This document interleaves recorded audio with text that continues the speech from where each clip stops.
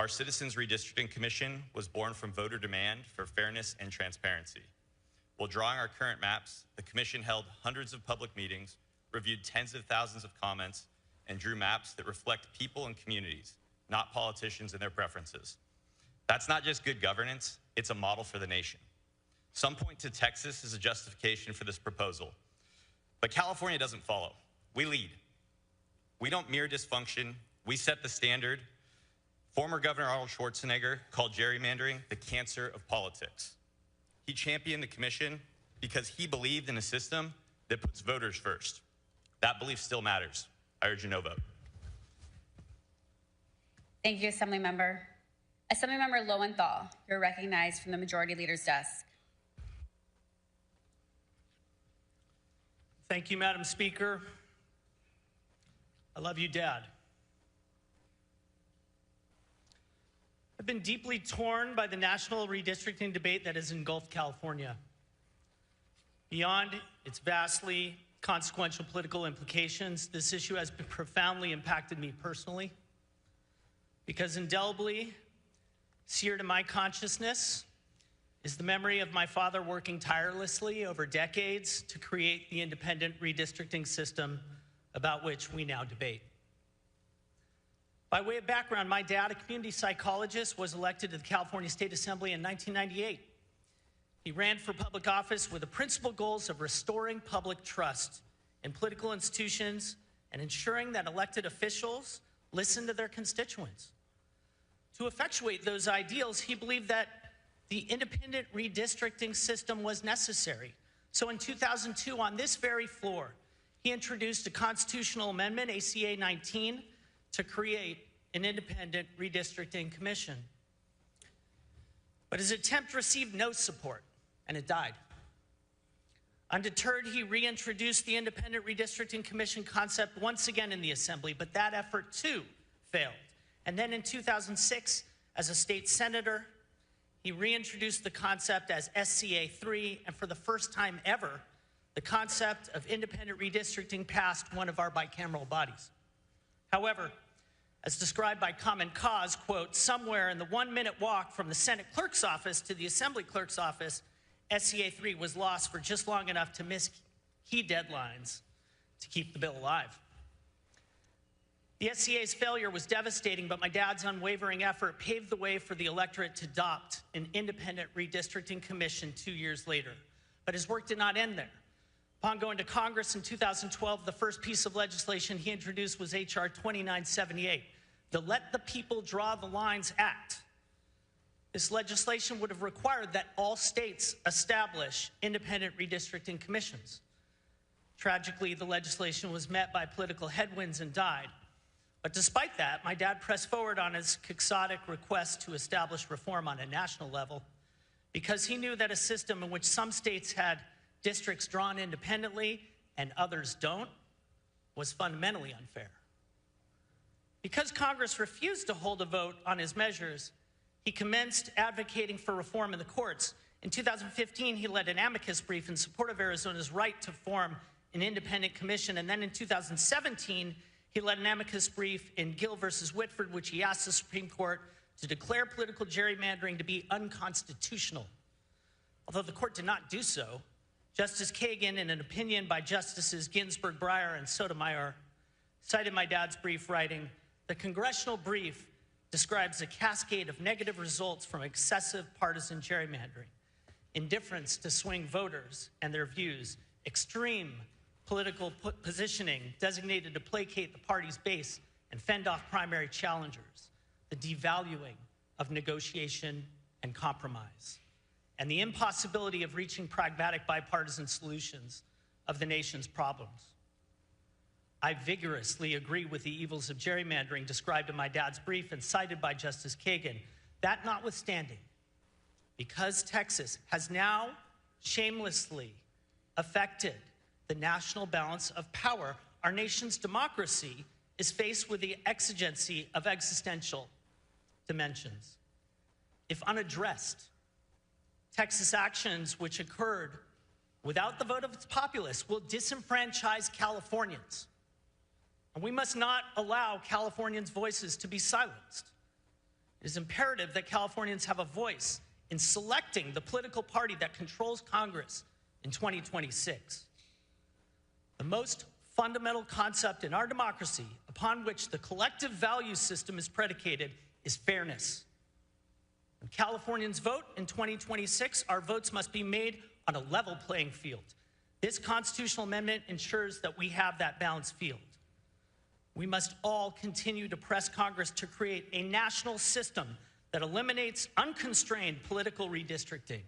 But until that occurs, fair representation for Californians cannot exist without this measure. So today, I proudly join with my father, the architect of this commission, in urging its temporary suspension. I respectfully ask for your aye vote on ACA. Thank you, Assemblymember Quirk Silva, you are recognized. Thank you, Madam Speaker and members. I also stand in support of ACA 8. Colleagues, we are living through a dramatic and historic moment, a moment to stand up for our democracy, one that will shape our future for generations. Across the country, we have witnessed efforts to manipulate district lines, not to represent people, but to cling to power, to silence communities, and to steal representation. We saw this in Georgia, where 3 congressional seats were taken midterm through redistricting. We see it again in Texas, where 5 seats were carved out at the request of President Trump, all without giving voters a voice. But here in California, we have chosen a different path. Not to steal, not to rig, not to silence. We have chosen to let the people decide, to let them vote on the California maps. The California redistricting plan is about fairness. It's about trust. So when critics cry power grab, let us be clear. The plan is not a power grab. It is a power return. Returning power back to the citizens of California. We did not start this fight. We did not force this issue. It was forced upon us by a president who has threatened, cheated, and tried to steal congressional seats to cling to power. Do not waste your breath scolding those of us who refuse to roll over for partisan maps that divide our communities. A bully, and yes, our president acts as one, uses power to intimidate, to harm, and to cheat. He has shown a pattern of refusing to accept the results of free and fair elections. In 2020, he falsely claimed victory. When he does not get what he wants, he shouts, he insults, and lashes out like a spoiled child. If you claim to care about justice and fairness, then answer this. Where is your outrage when states silence voters by carving up districts for partisan gain? Where is your outrage when working families, seniors, veterans, and marginalized communities are pushed to the sidelines, as they will be with the president's new executive order just this week to prohibit mail-in ballots? My colleague from San Diego says, actions speak louder than words. On this point, we agree.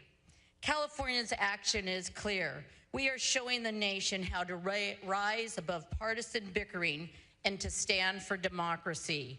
We are showing that the people, not the politicians, should choose their representatives. We will not stand idly by as a bully screams and threatens. We will fight every step of the way to protect our democracy. Why? Because this is what our nation was founded on. History will remember that when democracy was tested, California chose fairness, transparency, and the people's voice. You can whine and complain, or you can stand with democracy, but you cannot do both. As President Lincoln reminded, Aye, Gonzalez. Aye, Grayson. Aye, Grove. No, Hurtado. Aye. Jones. No. Laird. Aye. Limon. Aye. McGuire. Aye. McNerney. Aye. Menjivar. Aye. Nilo. No. Ochoa-Bog. No. Padilla. Aye. Perez. Aye. Reyes. Aye. Richardson. Aye. Rubio. Aye. Ciarto. No. Smallwood Cuevas. Aye. Stern. Aye. Strickland. No. Umberg. Aye. Valadares. No. Wahab. Aye. Weber Pearson. Aye. Wiener. Aye.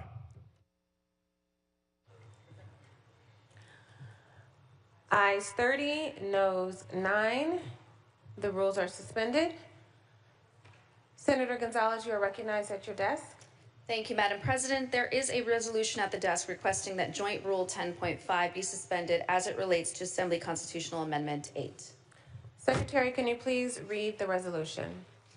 Resolved that Joint Rule 10.5 be dispensed with. This is also non-debatable. Senator Ciarto, you are recognized at your desk. Thank you, Madam President. I'd like to make a substitute motion that ACA 8, because of its costs, be referred to the Committee on Appropriations for a full hearing and vote, since it was not done before.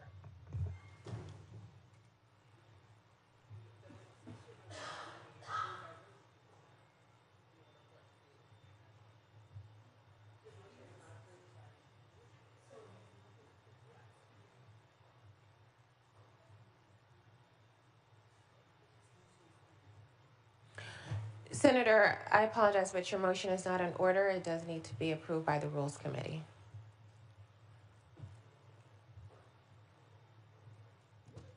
I wish to appeal that ruling. It should be.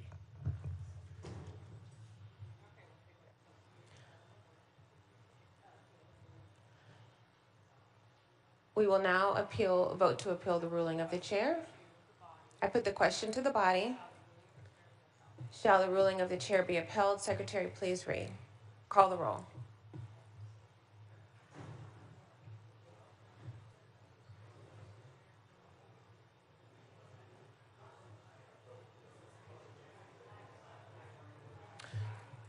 Senator Ciarto is asking for a no vote.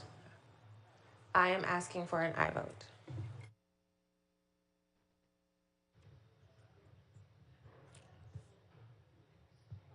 Allen. Aye. Alvarado Gil. Archuleta. Aye. Adeguin. Aye. Ashby. Aye. Becker. Aye. Blakespear. Aye. Cabaldon. Caballero. Aye. Cervantes. Aye. Choi. No. Cortese. Aye. Daly. No. Durazo. Aye. Gonzalez. Aye. Grayson. Aye. Grove. No. Hurtado. Aye. Jones. No. Laird. Aye. Limon. Aye. McGuire. Aye. McNerney. Aye. Menjivar. Aye. Nilo. No. Ochoa-Bog. No. Padilla. Aye. Perez. Aye. Reyes. Aye. Richardson. Aye. Rubio. Aye. Ciarto. No. Smallwood Cuevas. Aye. Stern. Aye. Strickland. No. Umberg. Aye. Valadares. No. Wahab. Aye. Weber Pearson. Aye. Wiener. Aye. Secretary, please call the absent members. Alvarado Gil. Cabaldon. Aye. Ayes 30, noes 9. The ruling stands. We'll go back to the motion that was made by Senator Gonzalez. Secretary, please call the roll. Allen.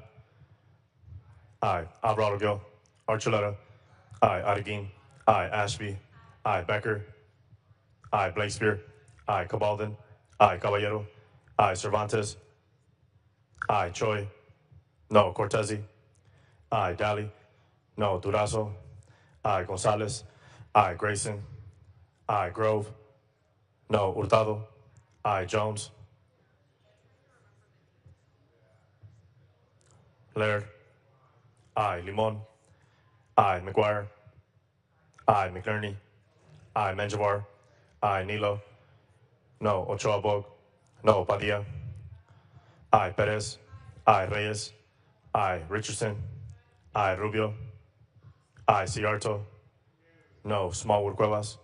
Aye. Stern. Aye. Strickland. No. Umberg. Aye. Valadares. No. Wahab. Aye. Weber Pearson. Aye. Wiener. Aye. Ayes. Jones, no. Ayes 30, noes 9. Joint rules are suspended. Senator Valladares, you are recognized. Thank you, Madam President. I move to remove AB 1214 from the consent file at the request of the author. The desk will note.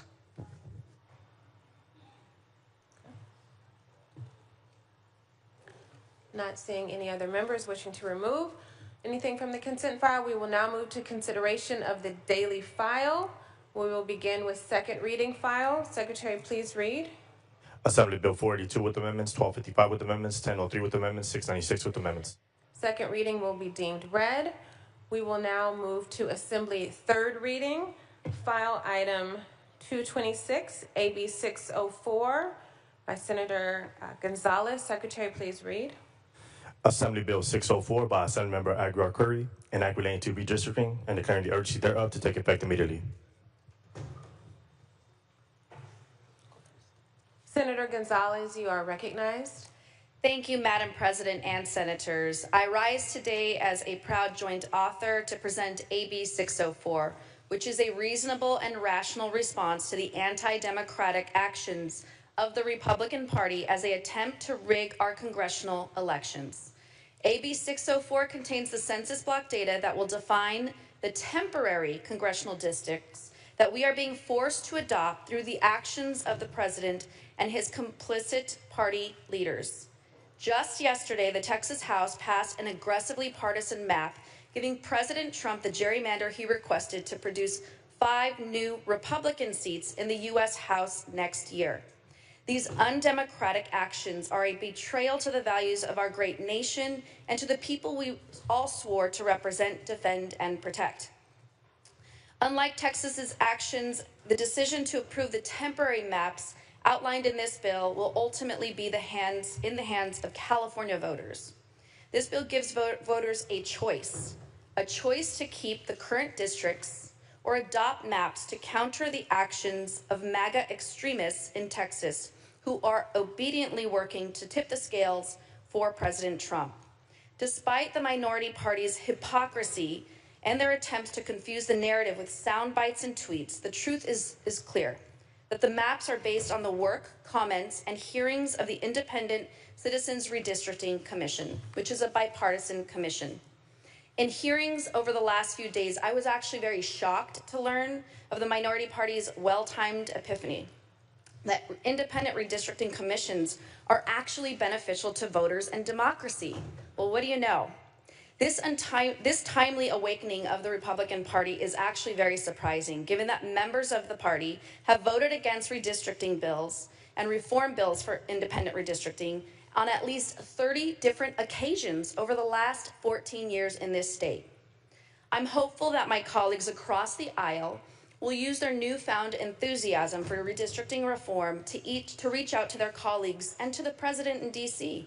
If you have his number in your phone book, please call him and demand that they adopt these commissions nationwide and stop the president's illegal gerrymandering efforts so we can shelve the bill and get back to serving our constituents and the daily needs that they have. As this body is now on the same page on the value of the Independent Redistricting Commission, I think it's important to highlight how the temporary maps described in this bill are grounded in the Commission's work. The adjustments in the maps are as follows. Again, they were supported by maps and testimony submitted by the public, commissioner testimony, and draft or completed commission maps. They also include 8 districts that will be identical to the lines drawn by the commission. And as I mentioned over and over again in committee, over 76% of Californians will actually be in their same congressional district. 58% of the maps in this bill are changed by less than 20%, and 37% are changed by less than 10%. The Redistricting Commission that completed the work and was rooted and the maps that are rooted in this work was comprised of 5 Republicans, 5 Democrats, and 4 no-party preference individuals who did the hard work to create over 76% of the maps you see in this bill, demonstrating the real independence and nonpartisanship that informed the original maps and guided these temporary maps. Members, the greatest consequence for us today is inaction. Today, the decks are stacked against us, so what we have to do is fight back. We know that right now, President Trump is gutting vital programs and increasing economic uncertainty and chaos to some of our most vulnerable Californians. Medicaid cut $1 trillion over the next decade, with California at risk of losing $28 billion in federal funding. That puts 3.4 million Californians at risk. 3.1 families will lose SNAP food assistance benefits, mostly children. Billions will be cut from classrooms and institutes of higher learning. UCLA is being ransomed by President Trump now for $1 billion. This is what we're talking about here. California stands to lose so much more. Over $7.8 billion in lost tax revenue due to the Trump tax tariffs. And the list goes on, and our communities absolutely deserve better. What do we do? Just sit back and do nothing? Or do we fight back and provide some chance for our Californians to see themselves in this democracy? And while the minority party will continue to misdirect and misinform the public today with dramatic ties and cries about transparency, process, and rushed timelines, the truth is that they hold the power to stop all of this. It's very clear. You all hold the power to stop this today. And again, actions do have consequences. And if the Republican Party truly wanted to stop these temporary maps, again, you have the power to do so. And by voting against this today, that means you are unwilling to stand up against a dictator, a leader that has taken so much from our most vulnerable constituents, regardless if they live in Republican or Democratic districts. Again, I will close by sharing that AB 604 is a temporary solution that provides California voters with the final say so that we don't tip the scales and allow this unchecked power to continue. This is how we fight back and protect our democracy. I respectfully request an aye vote on this bill. Thank you. Senator Blakespear, you are recognized.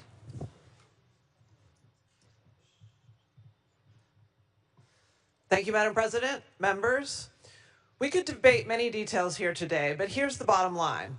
Republicans are trying to cheat to win congressional midterm elections under their unpopular president, and Democrats are fighting back. This is about trying to level the national playing field so we can have something close to fair elections for Congress in 2026. Period. Full stop. Republicans are trying to corrupt democracy. Democrats are trying to honor it. Republicans can say what they want, but their party started this madness, racing to gerrymander in Texas and other Republican-controlled states to stack the deck for themselves in next year's election. Yes, it is lamentable that we are pausing California's superior process for drawing districts through a nonpartisan citizen commission that was started 17 years ago. But that was a different political time, under different political circumstances, and it was a different electorate. We're giving the voters a choice to be politically relevant. It would be naive and foolish to stick to an old model, an old set of rules, when Texas and likely other Republican states are rewriting the rules to rig the game. The Trump administration has made clear in all of its actions that it believes might makes right, that it has no respect for the U.S. Constitution, the separation of powers, the courts, or the democratic process. Corrupting our elections is the first step toward fake elections. Donald Trump is trying to remake America in Russia's image. Total control, no dissent, no democracy, fake news, and fake elections. What did we learn at the outset of the Second World War? That aggressors and bullies take whatever you give them. There is no appeasing them. The only way to counter aggressors and bullies and wannabe autocrats like Donald Trump is to challenge them and to fight them straight up. There are many decent people in this chamber, both Democrats and Republicans. All of us are committed to serving constituents and doing what's best for California. We do have our disagreements on policy and on politics, and we work through them as best we can to serve the people who elected us. But today's debate is not about California politics. It's about national politics. It's about owning up to the realities of the national political landscape and a Republican president who will stop at nothing to consolidate power, including corrupting congressional midterm elections. And we in California cannot stand idly by and do nothing. And with that, I am proud to be a strong aye for this measure. Thank you. Senator Strickland, you are recognized at your desk. Questions for the author? Will the author take a question? Absolutely. It was stated that Governor Newsom announced that this legislation and ballot measure has an explicit goal of electing more Democrats in response to Texas redistricting. Would you therefore agree with Governor Newsom that the predominant purpose, why we're here today, of this constitutional amendment is to redraw these maps to elect more members of the Democratic Party to the House of Representatives? Through the president. Thank you, Madam President. Thank you for the question. I would say again, Texas started this. It is very clear. And when our democracy is at stake, has been mentioned, when there are millions of people in California that will be kicked off of Medicaid and kicked off of SNAP benefits because of your party's control, we absolutely have to react. And that means doing this bill today, AB 604. And that means ensuring that the voters of California in November have a say. They will have a say ultimately. Okay, so it sounds like the answer is yes. Another question for the author. Just a moment, excuse me. Will the author take another question? Yes. You may proceed. Did you use the 2020 census to draw these maps? Through the president, thank you for the question again. Over 76% of the maps that you see here today are based off of the 2020 Redistricting Commission, which is a bipartisan commission that we all like to praise, and I'm hopeful that at the end of this that we actually get your side of the aisle to support a nationwide independent redistricting commission plan.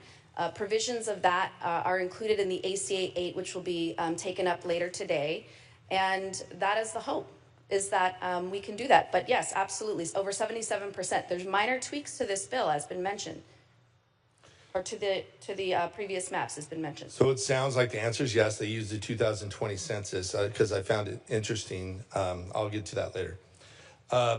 Another question for the author. Will the author take the third question? Under current law, the legislature cannot draw the lines, but it's been reported this week that the legislature draw the lines, but no member of either body of the Senate or Assembly has said they participated in drawing these lines. One, did you draw these lines or had any influence on these lines? And two, what member of the legislature participated in drawing these lines? You may proceed. Thank you. Again, the legislature has the constitutional right to send an amendment to the voters, which will be doing later today. And the voters will have the ultimate say. The maps have been online since Friday evening, a very public process, which in the Assembly and the Senate both had portals. Thank you to the election chairs, the good senator from Riverside, as well as the good Assembly member from the Central Coast, providing a ton, the maps online on Friday, and soliciting thousands of responses, which folks can do even today. And in fact, what was stated in the committee as well is that the voters now will have over 70 days to actually, before they make a vote, hit the ballot box on November 4th, will have over 70 days to have viewed these maps, which is incredible. It's actually many times more than the current redistricting process we have through the Independent Redistricting Commission, which only allows 14 days. So that is the current process as it stands now. Okay. Thank you for an answer, because under the current Constitution, no member is allowed to adjust these lines. So my next question for the author. Will the author take a fourth question? Who has seen these maps in the legislature before they were introduced in the legislature, and when did you see them the first time? Again, Friday they were all available publicly online.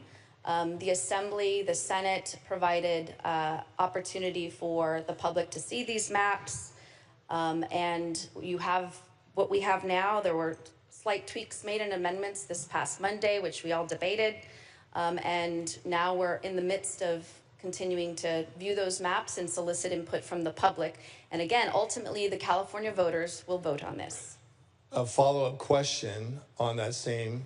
So is your testimony or your statement here today that no member of the legislature saw these maps before they were public?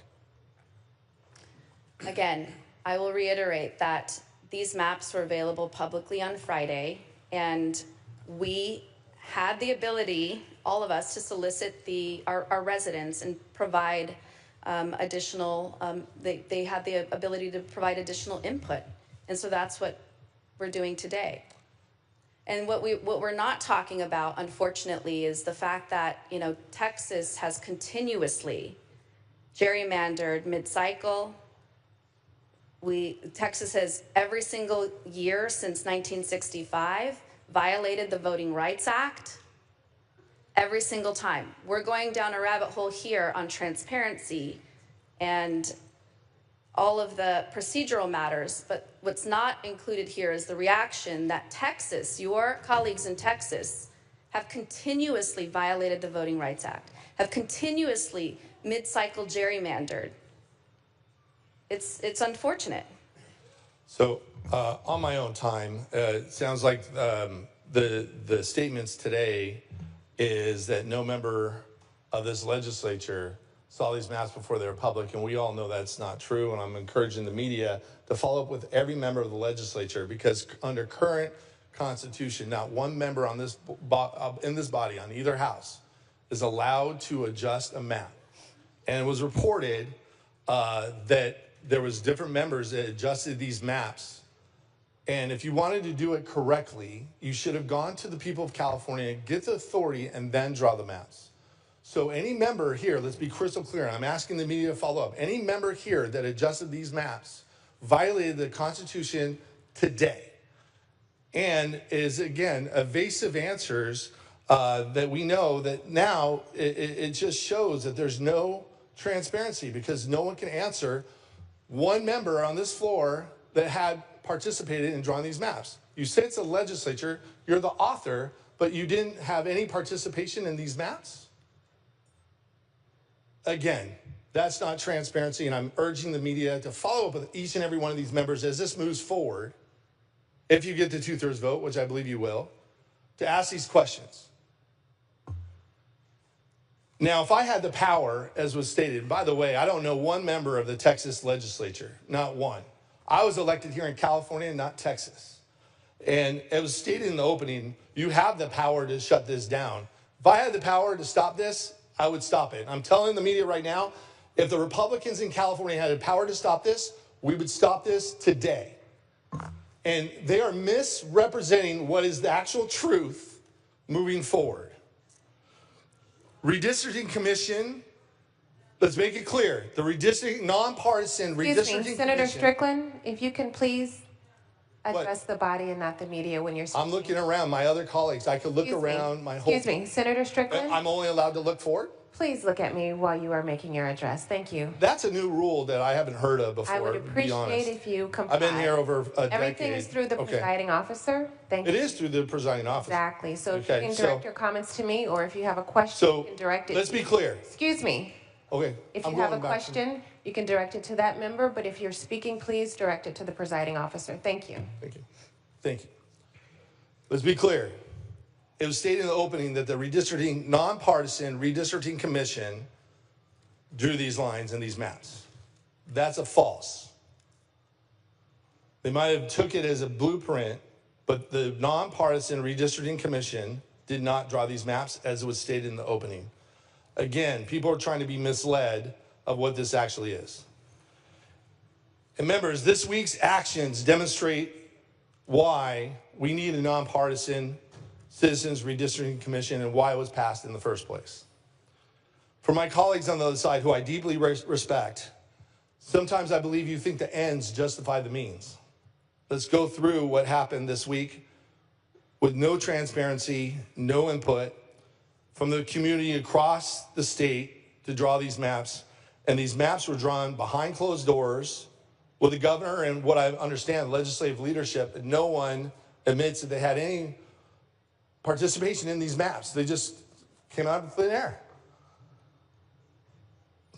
But again, let's look what happened this week in terms of transparency.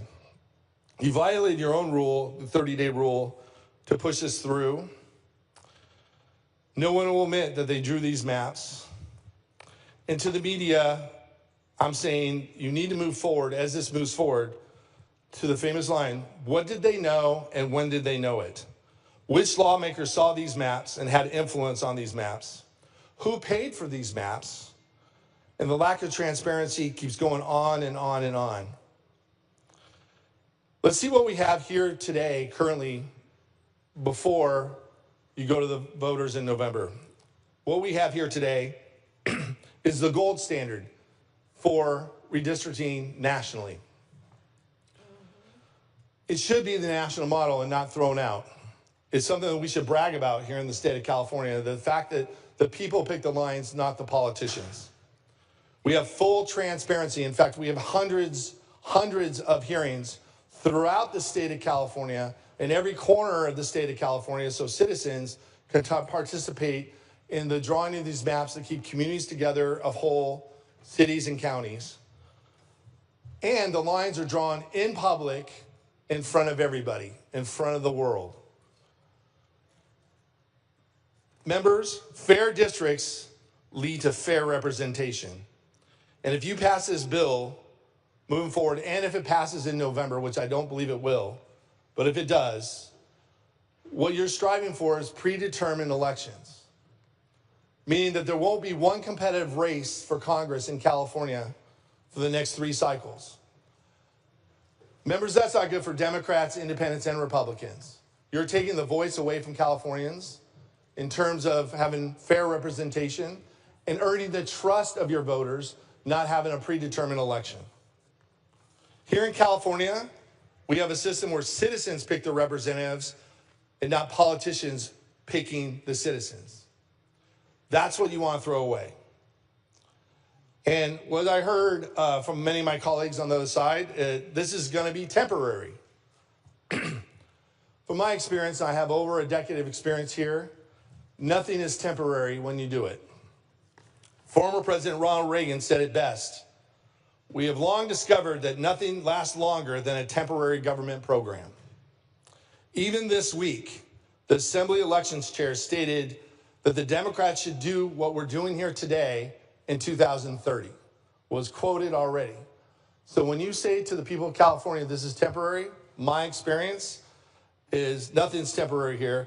I don't believe 1 second that this will be temporary, and neither should the people of California.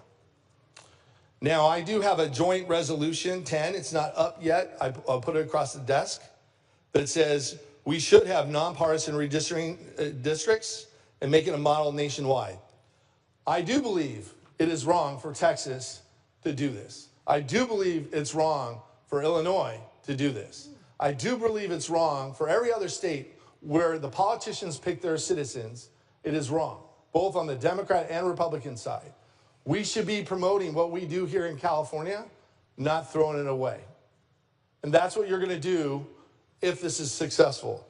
You're going to take what is the national model for redistricting and put power in the people, and you're going to take it back to put in the power of the politicians so you don't have to really earn the vote of your constituents because the election will be predetermined. I also support Congressman Kevin Kiley's legislation that bans mid-decade redistricting nationwide.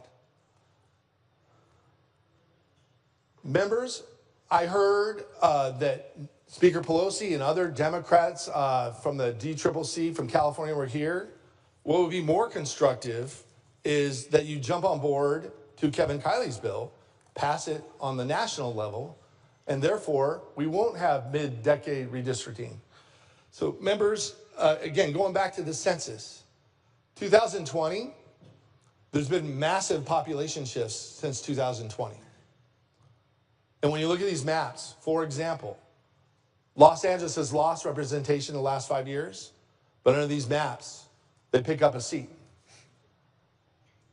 The Inland Empire has gained population over the last 5 years, but they lose a seat. And it's very clear in federal law that these districts have to be equal in representation. So if you use the 2020 census, as was stated here before us,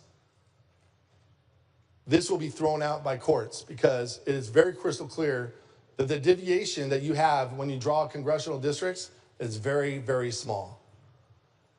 And members, you know this is wrong. You know what you're doing today is wrong. You know it's not good for democracy in California. And you weren't elected by anybody. You weren't elected by the people of Illinois. You weren't elected by the people of Texas. You weren't elected by the people of New York or North Carolina. You were elected by the people of California. And you were elected to defend the Constitution. The Constitution, again, I believe my colleagues, whether you knew it or not, violated the oath of the Constitution that you swore to. And I do believe, I understand, but the ends don't justify the means. You know this is bad for independents, Democrats, and Republicans throughout the state of California. I want you to look deep inside your soul, and you know this is wrong moving forward. You know this is not good for democracy in California, and I'm urging your no vote. Thank you. Thank you. Madam President, may I respond? So, Would you like to respond in your close? I can do that too, but I just wanted to make sure that it was known, if I may, just to refute some of the misinformation that had been put out. Can you hold on for just one moment? You're going to respond to every speaker?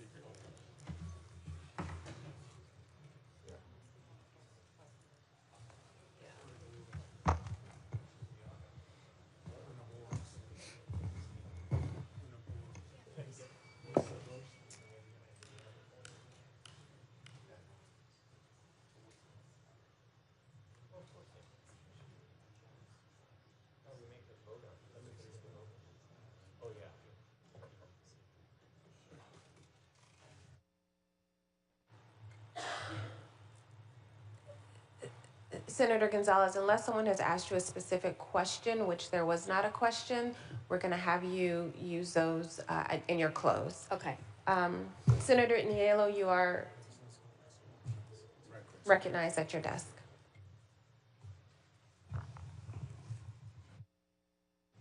Thank you, Madam President. Members, I hope you will indulge me for a moment for a bit of digression into some political history. No misdirection, just the facts, ma'am. In 2008, Proposition 11 was put on the ballot to establish the Commission for Redistricting for state legislators, and I think also the BOE.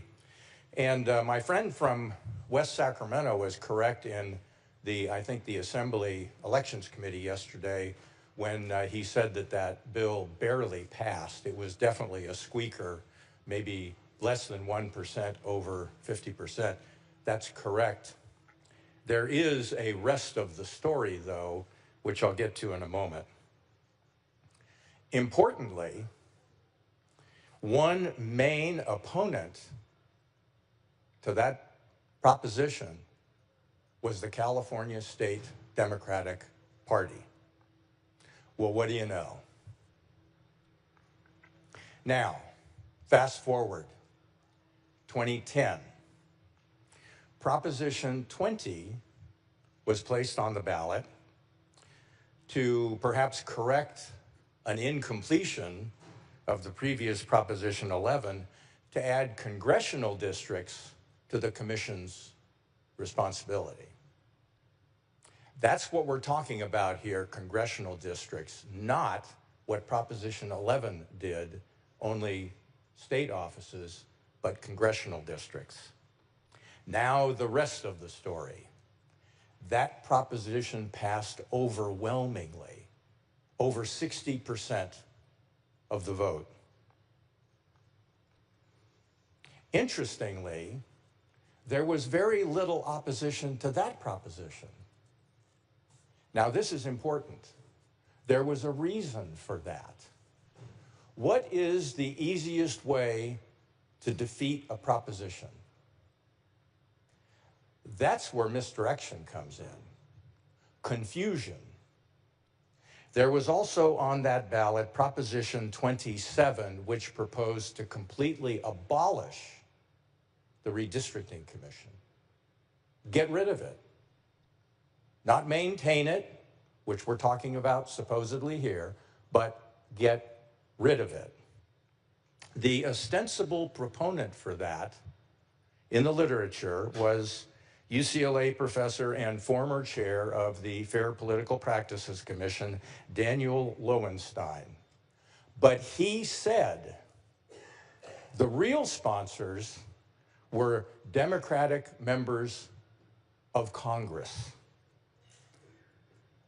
Well, what do you know? The contributors to that campaign, which ranged from $5,000 to $225,000, were Judy Chu, Anna Eshoo, Zoe Lofgren, Nancy Pelosi, Doris Matsui, our own colleague here from San Pedro, who was in Congress at the time, Linda Sanchez, and Adam Schiff, as well as a number of others who are no longer in Congress. The confusion didn't work. What was the result of that competing measure? It was defeated by almost an exact mirror image by which Proposition 20 passed. It was defeated with 60% saying no. So now comes a convenient opportunity, very convenient opportunity. Governor Newsom wants 5 more Democratic congressional seats, and Democrats see an opportunity for California taxpayers to pay for what they could not get with Proposition 27 in 2010. It has, after all, been reported that the DCC has been involved with the current effort. $250 million, or whatever the amount is, to fund this partisan effort to thwart the will of the voters is absolutely unacceptable. Members, just history, not misdirection. Those are just the facts, ma'am. I urge a no vote. Thank you. Senator Grayson, you are recognized at your desk. Thank you, Madam President. I do have a question to the author. Will the author take a question? Thank you very much. First, I have two questions. I'll just ask them both and then answer all in one. The first one is, the actions taken by Texas, are they permanent or temporary? And does Texas practice mid-cycle redistricting? And then, so that was a two-part question, the first one. The second question is, for redistricting bills, I believe there was some reference made to that. Could the author elaborate on what was talked about as far as some redistricting bills that had been opposed? You may proceed. Thank you for the question. And yes, first question, Texas's actions, their action yesterday is actually permanent. There is no temporary aspect to the gerrymandering they just approved yesterday through their House. Mid-cycle redistricting is a constant, and there's no input for Texas voters to weigh in. Very opposite from what we're doing here. Ours is temporary until 2030. And of course, we're letting the voters decide whether to do this mid-cycle or not, which we are doing through a constitutional amendment. So we are absolutely doing that. On the second piece, thank you for your question on redistricting. Now, as mentioned, just as of last year, there have been over 30 bills last year and up until going back to about 2014, where a number of bills had been presented in this body to support an independent redistricting commission in various parts of the state of California, in places like San Luis Obispo and Sacramento and Orange County, Riverside, Fresno, Kern, and all of those bills and efforts to establish an independent citizens redistricting committee in all parts of the state of California had been voted no by my colleagues on the other side of the aisle. And so I'm not understanding what they're saying in terms of wanting now an opportunity to have an independent redistricting commission be the end all, say all, while we're sitting here getting attacked by President Trump on our democracy. Thank you for that additional information, if I may, through the chair. Would this, and this is just a hypothetical question on my part, or maybe not, would this measure impact any other districts outside of congressional districts? The answer is no. And another question is, who will ultimately have the final say on this matter? And the answer is the voters of the state of California. Senators, I rise in support of this measure. Throughout my life and throughout my career, I've been guided by some very simple and basic values. First and foremost among them, fairness and respect, with commitment to be fair and respectful of my neighbors, and also to respect the rule of law. This is an impactful day, especially for all of us here in California, which is why the mid-decade redistricting efforts being conducted by other states certainly appear to undermine these values in pursuit of power simply for the sake of power. And what is most troubling to me is that these efforts appear to be equivalent of changing the rules of a game after it has started. Imagine a football game that is tied at halftime, and one team comes out for the second half declaring that for the rest of the game, their touchdowns are worth twice as many points. Is that just? Is that justice? Is this not the situation we face here, where a number of states have decided to change the rules of redistricting at halftime? Senators, we are literally at halftime in this redistricting match that we now find ourselves in. 5 years in to a 10-year cycle, facing the same situation as the hypothetical football game that was just described. Fairness would dictate that either all the touchdowns are worth twice as many points, or none of the touchdowns are worth twice as many points. Justice would dictate that we all abide by the same rules regardless of the game, which is exactly why we're here today. Thank you. Thank you. Senator Choi, you are recognized. Thank you, Madam, and the members. I rise today in strong opposition to this proposal for special election to redraw our congressional districts in California. Many points have been raised. And Texas has been described as a bad actor. Very interesting, and then also the regulations on the sports in halftime changing the rules. I would like to apply these 2 points. If Texas was a bad actor, are you supposed to follow the bad actor? If somebody runs through a red light or kills somebody, you do the same thing? I mean, that's exactly what we are trying to do. And then as a model for Texas, it's a model we're going to follow, whatever Texas does. If you say that that action is wrong, just let's don't do that. Isn't it more common sense? Now, many things, many points in this direction we can argue about. But let me focus on this measure is in another sense, not urgent item. It is not necessary. It is certainly not affordable. Let me focus on the financial aspect of that. In California, We have projected to face $12 billion of deficit in the coming year. You all know that. Every dollar matters. Yet this proposal would drain an estimated $250 million of general budget just to conduct a special election. This is money we do not have, and the money that could be put to far better use.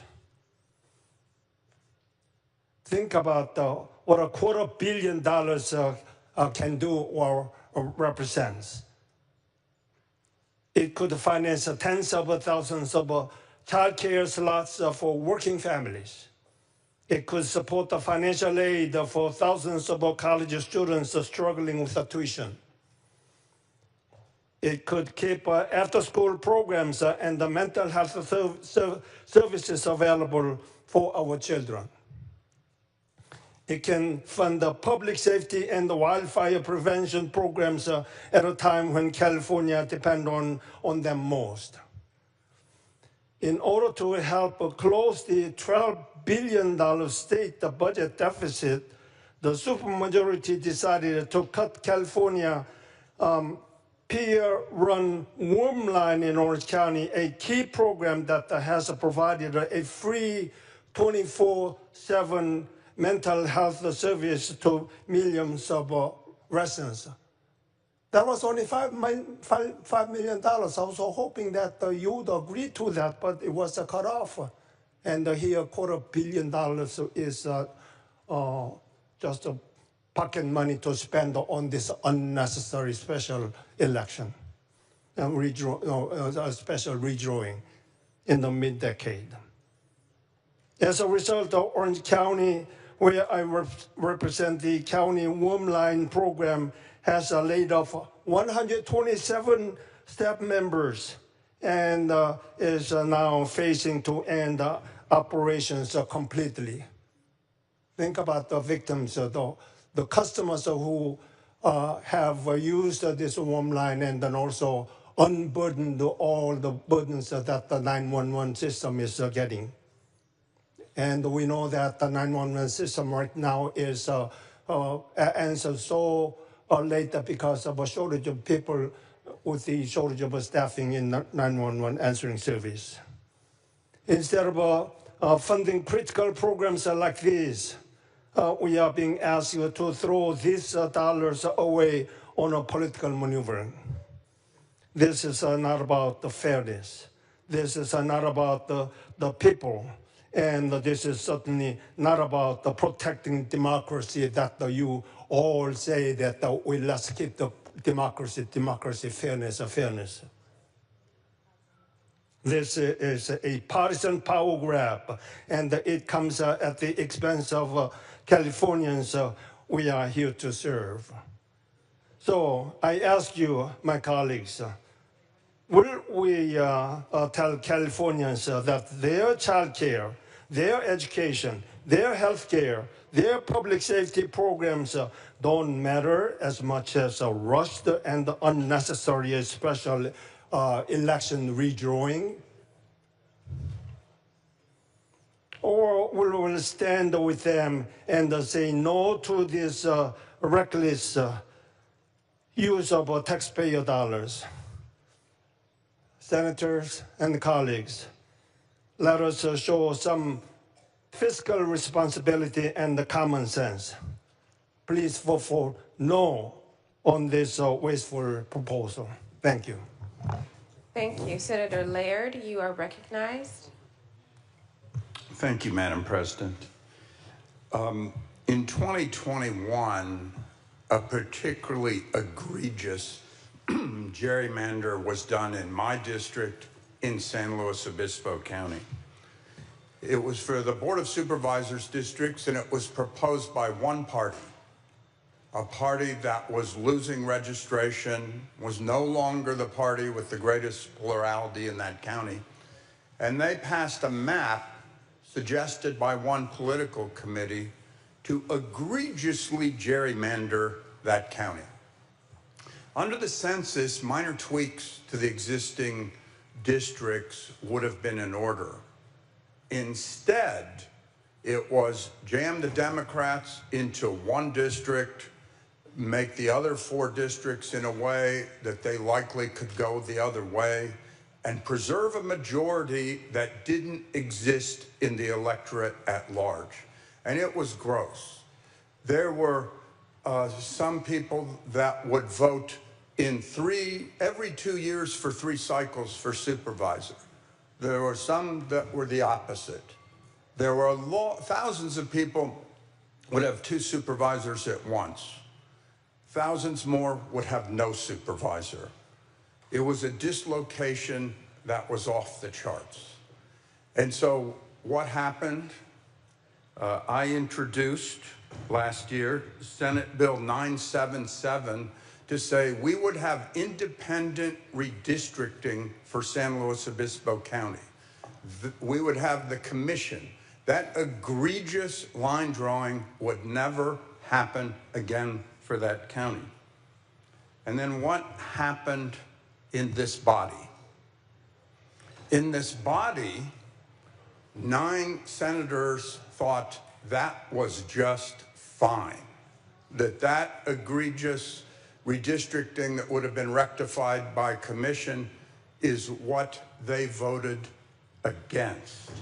And it was said, just the facts on one speech, and then there were all the names that were given about those facts. Well, let me say in just the facts, it was senators from Jackson, Bieber, Bakersfield, San Diego, Sacramento, Yucaipa, and Murrieta that said, we are fine with egregious gerrymandering. We do not want a commission. We do not want fairness in redistricting. Let's be clear about that. So when it was said, what is known and when did we know it? In 2024, we knew that was an egregious redistricting, and 9 senators said it was just fine with them. It was said fair districts lead to fair representation, but 9 senators said not in San Luis Obispo County.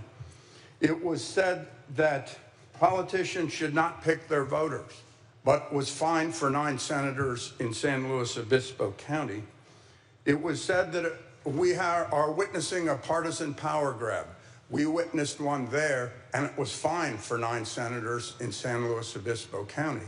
So let's just call that what it is. We have born-again commission lovers here. They had a chance to have the fair redistricting in different parts of the state, and it was rejected. And so I just think it's fair to expose that level of partisanship, because that's what's going on. And I think now we have a national crisis and we are responding, and I ask for an aye vote on AB 604. Thank you. Senator Grove, you are recognized at your desk. Thank you, Madam President. Colleagues, I rise in opposition of this redistricting package, all 3 bills that are coming before us today to redraw congressional lines. The move undermines the will of the people and the voters of this state. I don't wholeheartedly agree with the actual commission, the people that are on the board of the commission, but I don't agree that legislators should be able to draw their own lines either. And I'm a legislator, and I don't think I should be able to draw my own lines. I think the people should be able to pick the people they want to have them represented, and it should be that a standard across the United States. I listened to your comments, and I really wasn't going to speak, but I listened to all the comments, and it's all about transparency, and this has been transparent. Colleagues, this bill was put in print on Monday. We had a hearing on Tuesday. On Tuesday, when the hearing took place, both election chairs in the Assembly and the Senate could not answer one question: who drew the lines? The Assembly elections chair said it was a collaboration. The Assembly elections chair said it was leadership. Leadership, what leadership? Give us a name. The individual who was providing technical assistance in that committee would not answer any questions about who they were, who they represented, who was paying them. This is a public process, and you're asking from the dais Who do you represent? I'd rather not answer that question. Who's paying you? I'd rather not answer that question. I mean, this is a public process where we got no answers, and you're talking about transparency. They were asked who drew the lines, and in the assembly, the response was, it was a group of leadership. It was the state legislature. And the response was, we're in the state legislature, and we didn't participate in that process.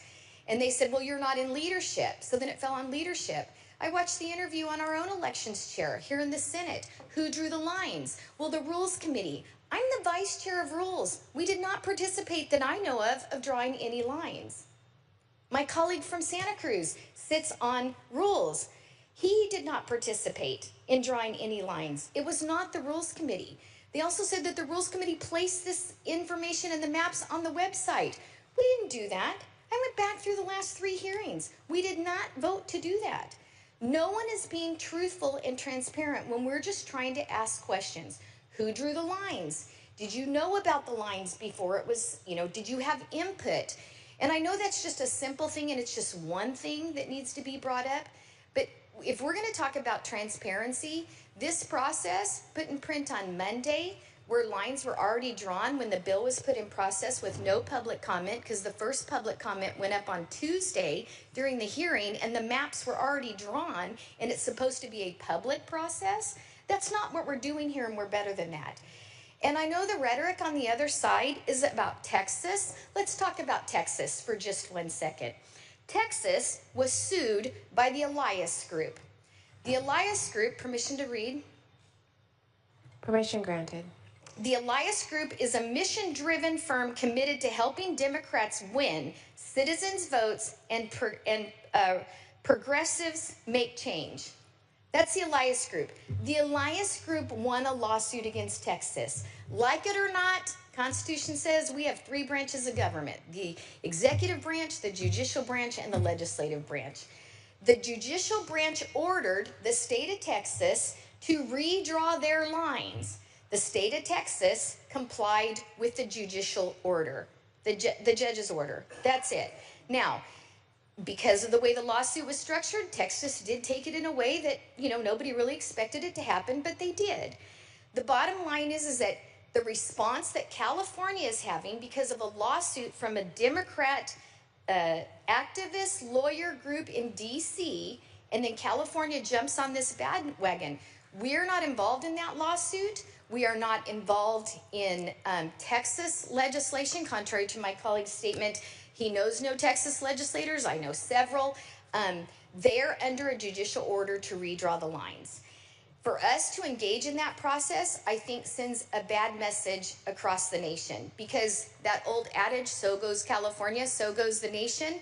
There is no doubt in my mind that other states will look at what we are doing to offset Texas, which is a judicial directive, a judgment against Texas to redraw those lines, and looking at what we're doing. And again, their policy is different. Legislators can redraw those lines. Our policy is separate. It's a constitutional amendment where we have a citizens redistricting committee, and we as legislators can't draw the lines, and no one in this body will answer the question, including the author that's presenting, or the presenter this morning, the majority floor leader. It was asked by my colleague 3 different ways. Who drew the lines? And there's still no response.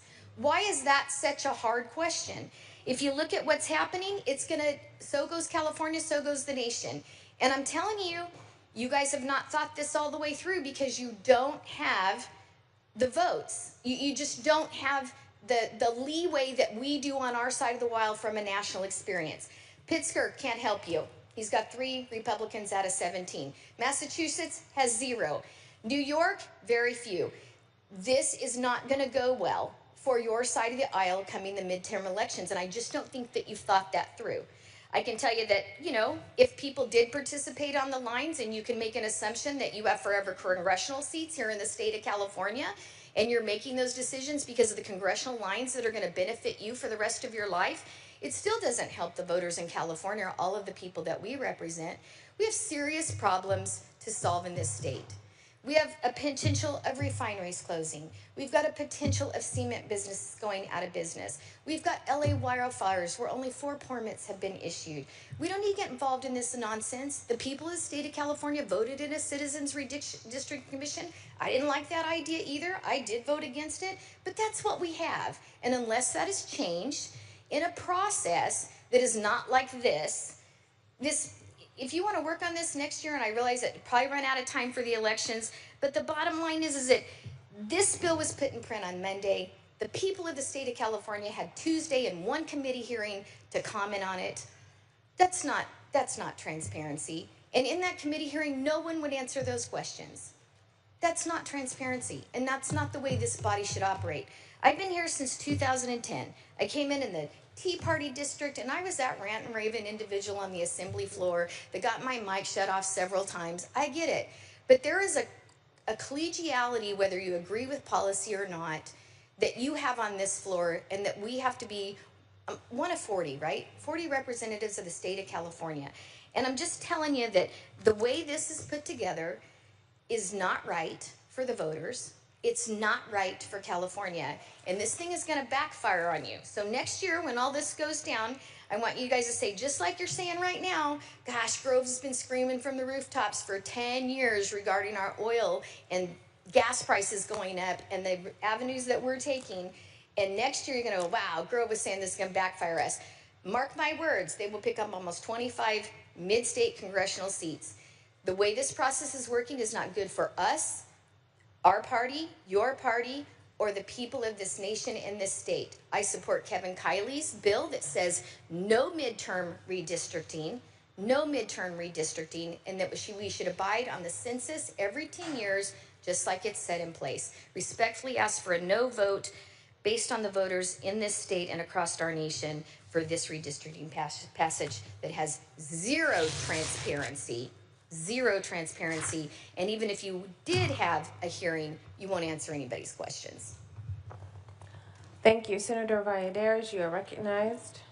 Thank you, Madam President. And I, too, want to raise my mic in opposition. So I want to raise an issue that I think has been overlooked in this process, and that is communities of interest. Our Constitution is really clear. When we draw districts, we're supposed to keep communities together. Cities, neighborhoods, agricultural regions, aerospace hubs, working class communities, watersheds, school districts. These are groups of people with shared and social interest who deserve to have fair and effective representation. What we're not supposed to do is draw maps around politicians, incumbents, political parties, or the partisan advantage or disadvantage of voters. Yet, that is exactly what these maps do. To echo a lot of the sentiments from my colleagues on my side of the aisle, this process has been secretive from the very beginning.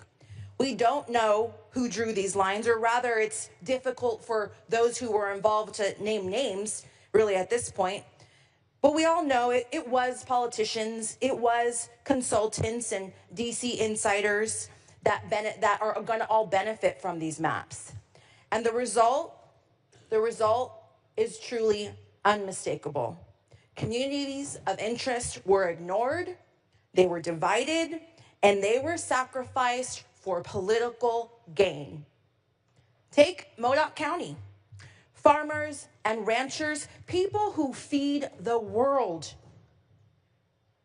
They're now lumped in with wealthy Bay Area neighborhoods whose daily realities couldn't be further apart.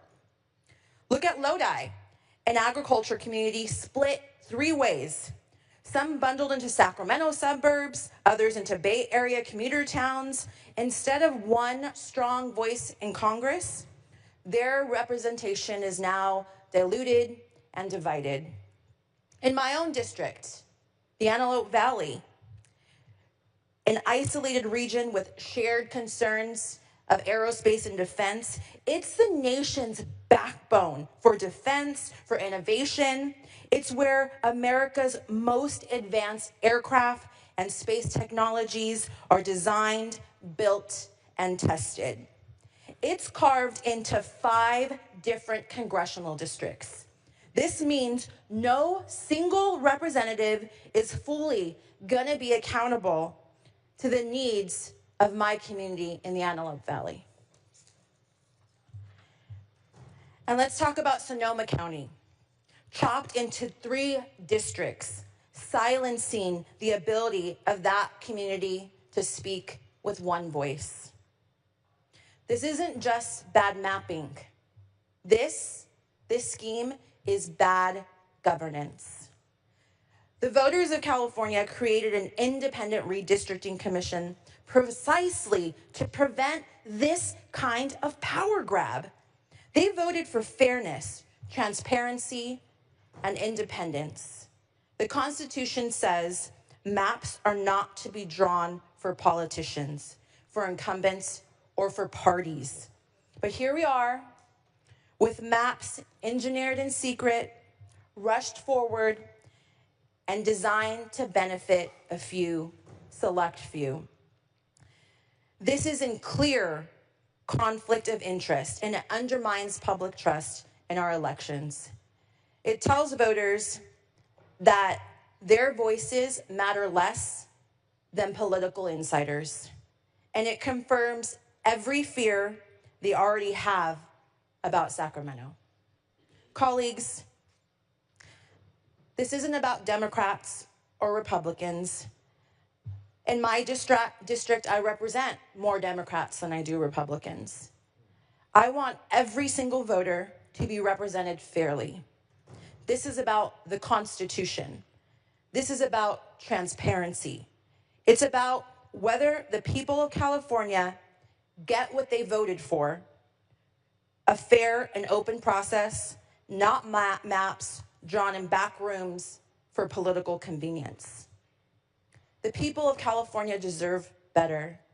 They deserve fair maps. They deserve good government. And they deserve leaders who will honor California's Constitution, not undermine it. I cannot support this plan. And I think it's ironic to hear, in response to my colleague from Santa Cruz, how history is repeating itself. How right now we're seeing that across the nation and even in California, that Democrats have lost 2.1 million voters and Republicans have picked up 2.4 million. And further makes me question this power grab. Is history repeating itself? I urge you to vote to uphold the Constitution of California today. I urge you to be the voice that your constituents elected you to be, to uphold their rights, their voices. Respectfully ask for a no vote. Thank you. Senator Umberg, you are recognized. Well, thank you, Madam President. Let me speak to some self-evident, irrefutable truths. Truth number 1 is that all 39 members of the California State Senate sitting here today are here because they want to improve the lives of Californians. Irrespective of whether they have a D or an R behind their name, they're here to improve the lives of Californians. Truth number 2, we would not be here but for the President of the United States ordering Texas to create 5 new seats. And why? Why? Because he's concerned about the Congress potentially being a check on his power. Truth number 3. Truth number 3 is that the $811 million that the president has asked that be taken from California K through 12 education to include after-school programs that were referenced by my colleague from Irvine, that diminishes the quality of life of Californians. Next truth, the $1 billion right now that is attempted to be extorted from UCLA diminishes the quality of life of Californians. Next truth, the 57,861 individuals detained by masked agents, many unknown, that diminishes the quality of life in California, and in particular the 47,000 plus who have not had a conviction for anything other than being of a certain race and having a certain occupation. That is the only criteria that was used to detain those 47,000 individuals. That diminishes the quality of life in California. The $164 billion taken over the next 10 years in terms of health care, that diminishes the quality of life here in California.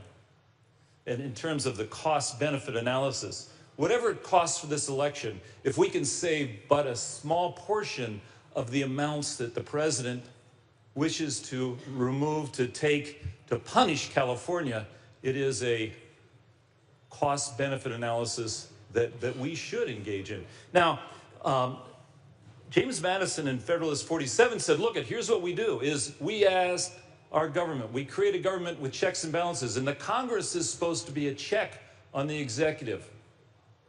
But this Congress has been absolutely supine in terms of being a check, including the 9 members of the Republican delegation from California have basically decided to disarm.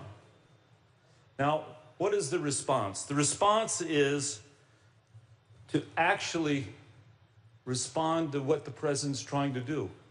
Again, we wouldn't be here but for that. Now, let me also commend and congratulate those of the Republican Party who have stood up to the president. I heard my colleague from Huntington Beach today talk about Texas, say that what they're doing is wrong. That's hard, and much harder for Republicans to say that than Democrats. Same thing with my colleague from Irvine who condemned what the president's doing in Texas. The same thing with Kevin Kiley, who's saying, look, we should not be doing midterm, mid-decade reapportionment.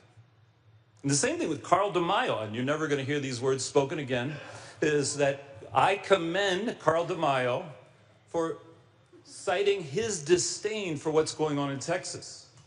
But that is not sufficient. And by the way, I appreciate the humility of my colleagues here too. That's not a trait that's common to most of us who are elected, but their humility in saying that they have no influence.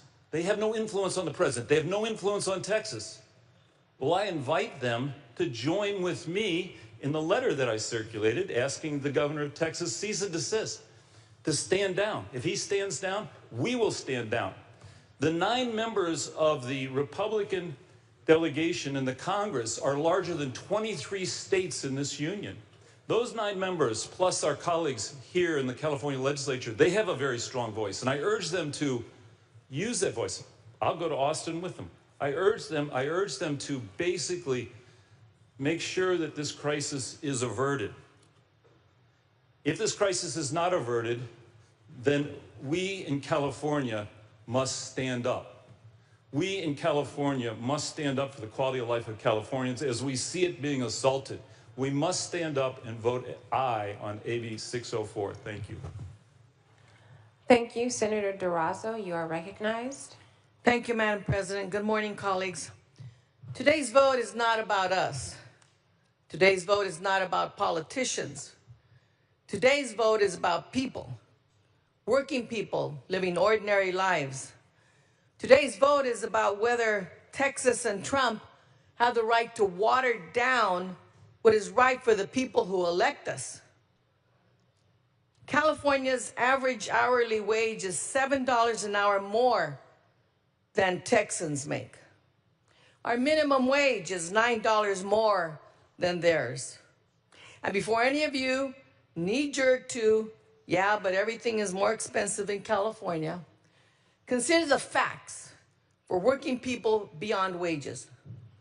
Texas families pay $4,300 out of pocket for health insurance. Californians pay $1,100 less.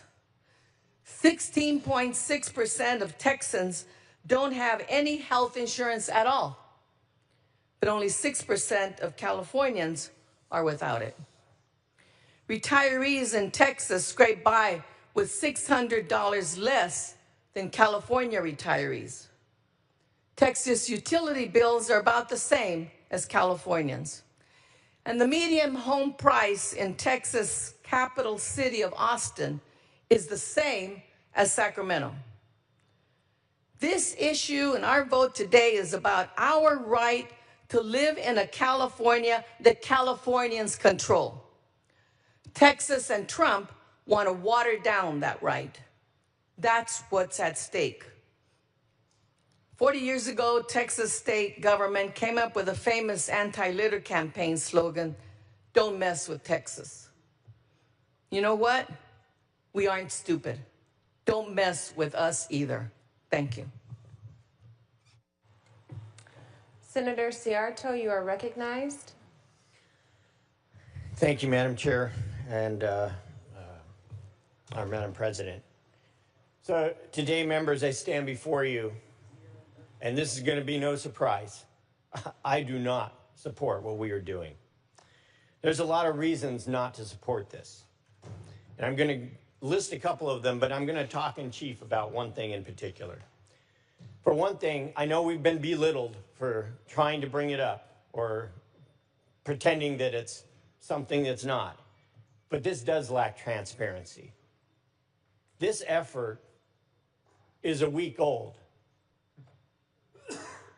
for us, for the people out there that got to see maybe if they knew to get on the thing. The reason it lacks transparency is because there hasn't been an opportunity for the public to be able to get engaged enough to look and see what these three bills that we're going to be doing are doing.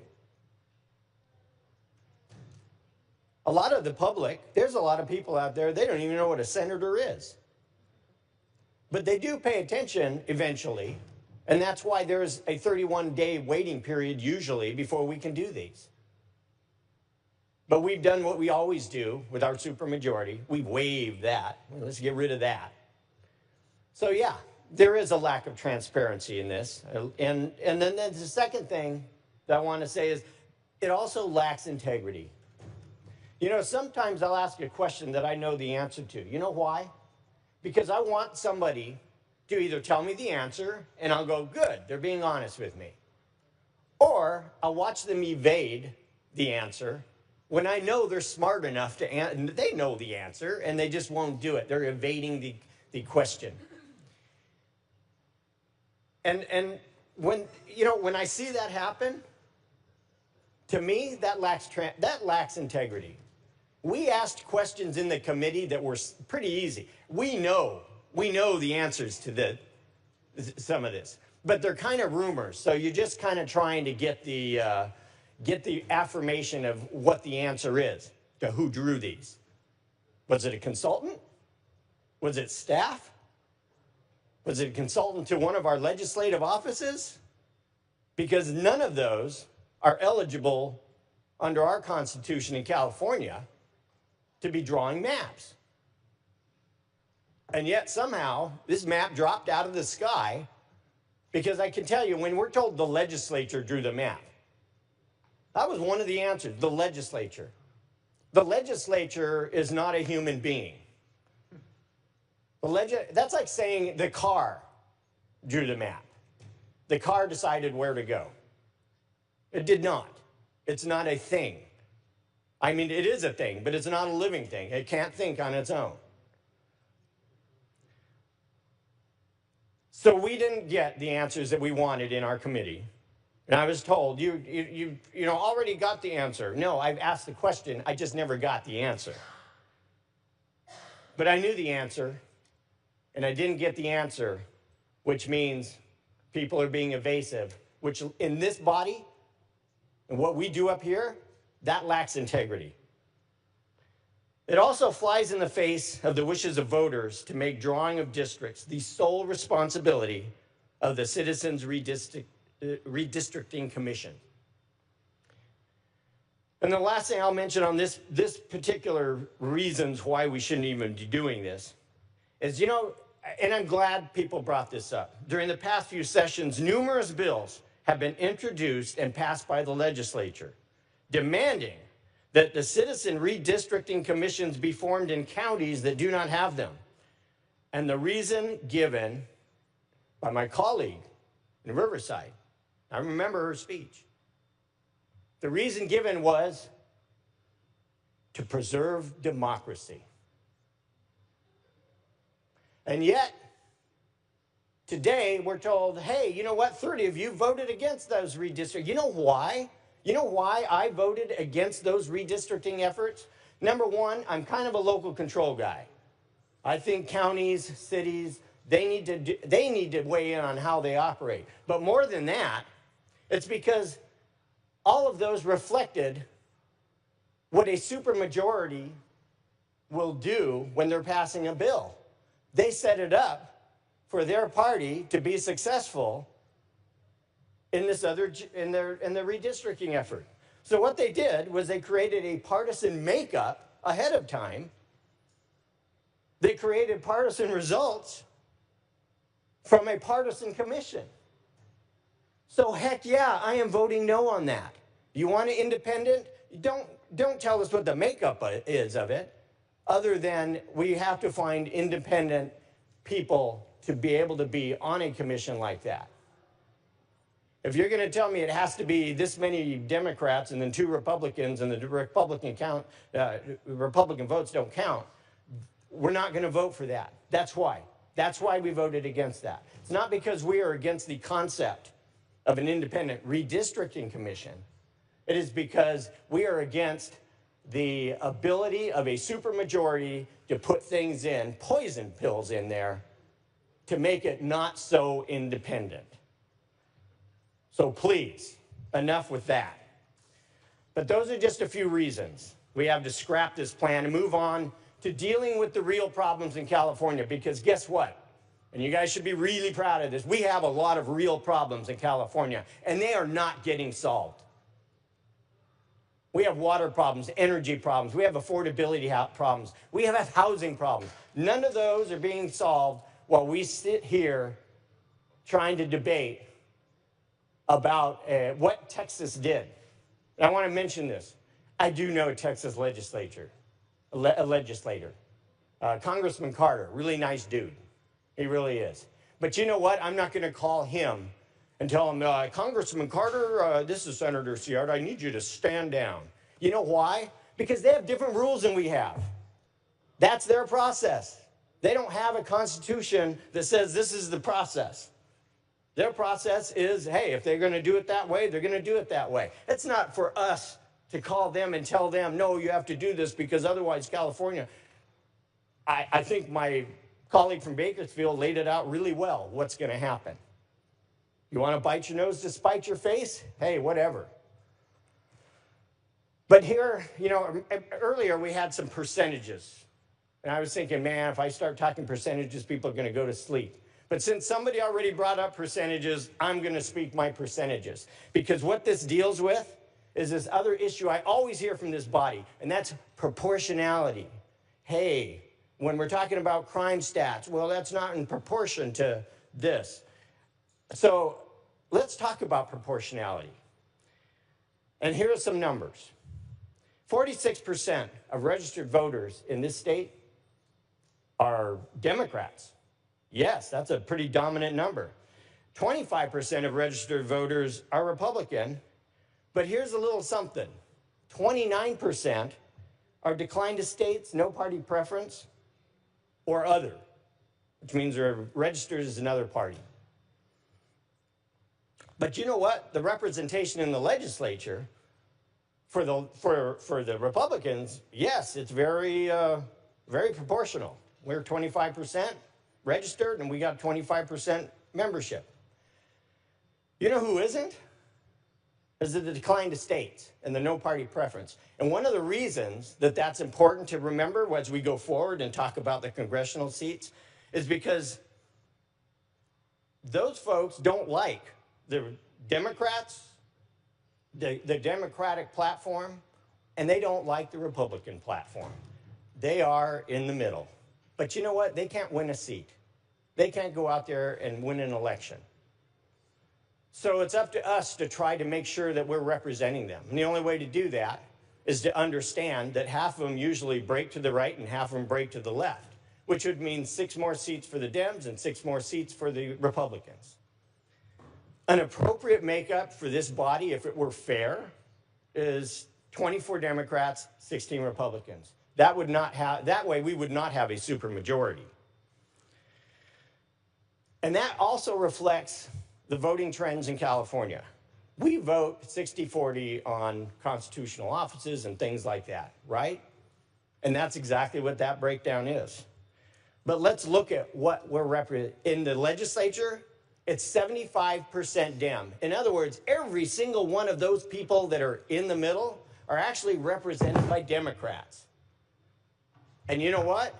In this state, sorry to break the news, that means it's represented by progressive Democrats. And that is exactly what they don't like. So,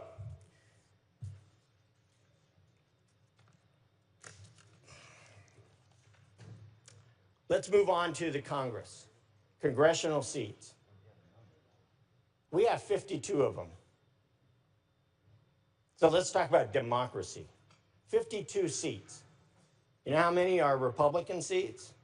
9. You already have 43%. That's 83%.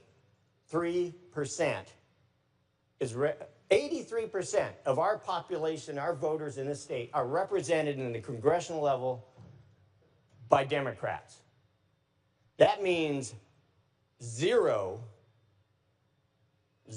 people in the middle have representation other than from a Democrat. And then, when you look at what we want to do, we want to push that number to 92%. Already, we got 17%, or we have 8% of Republicans at that point being represented by Democrats. That's your democracy? As Democrats represent 93% of our population in Congress? You guys, that's absurd. That is absurd. So this effort to save the nation at the expense of democracy in California, it doesn't make sense. And you know what? I have more confidence in you guys. I know you're smart enough to know that. And I know some of you don't like this bill. And I know some of you would really like not to have to vote for it. But that's how it works in California. We got a supermajority. With the supermajority comes a lot of power. And with that power comes no power for the other side. So this notion that somehow the 10 Republicans are going to spring to this position of influence and power over all of the other states is absurd. We can't get anything done here. And you know it. So this effort is reckless. This effort is ridiculous. And it needs to be abandoned so we can start working on the real problems that California has. And maybe, just maybe, we can start working together to make some real bipartisan solutions, not just one Republican vote on one of the bills. That's not bipartisan. So I urge a no vote on this. I urge us to move on. And so thank you for indulging me today and allowing me to explore and talk about the real issues with democracy in California, not Texas. Thank you. Thank you. Senator Becker, you are recognized.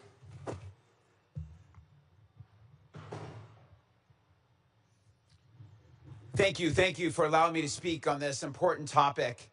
And my colleague who just spoke said that he was not going to call the folks in Texas. Well, the folks in Texas called us. They called us, and they said, "You are our 911 call." And I got to tell you, I had chills. I mean, it was an incredible moment, and I have such respect for them. They said, "You are our 911 call. We are calling you in California. We need your help." And friends, I'm a history major, and history teaches us that we must stand up to bullies. I love the point by my colleague from Encinitas. We must stand up to bullies or face incalculable damage. And that is what we're doing here today. We are standing up.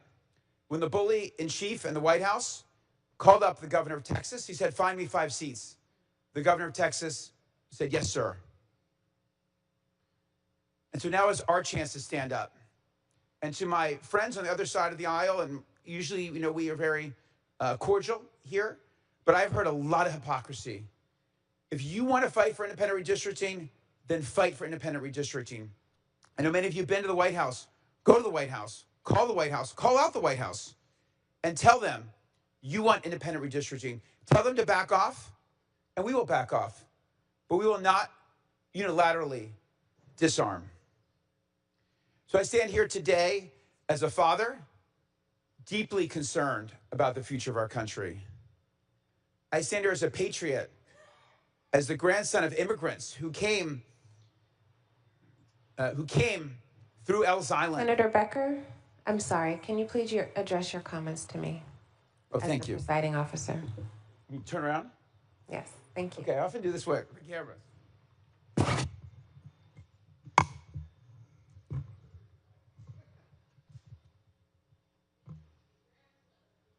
Thank you. I stand here as a father, deeply concerned for the future of my children. I stand here as a grandson of immigrants who came through Ellis Island, through the Statue of Liberty. And I stand here as an elected official, serving the people. And today I stand up for democracy. And it's been said that democracy is not a spectator sport. And we need every American engaged now. It's like when you go to the airport and they say, if you see something, say something. So we need every American. I need my Republican colleagues. We need our Republican legislators in Congress. If you see the president doing something wrong, you need to call it out. And this is wrong. We know what he's doing is wrong, and we know that we must stand up. And California standing up, it's about time. I've never been prouder of our state. And we need each American to act as though democracy depends on them, because we know ultimately it does. Thank you. Thank you, Senator Chobo. You are recognized.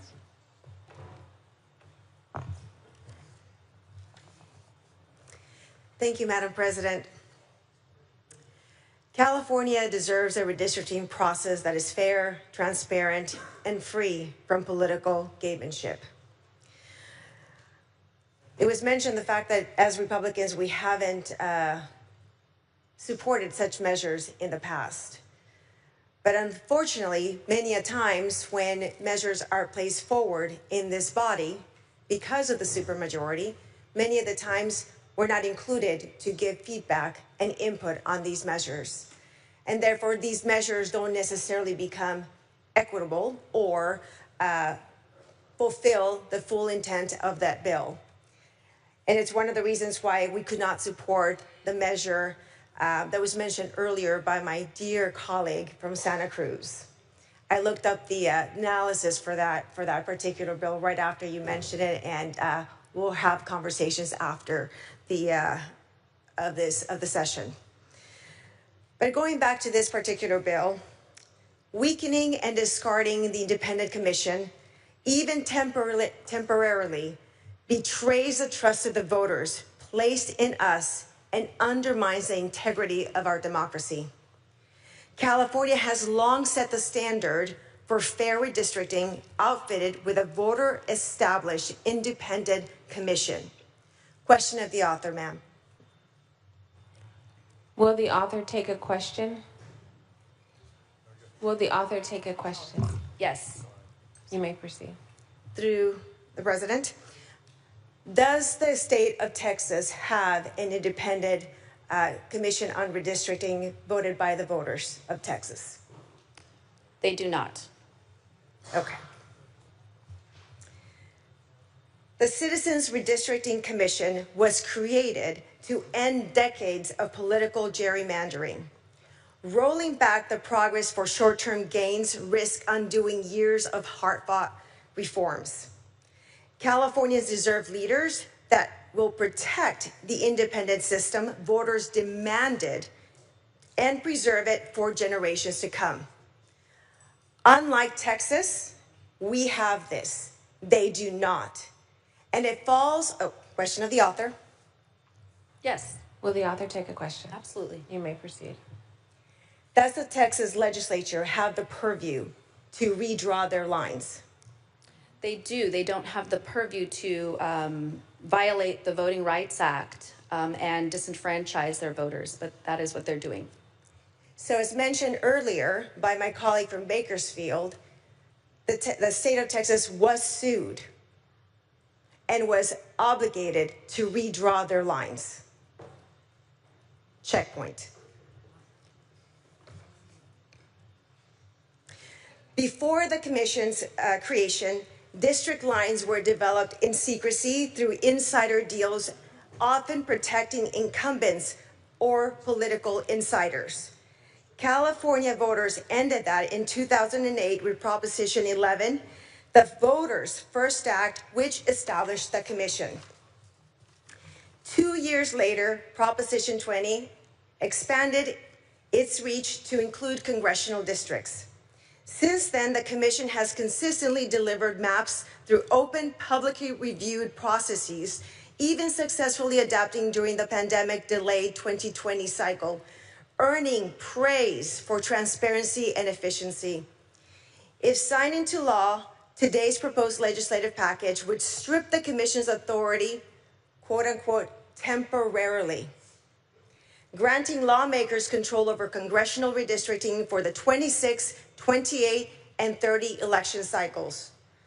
While framed by some as reactive to nationwide redistricting trends, critics warn that it compromises California's voter-approved safeguards and damages its leadership and electoral fairness.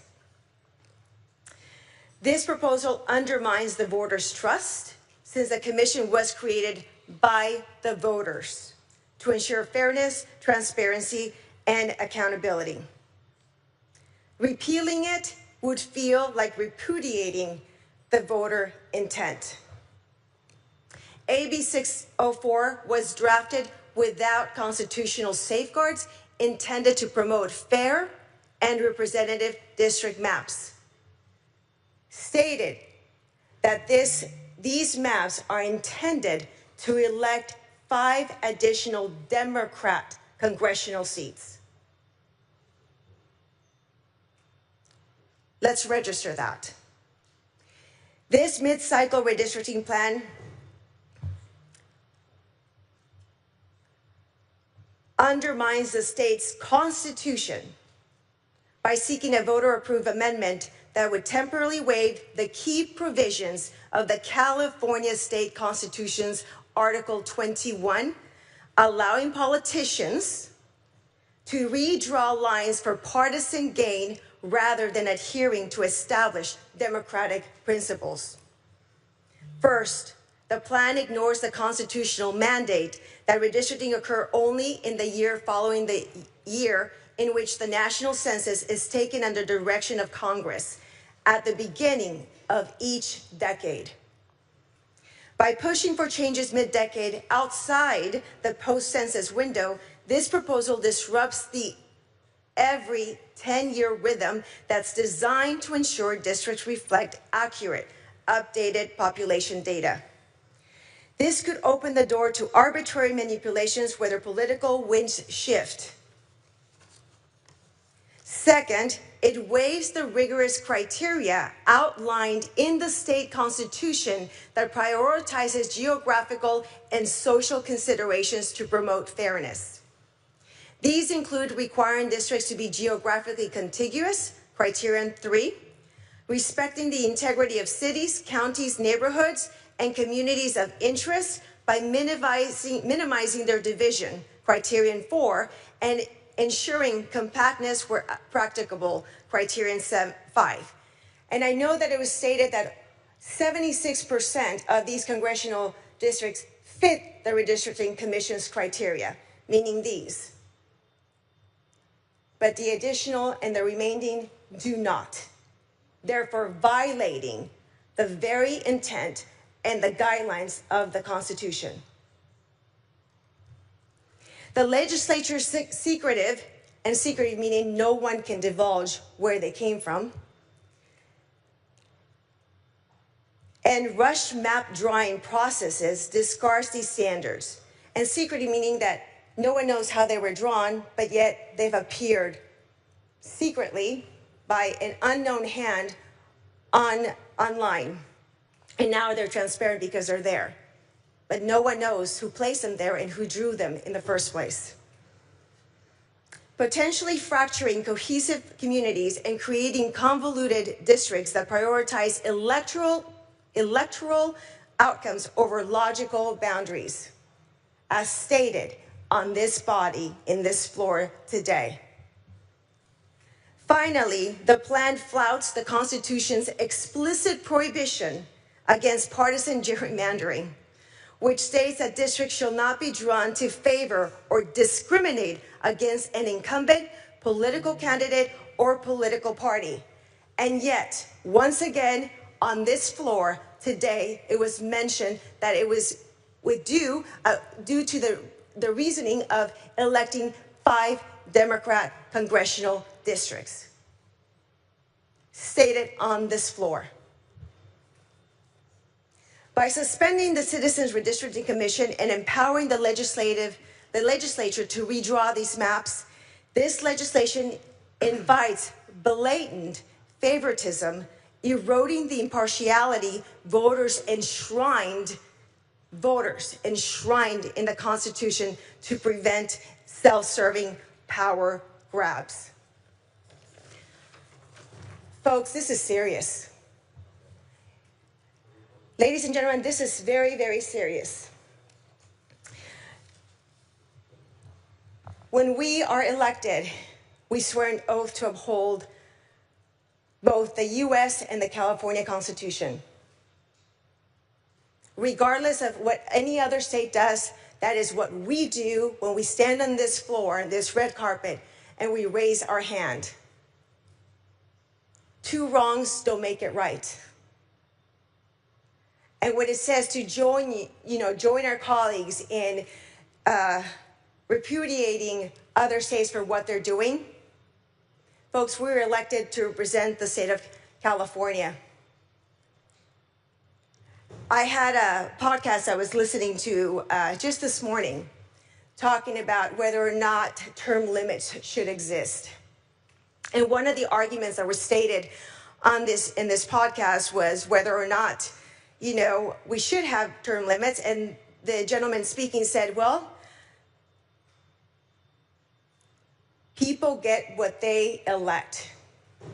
And if we have an electorate that is uneducated and they can continue to pick someone to be elected, then that's what they get.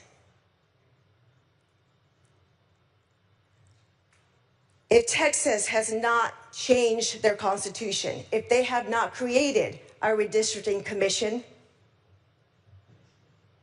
then folks, who are we to direct the autonomy of the legislature of that state? What authority do we have to influence another state's legislature elected by their people?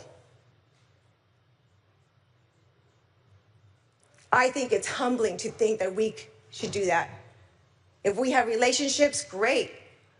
Have those conversations. But as a body, to go to another state as elected and think that we have the authority to tell them how to run their state, I think it's ridiculous. I think it's disrespectful to them and to the people who elected those to represent them. I respectfully ask for a no vote. Thank you. Senator Caballero, you are recognized. Thank you, Madam President. It's been interesting listening to the comments today. Senators, California didn't start this fight. We've always had an amicable relationship with our president. Amicable because the president understands that California is a donor state to this great country. And we've lived with it for years. We pay more in taxes than we get back. We all know that. So why come after California? Why make us an example to the rest of the country by attacking our immigrants, by putting tariffs that have hurt our farmers and that now is going to start to hurt our residents, by taking away benefits that are really important in our state as we've tried to meet the needs of our country. So California didn't start this fight. And my party didn't start this fight either. Let me be clear. I don't shy away from a good competition. I love sports. Soccer, football, baseball. I love it all. In my family, we have our favorite teams that we watch and we follow and that we support. And I can tell you they are vacuous games when we have people on different sides supporting different teams. So I don't have a problem with opposition or with conflict. But what I do insist on is that the game be fair. I do insist that everybody know what the rules are at the beginning of the game and then it's not changed. We all know how the game is played. We all need to expect that the refs are going to be fair. And, you know, we have our arguments about whether that call was right or not. But we want everybody to be treated with respect and that everyone will follow the rules, including the players. Folks, that's not what's happening in our country today.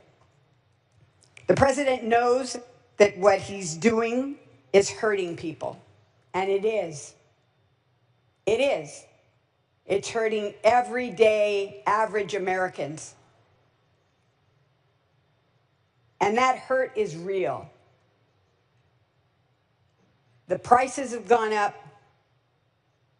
There's uncertainty in the market, hard to get a loan, housing isn't selling.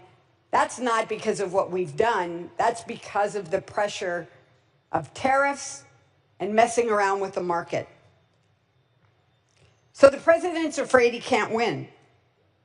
He's afraid he can't win an election in 2 years to ensure that he maintains control over everything that's going on in the country. So he's taken an action to rig the election. It won't be a fair competition. It's playing dirty. It's cheating. It's cheating. And it's making sure that he continues to be in charge, even if the voters want change. Even if the voters want change, he's rigging it. It's a power grab. We didn't pick this fight, but my residents have asked me to take action, to do something to relieve the pain caused by the president's attack on California and on our families. And some of that attack won't be felt until after the midterm elections, which is really cynical. Look, it didn't have to be this way. We all could have worked together, all of us on this floor, across party lines, to denounce and condemn the president's attempt to rig the next election. We could have done it together, to put public pressure as leaders and as elected officials, to say we want a fair game, no shenanigans, no cheating, no dirty games. But listen, my good friends on the other side of the aisle, you haven't said a peep.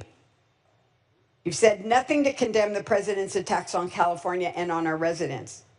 Nothing, nothing, nothing. And I get it. You don't want to contradict your presidents, and so you've taken sides. Well, I choose the people in my district. I choose to defend Californians. I choose to fight for a fair election. I choose to listen to the people who say, we need you to take action. So I ask you for your aye vote today. Thank you. Senator Cervantes, you are recognized. Thank you, Madam President and members. As we know, the proposed maps in this bill are not wholly new. They build upon the year-long process undertaken by the California Citizens Redistricting Commission after the 2020 census. About 75% of Californians will remain in the same district that they reside in currently today. These maps do a better job of avoiding splitting counties and cities than those created by the commission. And let me just say, how is it okay when their party adopts redistricting, but when it's the other party, it's a problem? Please, spare us the hypocrisy. That said, I am puzzled by the admiration that our colleagues on the other side of the aisle are showing for independent citizens redistricting commissions.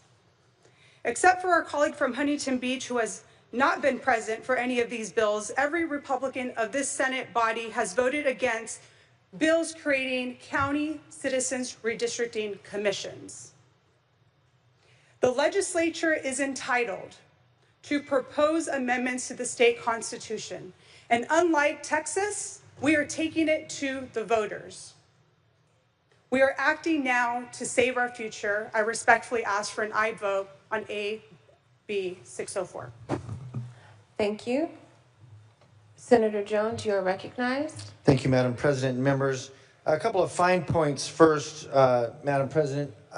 Regarding the comments from our colleague from Santa Ana mentioning that if Texas goes forward with their redistricting, we will continue with our redistricting. My understanding is that the constitutional amendment has been amended to take that language out, and California is moving forward regardless.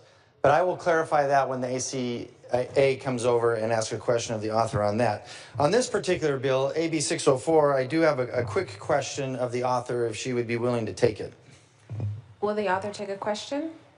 Are you familiar with, or can you cite for us any lawsuit in California of somebody suing the Redistricting Commission for the lines that they drew either in 2012 or 2022, arguing that those lines were unconstitutional? You may proceed. I am not personally familiar with any lawsuits. Great, thank you. Neither am I.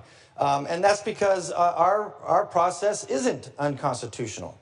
Now, many of us had problems with the lines with 2022 when they came out. Both Democrats and Republicans got a little gripey about some of the lines.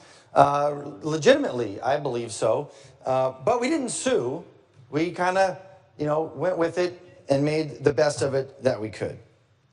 One of the things I want to share this morning is I'm very proud of my Republican colleagues for their demeanor this morning and their professionalism in their comments, regardless of the incendiary and accusational comments of the open on this bill, AB 604. And I will share that compliment with my Democrat colleagues as well. I think that the debate has been very professional and moving us along.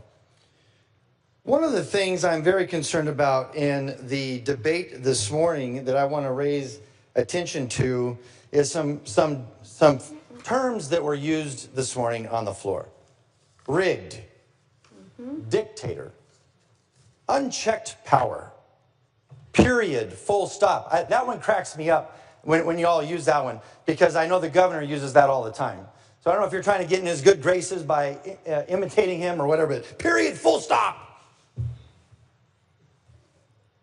There's usually a lie behind that, by the way. Bully, autocrats. Permission to read, Madam President. Without seeing any objection, it is granted. While this was all going on, a term came to mind, projecting or projection. So I looked it up to make sure that I had it right. Projecting refers to a psychological defense mechanism where an individual unconsciously attributes their own unacceptable feelings, thoughts, or traits to another person. Why did this come up in my mind today, as you've been standing on this floor railing against Republicans in Texas, railing against Republicans in Washington, D.C. for not having any courage to stand up to the dictators of the governor of Texas and the president of the United States? Where's the courage for the Republicans? Let me ask you this. Every single year, we pass off this floor and the assembly floor a handful of bills that pass on unanimous votes. Unanimous. Every Republican, every Democrat votes for these bills. Some of these bills are authored by Democrats, and some of these bills are authored by Republicans. One bill in particular comes to mind. It's a very simple bill. authored by the incoming pro tem. She's attempted to pass this bill, has passed the bill 4 times, and has been vetoed 4 times. Where's the courage when a bill has unanimous votes to conduct a veto override? You don't even need us for a veto override. You can do it by yourselves. But we've come to you over and over and over and over every single year. We will support you in a veto override. We will help you in a veto override. On a simple bill. Just pick the simplest one. Let's just do it.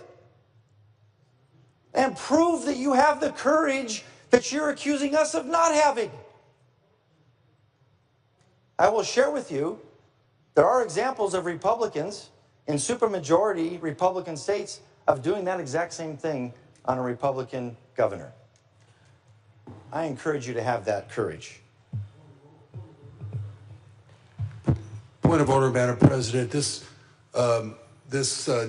dialogue has nothing to do with what's before us here, and I'd ask you to rule in that way and ask the Speaker to stick to the matter that's on the floor before us. Thank you.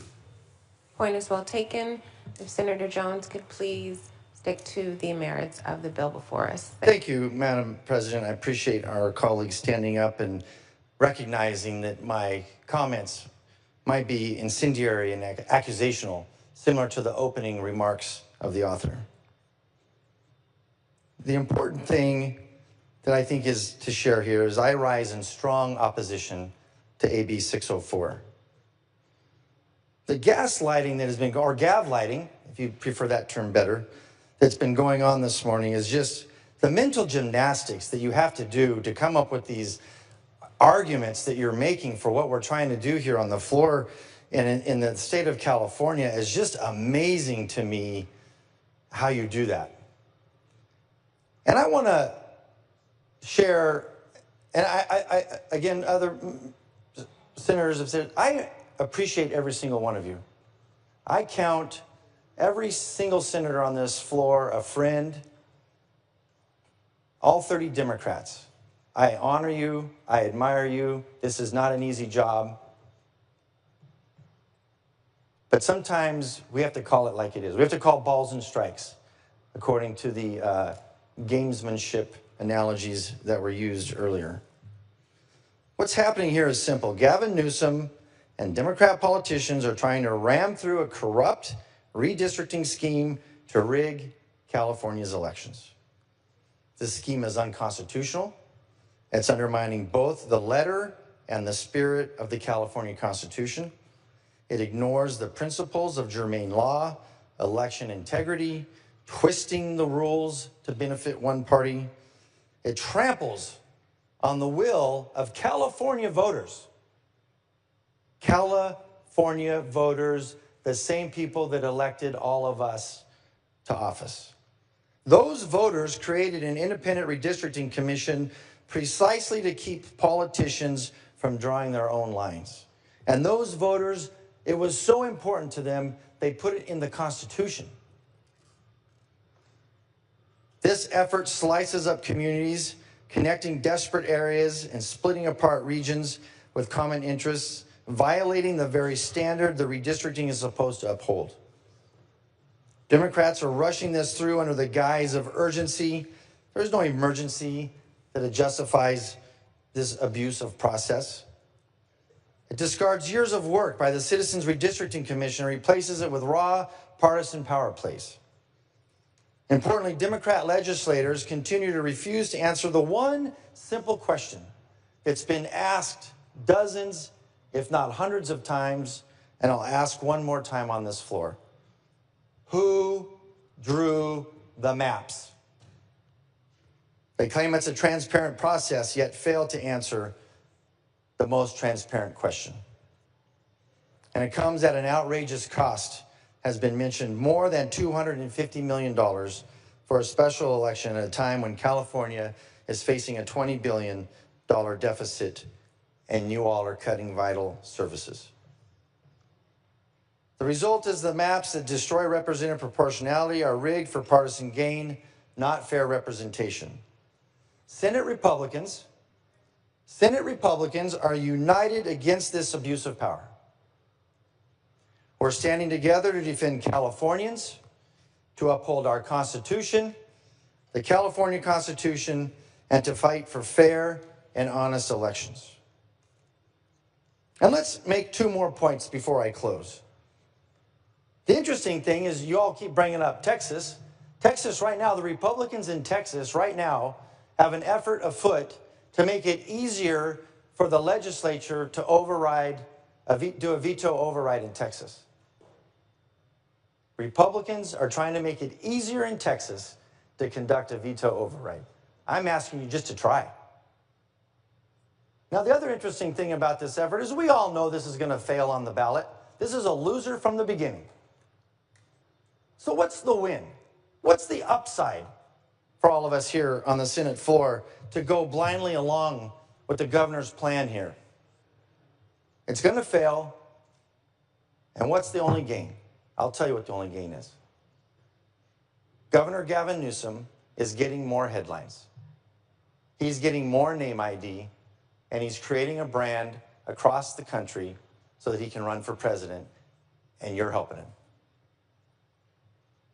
To my colleagues across the aisle, I strongly encourage you to stand against this self-serving governor with courage rather than acting like a march of the lemmings. I urge a no vote on AB 604. Thank you. Seeing no further discussion or debate, Senator Gonzalez, would you like to close? Yes, thank you so much, Madam President. And I do want to say to my colleagues on both sides of the aisle, thank you so much for this very robust debate. This is exactly what democracy means and what we want the public to see, the discourse. Even if we agree to disagree or we disagree and disagree beyond measure, that is exactly what we're here for. We were all elected to take an oath to defend our democracy and to ensure that the folks that we support and represent all can see a better quality of life. And that's why we're here today.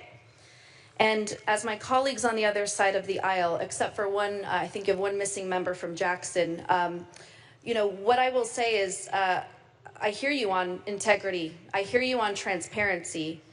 I hear you on all of that. And this is where I'm really confused because with all due respect, it is very hypocritical to say that you believe in all this, but yet when you've been offered the opportunity to talk about what is the egregious actions by this federal government, the egregious actions by Texas legislators to disenfranchise voters, to additionally split counties and cities, to continue to violate the Voting Rights Act, to just completely ignore communities of interest, and to continue to safeguard the Trump presidency, because guess what? It doesn't just stop after 2028. Let's be real here. He wants a third term. So what does that mean for Californians if we don't do this? Well, I'll tell you what it means. It means that, again, it means that there's going to be unconcern for a ransom of $1 billion to our UC system. There's going to be silence when it comes to SNAP benefits for children who are disabled. It means there's going to be additional unconcern for the kids that won't have after-school programs and school lunches.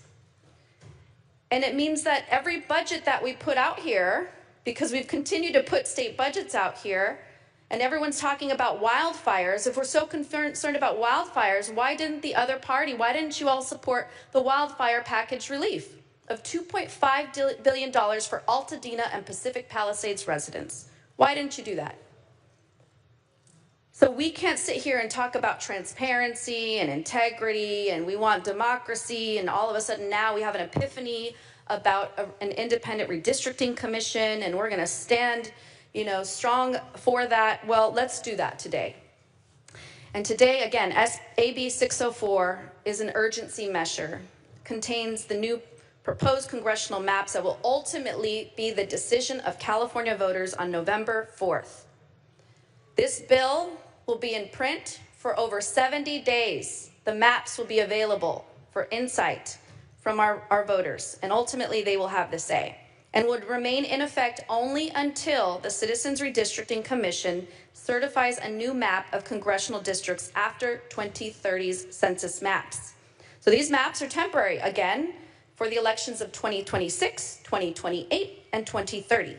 Then the Redistricting Commission, which is still in effect, will then take the helm in 2032 to continue the good work that they've done. Again, the hypocrisy remains. Why are you so unconcerned? Why are you so unwilling?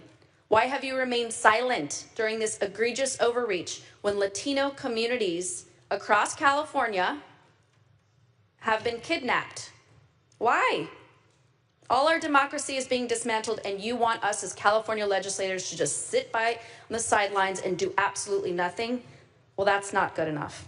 And if you want to support my Republican minority leader, if you'd like to support a diversity, equity, and inclusion bill by the incoming pro tem, we are happy to provide that opportunity for you to do that again. So again, Californians will have the final say. I appreciate all the debate here. I respectfully ask for an aye vote. Thank you. Secretary, please call the roll. Allen. Aye. Alvarado Gil. Archuleta. Aye. Adeguin. Aye. Ashby. Aye. Becker. Aye. Blakespear. Aye. Cabaldon. Aye. Caballero. Aye. Cervantes. Aye. Choi. No. Cortezi. Aye. Daly. No. Durazo. Aye. Gonzalez. Aye. Grayson. Aye. Grove. No. Hurtado. Aye. Jones. Laird. Aye. Limon. Aye. McGuire. Aye. McNerney. Aye. Menjivar. Aye. Nilo. No. Ochoa Bog. No. Padilla. Aye. Perez. Aye. Reyes. Aye. Richardson. Aye. Rubio. Aye. Ciarto. No. Smallwood Cuevas. Aye. Stern. Aye. Strickland. No. Umberg. Aye. Valadares. No. Wahab. Aye. Weber Pearson. Aye. Weiner. Aye. Secretary, please call the absent members. Alvarado Gil. Jones. No. Ayes 30, noes 9. That measure passes. Members, we are now going to take a very brief 20-minute recess for lunch. Stay in the building. We will come back in 20 minutes. We are now on recess.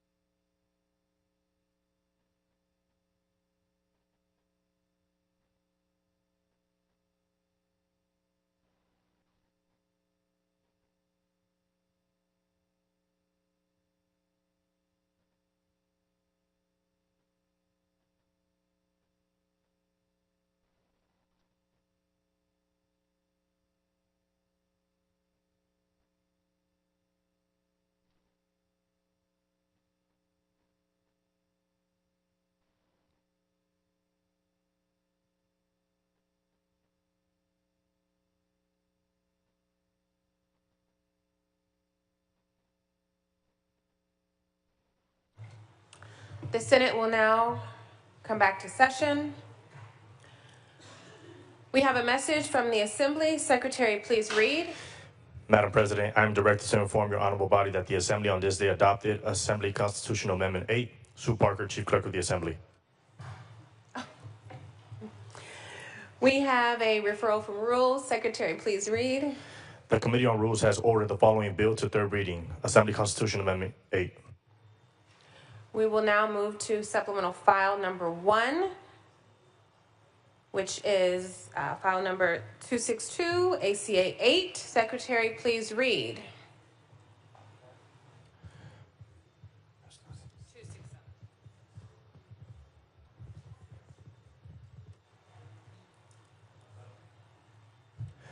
Assembly Constitutional Amendment 8 by Assemblymember Rivas, enacting to redistricting.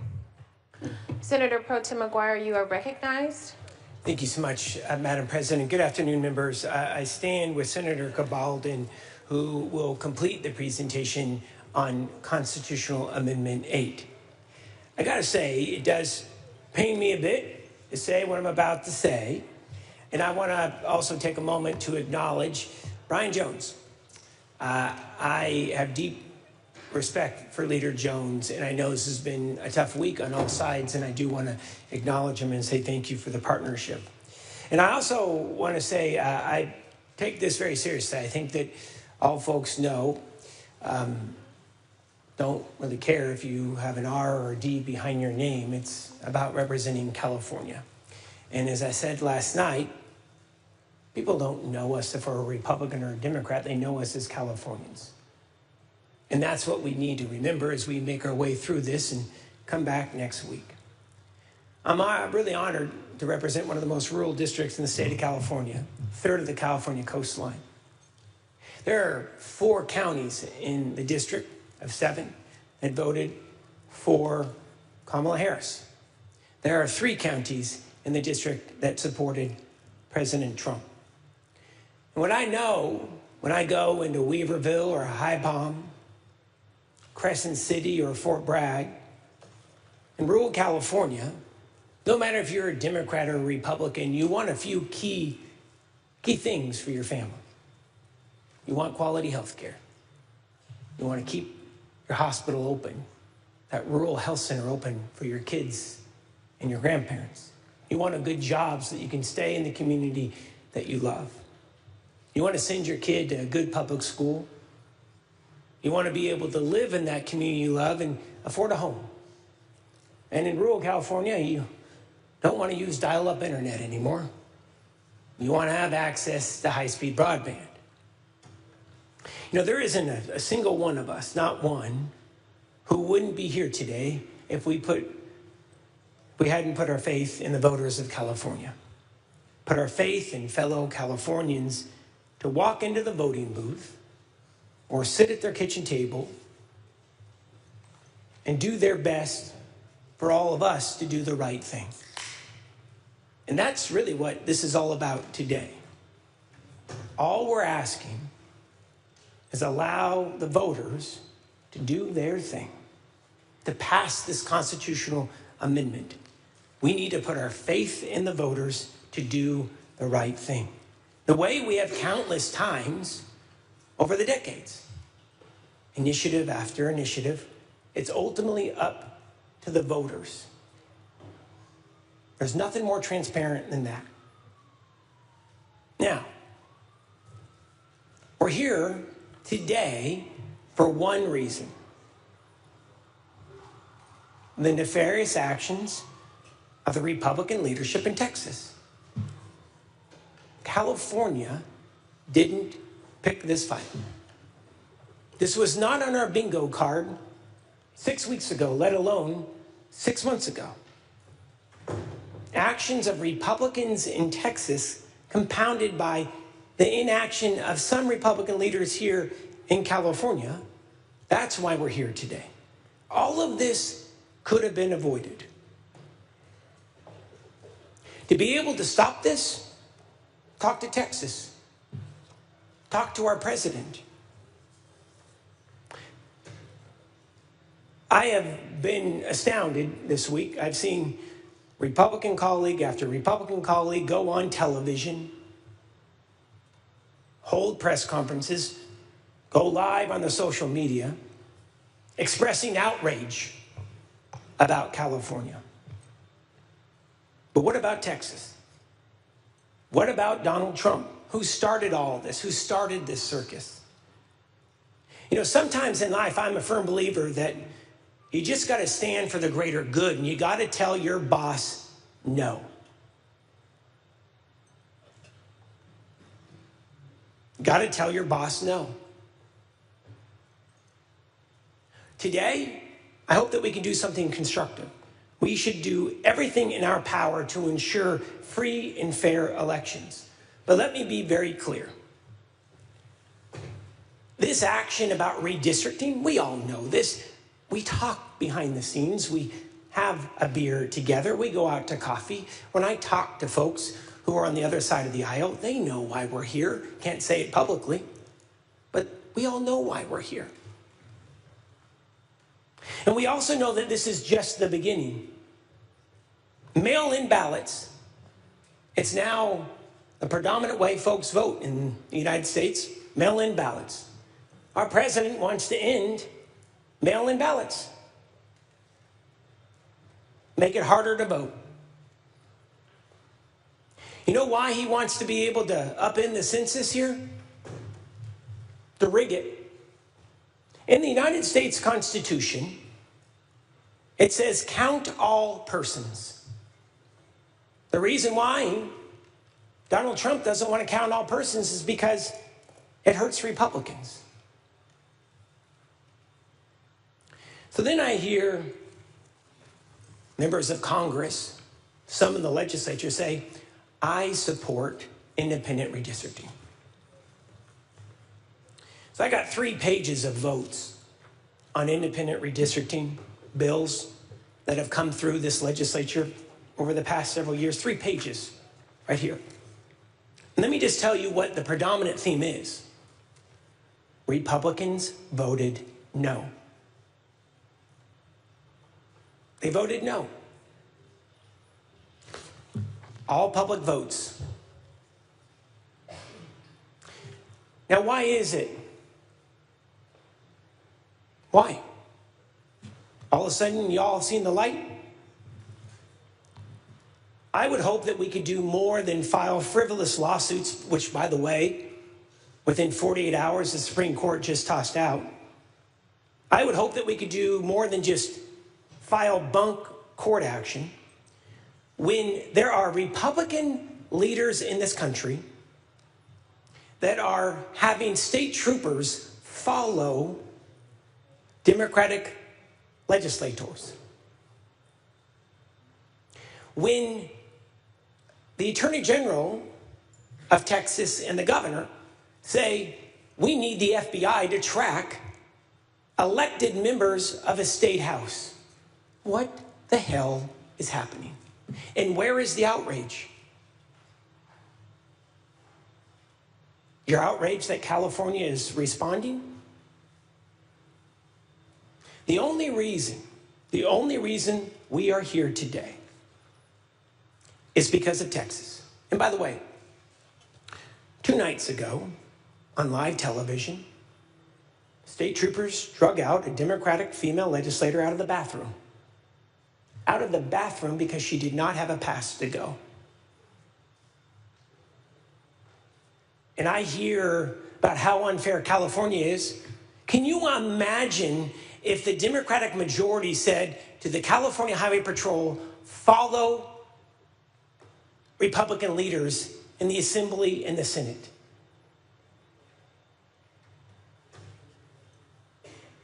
Yet today, nothing about that. Nothing.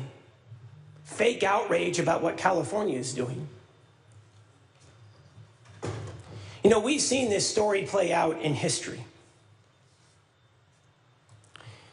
And hypocrisy today won't save your hide tomorrow when the secret police and the Mar-a-Lago goons find a reason to come after you.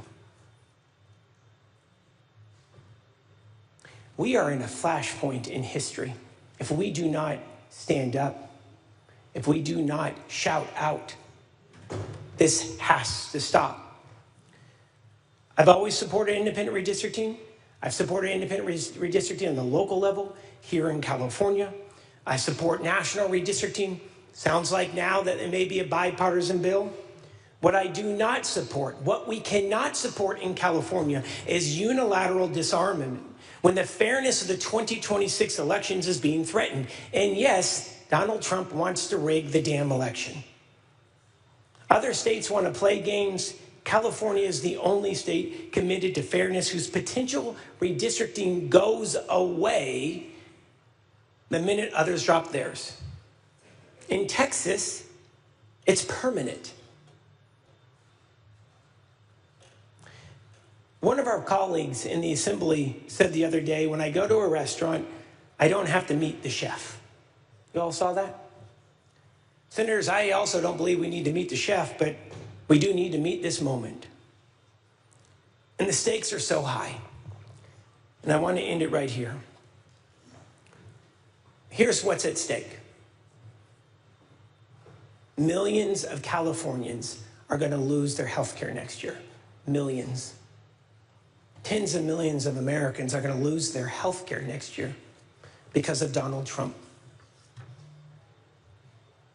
I've never seen a president come after fire aid and assistance like this president has, threatening to be able to cancel cleanup and recovery because he doesn't like our governor, or doesn't like the politics of the state. I never thought I had to explain to my 4.5-year-old who saw on a friend's television why someone was being thrown in a moving van.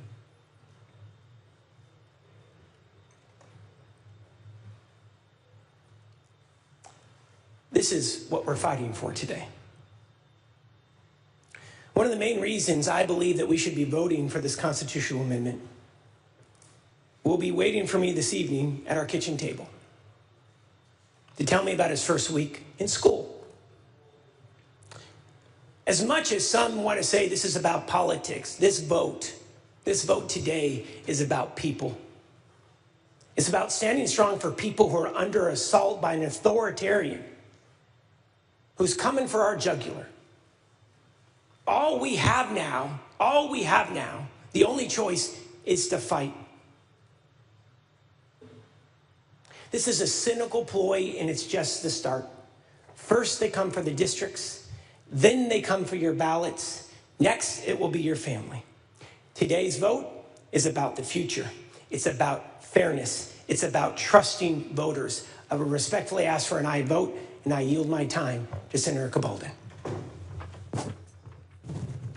Senator Cabalden, you are recognized. Thank you, Madam President.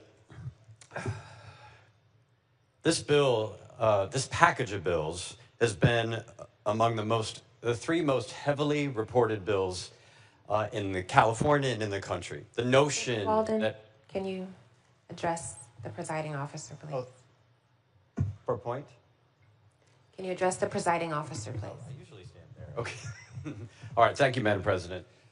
This package of bills has been among the most heavily reported. It's widely known across the state of California that this effort is underway, which is odd because when I talk to my own constituents and I mentioned the word redistricting, a glazed look goes over their eye.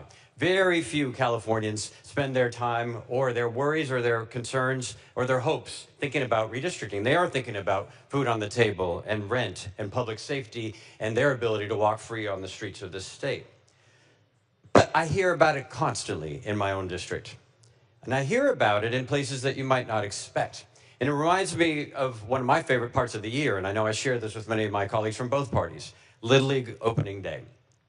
The parade goes down the neighborhood on Meadow Road, turns the corner. We all end up at Memorial Park for the first day of the Little League season. And once the ceremony is over, the certificates have been presented, then the teams go onto the field. And you sit, for me as a mayor, now as a senator, you sit with the parents ready to watch the game. And the first inning comes up and the other team keeps striking out. And the second inning, they've struck out every time. When they pitch, sometimes they intentionally hit our players, and you're starting to get a little worried.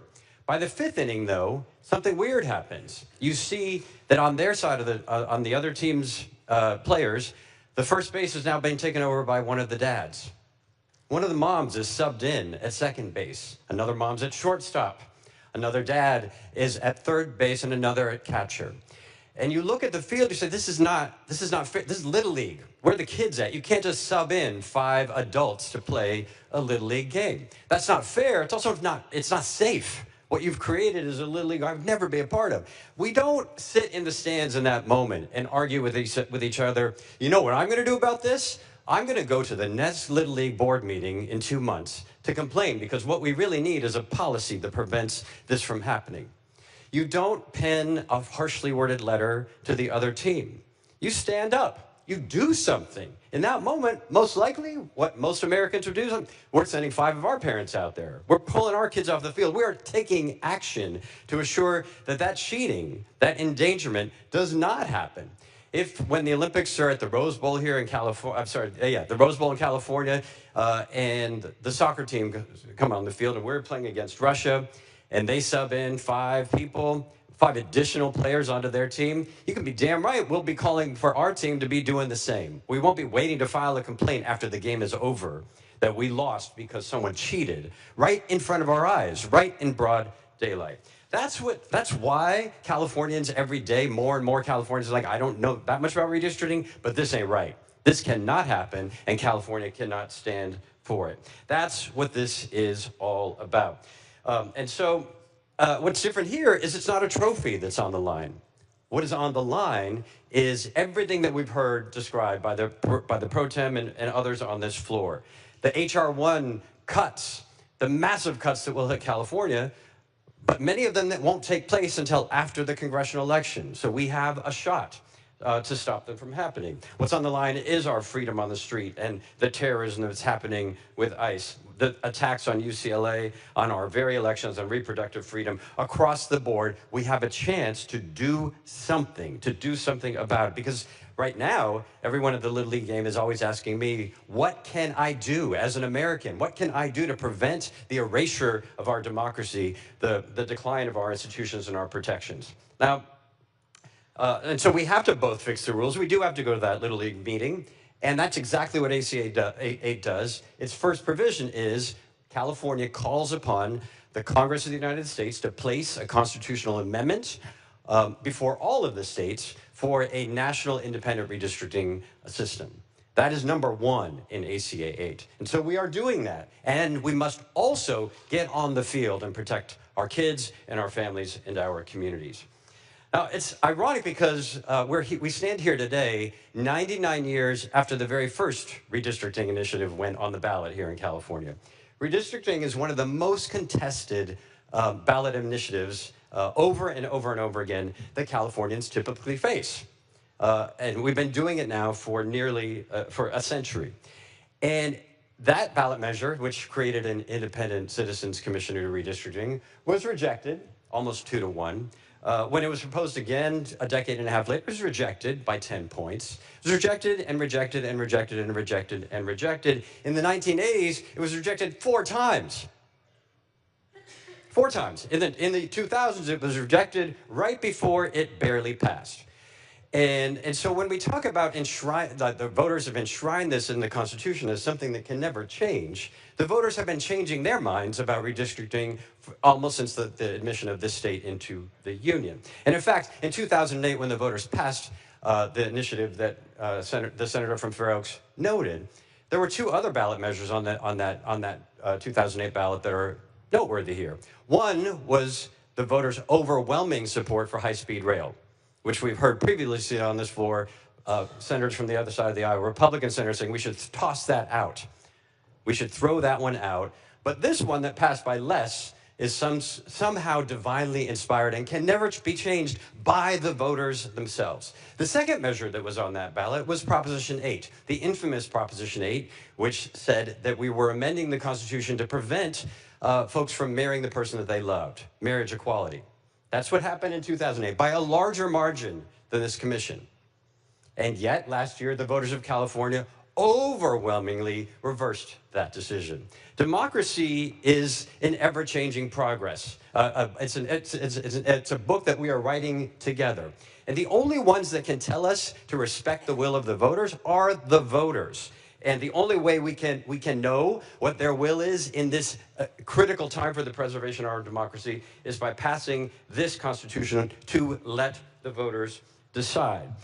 I want to speak briefly to the notion of this mid-decade redistricting that we've heard about repeatedly this morning as well, and the outrage over the idea that we might do redistricting in the middle of the decade, as though this were the first time this idea has been considered. Republicans and their agents submitted mid-decade redistricting initiatives nearly every single year in the 1980s, and then again in the 90s and in the in the 2000s. The outrage, the hypocritical outrage here is palpable. The only folks who proposed mid-decade redistricting before today have been the Republicans of California.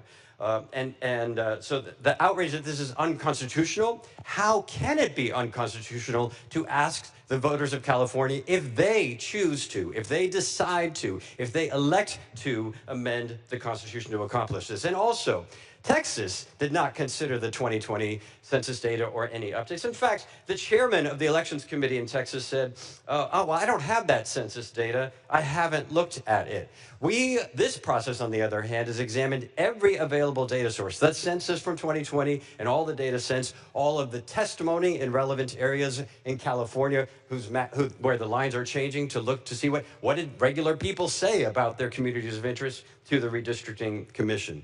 And then finally, the notion that this is expensive. Another example of fake outrage, because we heard no outrage about the cost, the annual petitions to the Secretary of State for a recall of the governor or someone else. Every single year, we've had these petitions submitted with zero, dead silence about the cost of that election, which is exactly the same as the cost as this. So please spare me the sanctimony about the cost of the election when you've remained silent every single time that another recall election has been proposed. Now, I also represent Sonoma County, just as a response to the senator from Santa Clarita, and many other communities that have constantly been shifted from district to district over time. And Sonoma County will be doing just fine under this map. I can speak to my constituents. We can handle having 3 members of Congress. It's a feature, not a bug. But let's not think that today's redistricting map, it comes from a commission that did outstanding work, but it's not from some divine text, right? Let's go up to one of the closest districts from here. Maybe stop in Citrus Heights at the Jolly Cone, and just head up the freeway. You've now met about 5% of the voters in this congressional district. Head up the Highway 50 a little bit. You'll end up in Folsom, maybe stop at the auto malls or maybe the Old Town. Then head over to Roseville and to Rockland and Placer County. You've now met half the voters, over half the voters of this district. But you got to keep on going, because in that district, you got to keep driving on Highway 80 up all the way to almost Mount Lassen. And then you have to turn around, get back on the freeway, get back on 12 freeways in order to get to Death Valley. Death Valley. So please don't tell me about splitting Lodi, which is a fan community of mine just nearby here, in 3, when the current map places hundreds of thousands of people in Sacramento County, steps away from this building, in the same congressional district as Death Valley itself. And so these maps represent a step forward for representation. They respect communities of interest. They fully comply with the Voting Rights Act. But most importantly, they meet the moment that we are here because of Trump, and we're here because of President Trump, and we're here because of what Texas is doing, seeking to cheat and steal the game. We are doing this not in response to Texas alone, but to parry Texas, to neutralize and to nullify their illegal actions to cheat this congressional election and undo the will of the voters in 2026. California, we are the 4th largest economy. We are the most populous state in the country. It is our duty to America to be the last line of defense. And I ask for an aye vote on ACA. Thank you, Madam President. Thank you. Senator Valladares, you are recognized. Thank you, Madam President, and I do believe I have amendments at the desk. Secretary, please read the amendments. Amendments by Senator Valdez, set 1. You may proceed.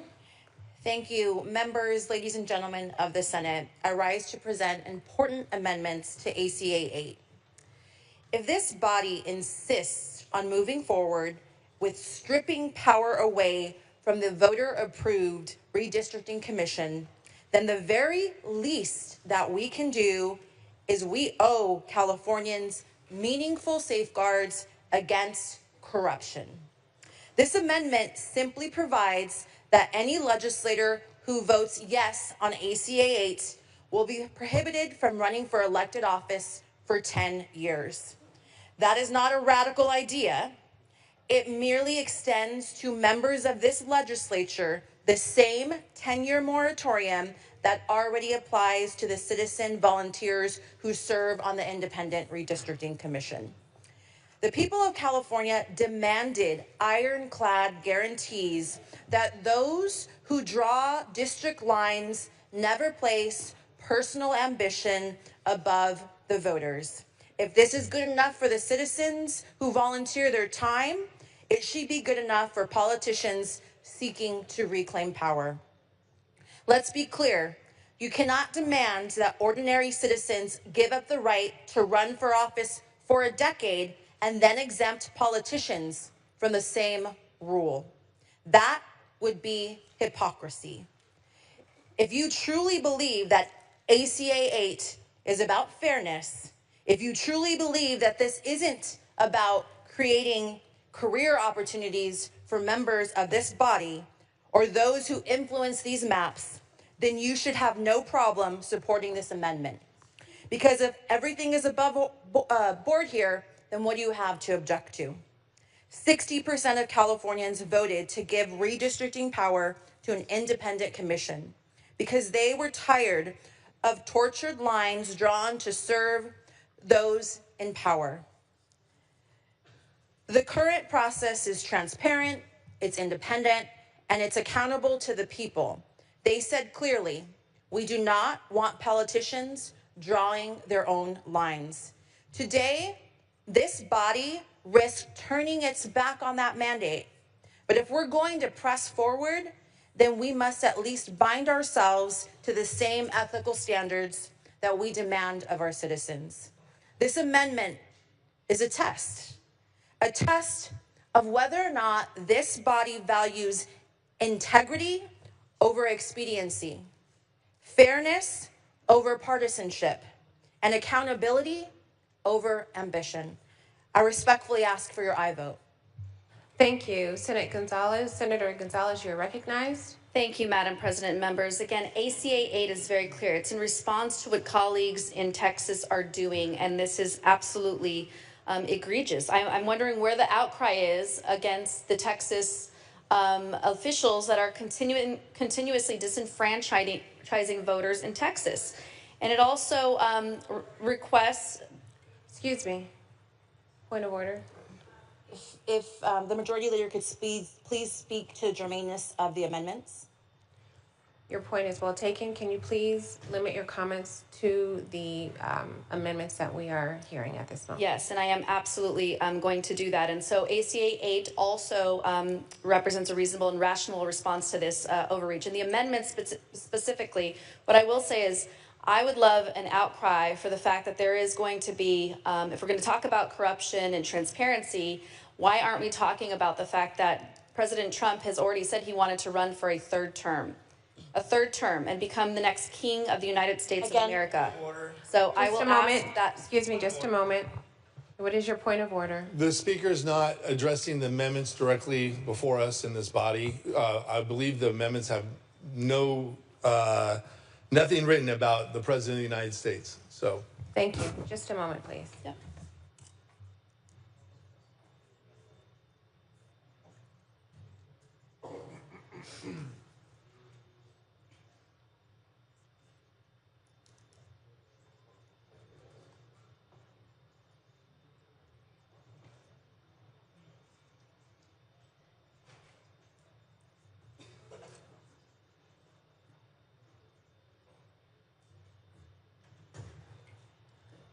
Senator Gonzalez, the amendments that we have before us are dealing with whether or not the members of the legislature will be able to run as a candidate for 10 years. Your comments must stick to the amendments that we are voting on or that have been presenting before us. Thank you.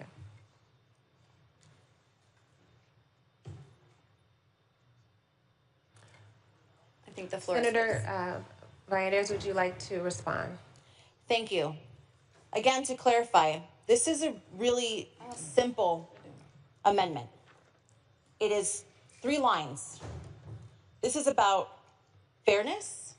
This is about holding ourselves, elected members of a legislature, to the same standards that we require of our Citizen Redistricting Commission. Again, if this ACA is to really be about fairness, then you should have no problem supporting this amendment. Thank you. Senator Gonzalez, you are recognized. Madam President, I ask that we lay the amendments on the table, asking for an aye vote. Senator Gonzalez has requested that we lay the amendments on the table. This is not debatable. Senator Gonzalez is asking for an aye vote. Senator Valladares is asking for a no vote. Secretary, please call the roll. Allen. Aye. Alvarado Gil. Archuleta. Aye. Adeguin. Aye. Ashby. Aye. Becker. Aye. Blakespear. Aye. Cabaldon. Aye. Caballero. Aye. Cervantes. Aye. Choi. No. Cortezi. Aye. Daly. No. Durazo. Aye. Gonzalez. Aye. Grayson. Aye. Grove. No. Hurtado. Aye. Jones. No. Laird. Aye. Limon. Aye. McGuire. Aye. McNerney. Aye. Menjivar. Aye. Nilo. No. Ochoa Bog. No. Padilla. Aye. Perez. Aye. Reyes. Aye. Richardson. Aye. Rubio. Aye. Cigarto. No. Smallwood Cuevas. Aye. Stern. Aye. Strickland. No. Umberg. Aye. Valladares. No. Wahab. Aye. Weber Pearson. Aye. Wiener. Aye. Ayes 30, noes 9. The amendments are laid at the table. We will continue our debate. Senator Wiener, you are recognized. Thank you very much, Madam President. Colleagues, this is really about California punching back against Donald Trump. Donald Trump has been punching down at everyone for a long time, punching down at states, punching down at trans kids, punching down at immigrants. We are punching back to protect our democracy against this fascism. This is about California checking Donald Trump. And I wanted to say with respect to Trump, there was some reference to corruption before. I hope if people are going to talk about corruption, we can talk about the corruption in the White House, that Donald Trump is accepting all sorts of bribes, these scam meme coins that people use to funnel cash to him, the plane that he received from the Qatari government, the bribe that he received from Paramount to settle that bogus defamation lawsuit. So let's talk about that corruption. And we're seeing corruption here as well in terms of Donald Trump trying to seize control of our government in perpetuity. And that's what's happening in Texas and what we are responding to. So when I say that California is checking Donald Trump, it's because not that many institutions are actually stepping up to check this aspiring dictator. The Republicans in Congress are not checking him. They just give him whatever the heck he asks for. The Republicans in Congress voted to kick their own constituents off of health care and food assistance and to close hospitals in their own district at the request of Donald Trump. The Supreme Court is not checking him. The Supreme Court basically rubber stamps whatever the heck Donald Trump wants to do, whether it's illegally deport immigrants or tear down the government illegally. The Supreme Court just rubber stamps it. It's not red states because Donald Trump called up the governor of Texas and said, hey, I want 5 more seats in Congress. Can you do a scam redistricting. And instead of saying, you know what, Mr. President, like mind your own business, we're going to handle our own stuff here in Texas, the governor of Texas just said, yes, sir. Whatever you want, sir. We'll do whatever you need, sir. Universities aren't doing it. They're caving in one after the other, adopting his MAGA policies. Most recently, even Harvard, which it was so depressing. Harvard was standing up, and then even Harvard caved in. It's not the media. Some media are standing up, like the AP, which is still banned from a lot of things because it refuses to say the Gulf of America. But other media are even paying bribes to this president. So California is not going to do that. We are going to check this fascist's overreaches. We're going to check him. We're not going to back down. We are the fourth largest economy in the world. We are the largest state by far. We have the wherewithal to be able to fight back and punch back against this despicable human being who is trying to tear down so much of what is good in this country. And Trump knows that we have the ability to punch back and that we will punch back. And that's why he is targeting California so severely, why he is demanding $1 billion in extortion from UCLA. Otherwise, he'll kill off Alzheimer's and cancer research at UCLA. He's doing it by targeting, especially Southern California, with these horrific immigration raids, grabbing people from their front yards and from bus stops and from work sites and disappearing them. Just a moment. Point of order. Just a moment. What is your point of order? I deeply respect my colleague from San Francisco and his passion about a lot of different issues throughout the state of California, but I would encourage this body to talk about the bill that's before us. And I gave a lot of leeway before my point of order, but it seems like it's going into a lot of different issues. And I would hope Thank you so much, Senator Strickland. You've stated your point of order. Just a moment.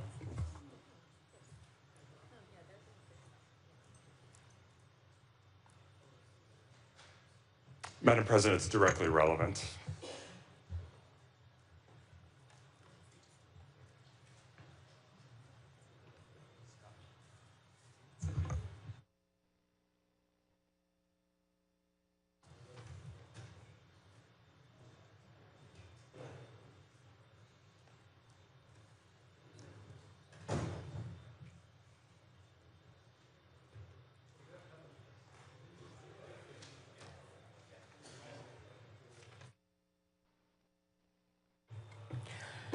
Thank you so much for waiting. We have allowed during this debate for people to give outside context on both sides to their arguments for whether or not they support or oppose the measure that is before us, and therefore your point is not well taken. Senator Weiner, you may continue.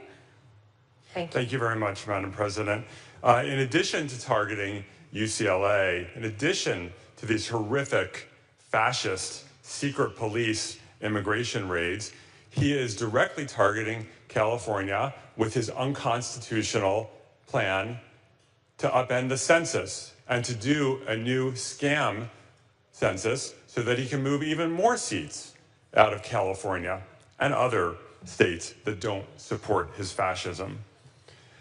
So on so many levels, he is targeting California, and he is targeting so much that is good about this country, and California is not going to take it sitting down. We are going to punch back, and that's what we are doing today. I want to just say one final thing.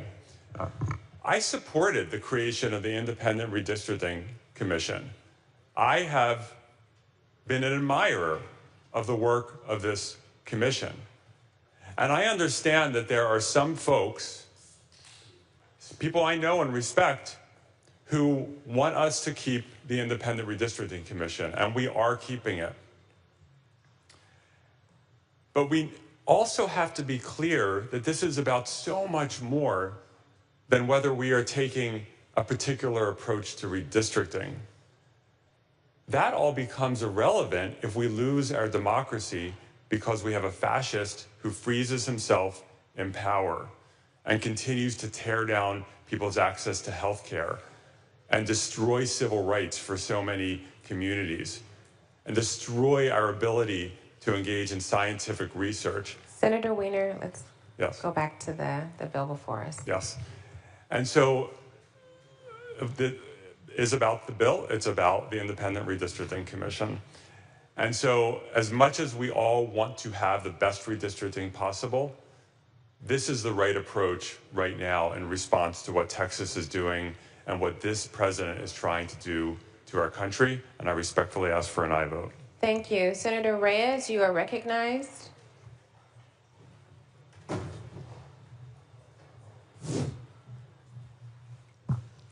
Thank you, Madam President. My mother has often told me, and I'll say it in Spanish, si es injusto, es incorrecto.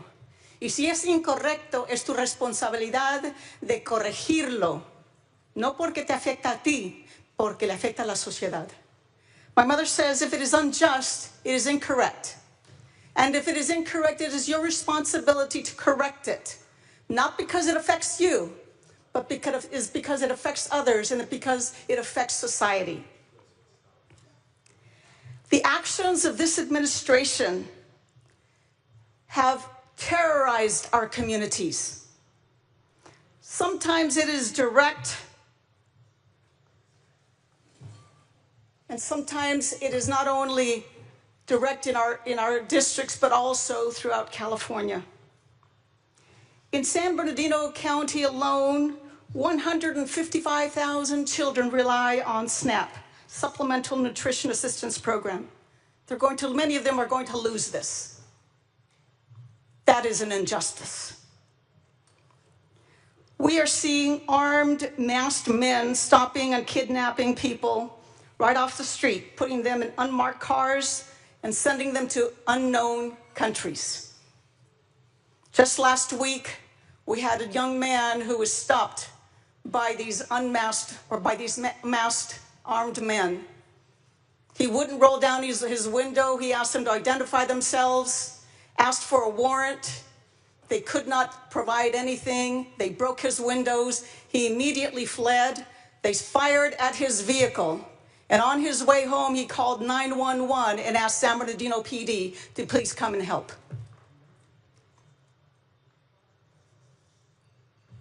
We've lost due process, which is a fundamental right of Americans. We have lost it under this administration. The fear in our countries is unacceptable, especially for our children who are no longer going to school. We have superintendents now concerned in sending the teachers out to welcome the students, to make sure the students feel that they are protected in their schools. This Trump big, ugly bill has taken $1 trillion that was for Medicaid. In every one of our counties, every one of our districts, our people, our constituents are losing their benefits. And who benefited under that big, ugly bill? Billionaires. They can write off their jets now under this bill, in addition to so many other things. Because of the president's failure, he went to Texas, as has been talked about. He went to Republican states to do what failures do best when they don't get their way. Cheat. Found a way to cheat. He's cheating because he knows that he will have to fairly answer to the consequences of his actions and to the American people who will wholeheartedly reject him. This is why we're here on the floor, to hold him and others accountable, and to show that when you pick a fight with California, California will fight back. It's been mentioned so many times, we didn't start this fight, but we cannot back away from it. Extraordinary times call for extraordinary measures.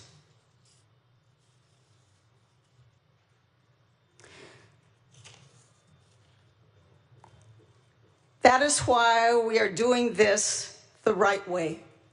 We are taking this fight to the voters to ask them to join us in offsetting the partisan, hostile acts of the Trump administration. If California truly leads the nation, as is often said on this floor, then it has to be us that shows the rest of the country democracy is what is at stake.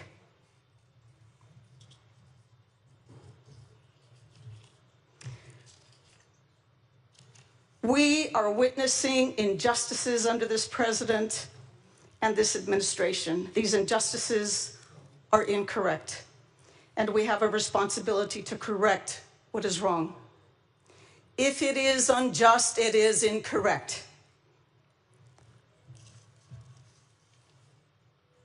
We are here to protect democracy, and I've got to tell you that we take this responsibility, I take this responsibility very seriously.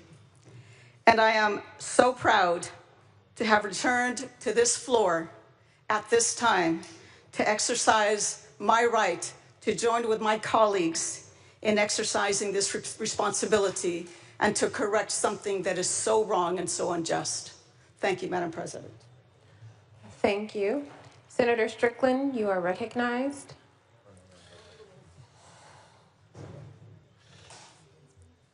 Thank you, Mr. President. Members, I would like to bring it back to the bill that's before us instead of rehash the presidential campaign.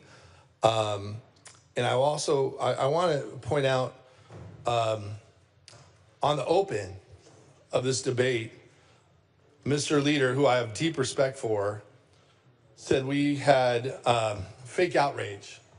I'm here to say there's nothing fake about our outrage on our side of the aisle. I hear a lot of different terminologies being used by the other side. The word authoritarian came up very, very frequently. Well, it's authoritarian to have a predetermined election. And that's exactly what will happen if we pass and the people pass ACA 8. We will have predetermined elections where there's no competition in California, and that is authoritarian. I do trust the voters of California. And a lot of the members here say, well, why don't you just trust the voters of California because they get to decide the final say in November. I do trust the voters. However, I don't trust the truth in advertising. We need to have truth in advertising. And when you look at this, what's going to be called the title and summary with the Attorney General, the first lines are going to be, do you want to keep the Nonpartisan Citizens Redistricting Commission? Members, you know that's not true. You know that's not truth in advertising. And I'm glad one of my colleagues called out the high-speed rail, because at the time when that came forward, I said there was no truth in advertising to that bill. Because I said it won't be $33 billion, and it won't go from San Francisco to Los Angeles. Point of order. By the way, just a moment. I'm responding. Just a moment. Just a moment. Just a moment. What is your point of order? Point of order. There's nothing on the floor before us today that has anything to do with high-speed rail and the arguments that our colleague from Huntington Beach has made in the past about high-speed rail, and I just ask that he stick to the matters on the floor. Thank you. Madam President, I'm responding to a member. Just a moment. Just a moment.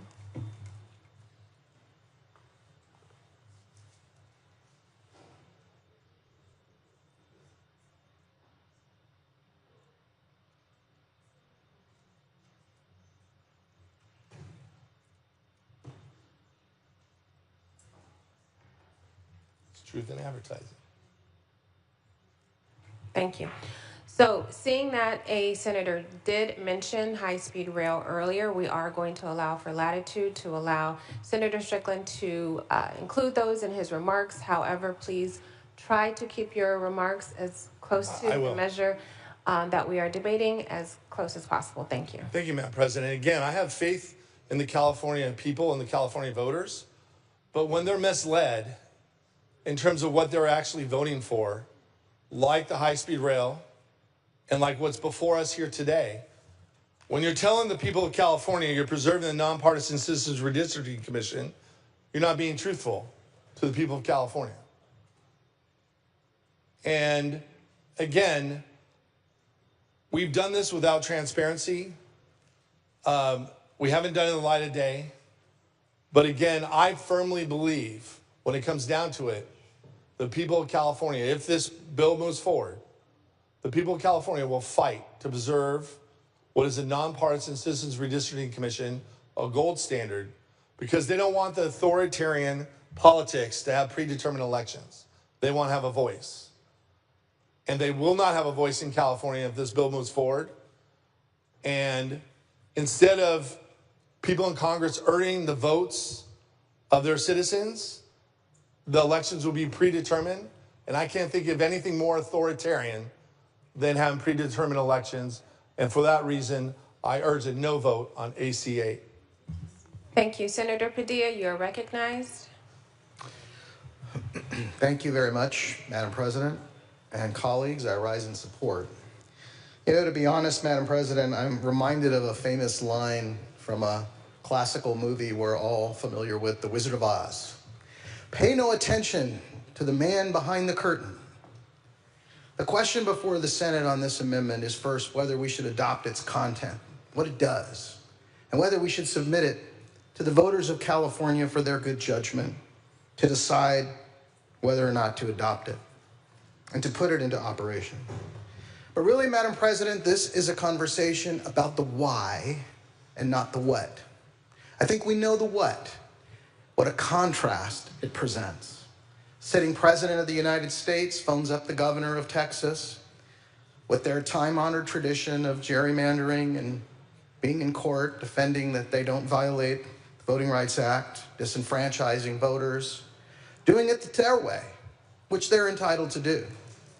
But in this case, having a sitting president ask that they do it now, mid-census, with an eye towards the next midterm elections for representation in the United States House of Representatives. And so here we are with this question in response to that, but doing it slightly differently. Not because a president called us up and said, can you find me some more districts?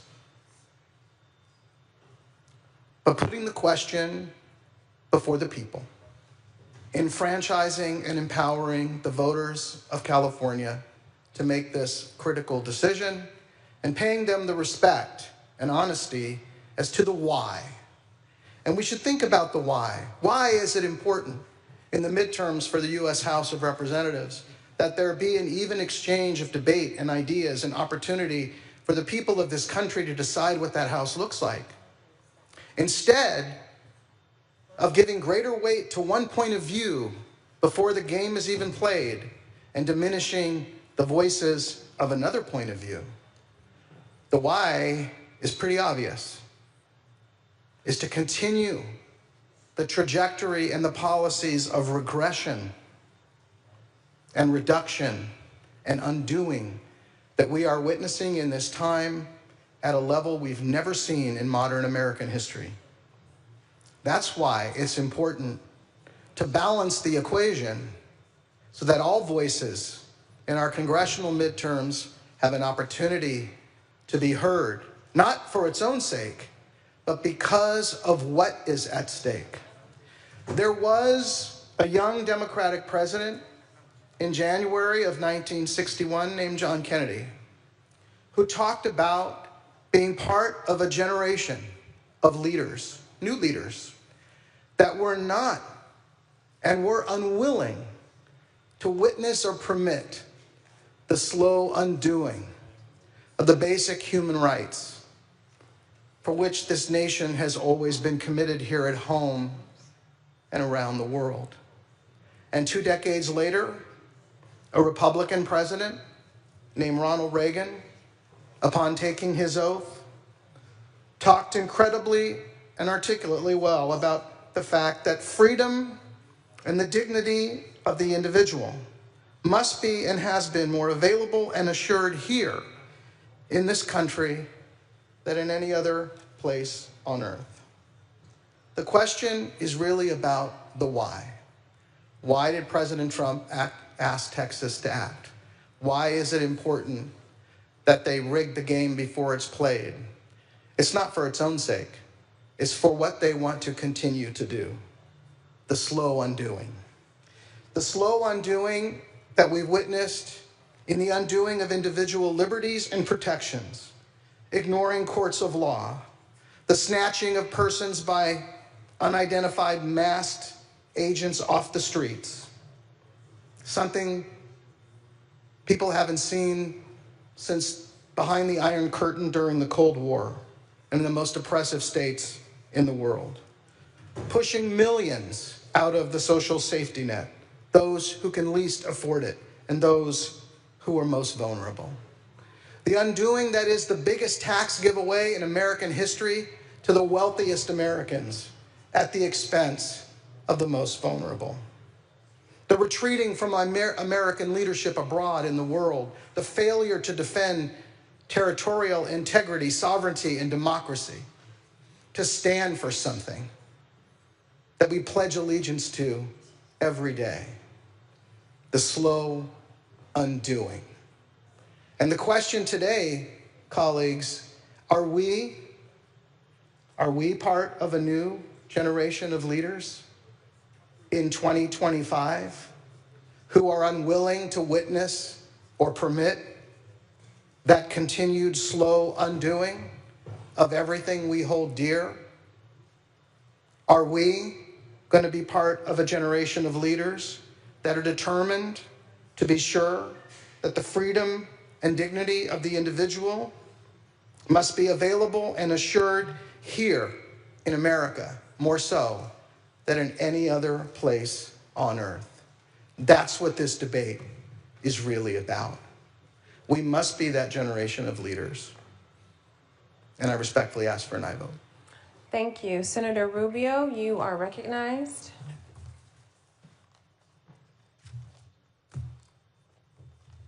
Thank you, Madam President. Ladies and gentlemen of the Senate, today I rise first and foremost as a teacher, just thinking about what this moment means to my students. As a former council member, just thinking of how this moment is going to impact my community. And as a formerly elected city clerk who ran elections, what this means to democracy. And I rise in strong support of ACA 8. And now, of course, as a state senator, caring very much about what happens in this beautiful state to the beautiful people of California. But I want to be clear. I've been hearing over and over from my colleagues their outrage about the money that's being spent in this election. And really, I think the outrage is hollow. One of the things that keeps running through my mind constantly is that, we have a president, Donald Trump, who has wasted millions and millions of dollars of our tax dollars in his own luxury. And we haven't heard any outrage about that spending. He has spent millions of dollars retrofitting a private jet that he received from a foreign country, no less. He is currently spending millions of dollars on a grand ballroom so that he can continue to have his lavish parties. And he continues to spend money gold plating our White House that was meant to be white. And yet we have so many of our seniors whose lives are being threatened, healthcare being cut back, and their Social Security also threatened. We have our students, our children, our community members who now are going to be impacted by the cutbacks in SNAP and food assistance. And it always happens to the most vulnerable. But let's not talk about the millions in that ballroom that's going to have gold plating. And then we don't think about the millions that were spent deploying our military on American soil, on Americans. While college students are not going to be able to afford to go to college because their grants were frozen. I don't remember the outrage over those tax dollars. And never mind that his children and himself continue to make billions. He didn't divest. And I believe he has continued to violate the emoluments clause. Again, where is the outrage? They're making billions. The truth is that the outrage is not over the spending. It's about accountability. It's about democracy itself. And that is why ACA 8 matters so much. Because we need to give Californians the power to decide if it matters to them as well. And I believe that the way this is set up, it does. We're giving Californians the power to decide in November for themselves if this is fair and it's in the hands of the voters. And if we don't protect democracy now, then when? When it's gone? And history is looking back. History will look back on us. Future generations will look back on us. And I think this is the right time to do the right thing. Government should always be about service and not self-indulgence, as we have seen from our president. It's about feeding children, not feeding egos, as we have seen from the president. It's about protecting seniors, not protecting golf outings, as we have seen from the president. ACA 8 is our chance to say enough, to put power back where it belongs, and that is in the hands of our Californian people. The maps are already online. They will be printed on official voter guides. Voters will have plenty of time to review them and cast their vote. The people will decide, all Californians will decide, and it doesn't matter what side of the aisle you're on. So with that, I respectfully ask for your aye vote. Thank you. Thank you, Senator Smallwood-Cuevas. You are recognized. Thank you, Madam President. And colleagues, I rise in strong support of ACA 8. Today's conversation just reminded me of something that my grandmother said, and that is, if you don't know your history, your children will be doomed to repeat it. When our people marched across the Edmund Pettus Bridge, facing dogs and fire hoses and the terror of Jim Crow and racial violence, we were not only demanding the right to vote for ourselves, we were expanding the promise of democracy for the nation. And out of that sacrifice came the Voting Rights Act of 1965, the most important civil rights law in our history. And yet, every year since the act was passed, Texas has found ways to violate it. A reminder that progress is never permanent and vigilant is always required. And Californians know, and what today's vote on ACA 8 is about, is that this fight is not over. The same forces that tried to stop us in Selma are still working today to silence our voices through voter suppression and this Texas gerrymandering. In fact, we must honor the Voting Rights Act not just with memory, but with action. And we must protect the right to vote and ensure that we are strengthening all communities of interest, ensuring people who have saved our democracy can never be shut out again. ACA 8 is about one thing: defending our democracy from being rigged by a tyrant. Texas and other Republican-led states are rushing through a mid-decade redistricting scheme designed to steal seats in Congress. In Texas, what this looks like is that Black Texans will lose much of their power, being reduced to about a fifth of what their power was before this gross attack. This is not just a power grab. It is a direct attack on communities of interest, on young voters, and on anyone who stands for equity and justice and due process of law. Californians, we understand that we cannot sit back while these extremists tilt the balance of power under this hand of Donald Trump and unchecked control of Congress. We cannot let this happen. And ACA 8 provides a safeguard. It states that if Texas gerrymanders their maps, California will temporarily adjust ours to level the playing field. And we understand we always need to work at leveling the playing field.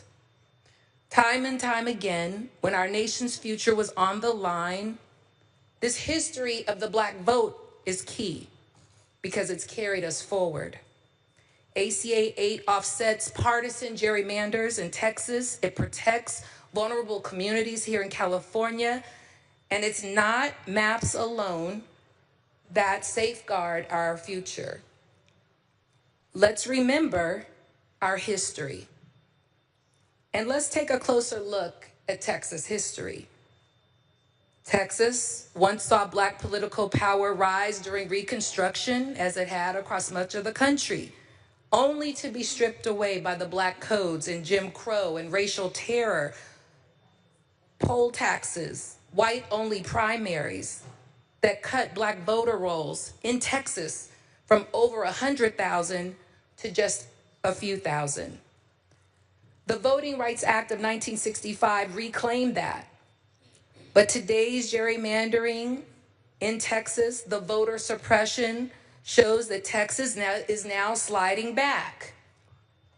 A reminder that every generation must fight to keep democracy alive, and that is what we are stepping up to the plate to do here in California. This is bigger than what we are doing on this floor, and it's bigger than what our voters will have to do this November. This is about sending a clear message to the nation and the world that we will not allow Donald Trump and MAGA Republicans to steal elections from the people. We know what happens when Trump has power. Many of my colleagues have described the painful and cruelty of it. Denying disaster relief to fire victims, imposing illegal tariffs that is destroying our economy and threatening hundreds of thousands, if not millions of workers. He's hurting working families by rolling back over 60 years of hard-fought labor protections. He's ordered the mass arrest, deportations, racial profiling, and terrorizing of families and children. He's criminalizing diversity, dismantling DEI programs that protect equity in our schools and in our workplaces, and that allows us to grow and be innovative by bringing new voices and ideas and thought partners to the table. If given unchecked control, we know that Trump will roll back decades of human, civil, women, workers' rights. ACA 8 is California once again standing up to defend democracy, just as we have led on climate resiliency, just as we have led on workers' rights, on women's rights, on equity. Today, we will lead on protecting free and fair elections. Let's make sure the voice of California and all Californians will not be silenced by partisan power grabs at the hands of a dictator. And with that, I respectfully urge and I vote on ACA 8. Thank you. Senator Ergin, you are recognized. Thank you, Madam President. Senators, I rise in strong support of ACA 8, a bill that is vital to the preservation of our democracy that is under assault by President Trump. And first, let me address the question of whether it is legal for us to take this action today. The legislature and the voters often put constitutional amendments on the ballot. And what we are doing today is putting this question to the voters and giving them the opportunity to decide whether to allow for the temporary implementation of these congressional boundaries if the voters approve this measure. In today's debate, my colleagues on the other side of the aisle have failed to address what I think is the elephant in the room. Their party's leader, President Trump, and the Republicans in Texas who are gerrymandering Democratic and majority districts to give Trump 5 new Republican seats in Congress. And why? The president is afraid that he can't win an election in a fair fight. So he has to rig the process to give his party an unfair partisan advantage. That is not fairness. So we wouldn't be here today if it wasn't for the president's actions and the actions of the governor of Texas and the Texas legislature. I wish we weren't here today, but we are. And I would agree with my Republican colleagues. We have a lot of important business to address for our state. But this is probably just, if not more important than that business that we have to take up over the next few weeks, because the impact of Trump and the Republican congressional majority have had in our state has been so significant. So much of what has impacted our state over the last 8 months has been directly in response to the devastating policies of this administration. I've also heard concerns about the costs of this special election. But let's put this in the context of what's at stake. Potentially billions of cuts to state grants and funding by the Trump administration. Within the first month, the Trump administration tried to freeze federal funds to California. And let's also remember that we are the largest donor to the federal government. 1 in 4 taxes are paid by Californians. Thanks to the actions of Democrats in this legislature by providing emergency funding and the actions of our Attorney General, we unfroze $168 billion in federal funds, approximately a third of our state's budget. We also took action to prevent $11 billion in health and human services cuts and $7 billion in transportation cuts. That doesn't even account for the devastating cuts that will be realized by the passage of H.R. 1 to our federal Medicaid budget, which will kick millions of Californians off of health care coverage, the cuts to SNAP, which will mean that children and families will starve in our state, the threatened cuts to education funding, and other essential programs. This will further crater our state's budget.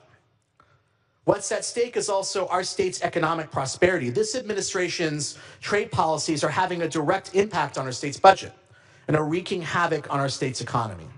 So when we talk about budget deficits, where do we think they come from? My constituents in Senate District 7 in the East Bay and people across the nation are outraged seeing the federal government destroying their livelihoods, from dismantling our safety nets, eliminating health care coverage, reversing the progress that we've made on civil rights and on environmental protections, and the kidnapping of our hardworking immigrant neighbors. Our constituents call on us to take meaningful action during these unprecedented times, and ACA 8 is that action to give voters an opportunity to take a stand. Now, I'm a proud supporter of independent redistricting, something that our state will retain even if the voters approve this map. And I believe that all states should have independent commissions, something that congressional Republicans have long opposed. And so as the author had mentioned, ACA 8 specifically calls on Congress to adopt legislation and to put on before all the states a constitutional amendment to allow for independent commissions nationwide. But why have Republicans in Congress opposed these efforts? Why are they afraid of giving power to redistrict to the people? Do they not believe in free and fair elections? To me, the answer is simple, because if the people had their way, Congress would actually reflect the will of the people. So Trump's solution is to push our 250-year experiment in democracy to the brink in order to hold on to power. So the question before us is a simple one. Will we enable this assault on our democracy, a necessary step to continue the president's attacks on immigrants, the LGBTQ plus community, on reproductive rights, on anyone who dares to stand against authoritarianism? Or will we say enough is enough and take action to counter these attacks? During this critical moment, I urge you to stand on the side of democracy.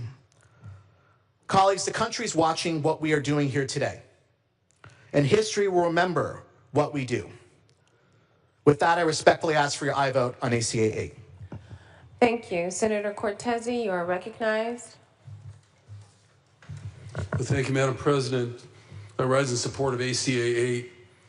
We are here today because our democracy is under attack, as we've heard over and over and over again. But what does that really mean in specifics? We've seen the dangers of unchecked power. What does that really mean today in this context? After the last national elections, the President of the United States was able to consolidate power in the executive branch, in the House and the Senate, and he has a very favorable judicial branch. Most of us are taught in 8th grade civics that those three branches of government are supposed to check themselves, but democracy was in play. The American people voted, and we are where we are. But when you talk about trusting the voters, what I've seen over and over and over again in my lifetime, especially my voting lifetime, is that the American people are the other branch of government. The American people will check and will swing the pendulum back when they see the three branches of government become too extreme. And that's happened. And the President of the United States was surrounded by his own advisors who said that your extreme policies are going to cost us the midterm elections. And when you cost us the midterm elections, you cost us the consolidation of power. Just as my colleague from Berkeley and others have said here today. You're going to cost us unified power for the Republican Party in this country, but more importantly, for our extreme policies. Why? Because the one thing that can check all three branches of government is the sanctity of the vote, the franchise of the vote. And that's when the President of the United States said, unless we can disenfranchise those voters, then we've got them too. And that's the decision that was made. And that's why this president and this administration is such a powerful threat to democracy, because he's no longer consolidating power among three branches of government. He's disenfranchising and literally taking away the right to vote for whom people want to vote. That's manipulation of democracy and the vote. But we're doing it differently here under ACA 8. Here in California, we're saying, as our governor has said, we can counter what's going on in Texas. We can counter what's going on in the administration. But here, because of the way that we operate, we're going back to the people of California. We're respecting the sanctity of the vote. And we're going to ask the voters of California, what do they choose? Do they choose the methodology that we have in place now for selecting our congressional representatives? Or in light of what's going on in Washington and Texas, do they want to change the rules? They get to decide. They get to decide. And so here in California, the sanctity of the vote is paramount. In Washington, D.C., it's not. That's the difference. That's why ACA is not a power grab, quite the opposite. It's a safeguard. It's a temporary safeguard, and California voters, not politicians, will decide whether we should use this temporary safeguard to keep the playing field level, and whether we should protect our democracy from a power grab by our president, not just of three branches of government. ACA puts that choice squarely in the hands of the people. Why do we call this authoritarian overreach? Think about it for a moment. This president has gone to an autonomous state, Texas, a self-governing state, Texas, a freestanding state, Texas, a sovereign state within the United States of America, and said, you'll do what I tell you to do. ACA 8 is the only thing we have in our toolbox to counter that, but we have tools, and we'll use those tools. Thank you, and I urge your aye vote. Thank you, Senator Grove. You're recognized. Thank you, Madam President. Again, I wasn't going to speak on this because I wanted to voice my opinion on the previous bill, and they're all considered a package. But I do want to set the record straight and make some comments with some leeway from Madam President regarding some of the comments that were made on the floor. Again, if you look at the lawsuit between Petaway versus Galveston County, the court, the three branches of government that were just mentioned by my good colleague, that the court ordered Texas to redraw the lines. President Trump did not order Texas to redraw the lines. This is an independent judge. He said redraw the lines based on a lawsuit filed by the Elias Commission, which I described earlier. It's absurd to stand, and again, I just love my good colleague. I mean, he's only right 10% of the time, but when he's right, I agree with him, but he's right wrong a lot of the times. My good colleague from San Francisco made the comment that UCLA was being punished by a mean dictator because they were being fined $1 billion by President Trump. UCLA is being fined by the president because they failed to protect Jewish students, where Jewish students were attacked, threatened, locked in rooms, refused to allow to go to class. They won a $600 million lawsuit against the university system, and President Trump fined the UC system $1 billion for not protecting Jewish students. Nobody wants to relive history in the 1940s and 40s, that era, that time frame of World War II. And the president is standing up for Jewish students. That's why he fined them $1 billion.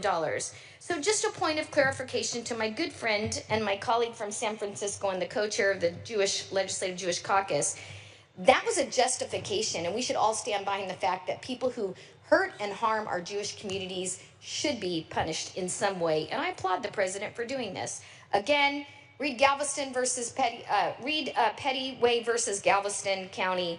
That's what started this whole thing. It was not President Trump. It was a court case. It was required Texas to redraw the lines, which triggered your response, which is going to trigger a lot of other responses. And as I made in my comments earlier, Maryland, Democrats occupy 7 out of 8 seats, even though 40% of the votes were Republican. Massachusetts, all 9 seats are Democratic, despite President Trump getting 40% of the vote. It continues down the line, and this ACA to gerrymander even further the seats that you have in California, where Republicans got 40% of the vote, and we occupy 17% of the congressional seats, and to allow these maps with no other choice other than the voters to say no, for this to happen based on the rhetoric that is coming out of this body that it's President Trump, it's a court case. The documents are right there. I'd be glad to send it all to you. Most of you are attorneys. I barely have a high school diploma, and I was able to read that and determine where the lawsuit came from. Respectfully ask for a no vote. Thank you. Senator Perez, you are recognized.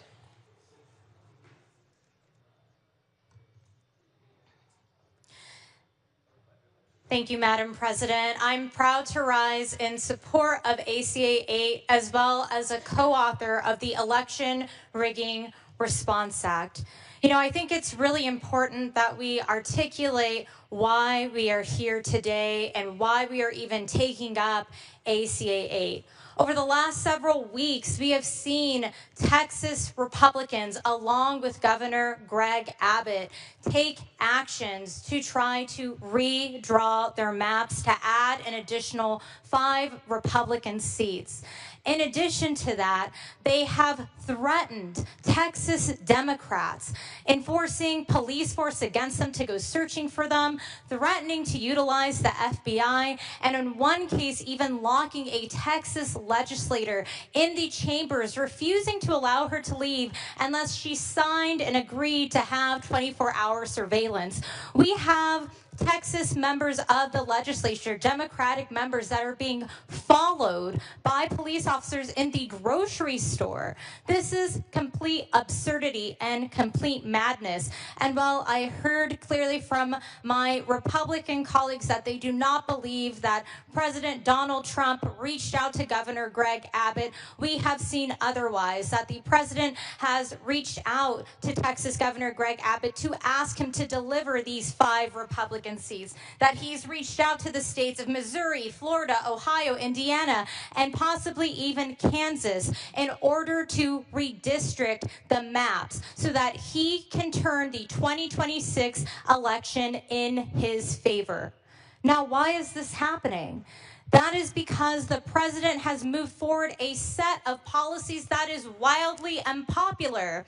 We have seen the cost of living skyrocket. We have seen ICE raids across our community.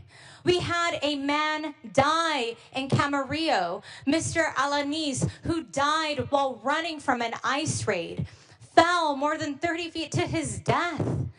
Just a few days ago, a man died in my district. Roberto Carlos Montoyo Valdez was killed when he was running from an ICE raid and was struck by a vehicle. This is unacceptable, and I want to emphasize this, that lives are on the line. That is what is on the line. We are not just talking simply about funding. We talk a lot about numbers in this House and the millions of dollars that have been cut from education, from healthcare, from food programs, the millions of dollars that are being spent on additional ICE raids, on surveillance and policing of our communities. But what has that ultimately resulted in? That has ultimately resulted in people dying, people losing access to critical health care, less people showing up to their doctor's appointments, less people having access to healthy and nutritious food. And ultimately, that is going to have an impact on the 2026 elections, because voters know, Americans know, regardless of party, they are seeing that these policies are not yielding results for them, that this is an administration that is more interested in investing in billionaires and trillionaires and their interest in giving them huge tax breaks than everyday working people like you and me. And it is utterly unacceptable. Now, what we have done here today in introducing ACA 8 is allow us to neutralize what is happening in Texas so that we can create an additional 5 Democratic seats to stop this mess and stop this chaos. But what does it also do? It protects our independent redistricting commission, something that was approved by the voters, and it was not easy to get it approved. It was put on the ballot several times. We finally earned the support of the voters. You have both Democrats and Republicans that serve on that commission. They will be redrawing the lines come 2030 again, and that is important. That is critical. And I want to highlight that it is Democratic states that have independent redistricting commissions. It is not Republican states. In fact, here in the United States, the 5 most gerrymandered states are Republican states. And we need to call that out. To continue to pretend as if partisan gerrymandering was just something that came up, as if California created this, to watch the Vice President, J.D. Vance, continue to spread this misinformation is utterly unacceptable. What do we know? That back in 2021, when Democrats introduced a measure to ban partisan gerrymandering, it was Senate Republicans who killed it. And we could have stopped this mess then, but they have refused to allow such a measure to pass. And we know that come 2026, voters are going to turn out and they're going to send a message. They're going to send a message that they do not support cuts to food stamps, that they do not support cuts to Medicare programs, that they do not support ICE raids in their communities, robbing their neighbors in broad daylight and causing deaths left and right of hard-working people, farm workers, day laborers, blue-collar workers that look like my father and my grandfather, that they do not support Republicans leaving session early in Congress to prevent the release of the Epstein files. We are going to hear loud and clear come 2026. And that's what this moment is about. California is stepping up. We did not want this battle. And I want to make very clear, and folks that have worked with me know, I have been very invested in independent redistricting. We have moved measures like this forward at the local level. But unfortunately, this is a moment that requires us to respond. California didn't pick this battle, but we can end it. And that is our job here today. I urge an aye vote on ACA 8, and I'm so proud to be supporting and co-authoring this message. Thank you so much. Thank you. Senator Nielo, you are recognized.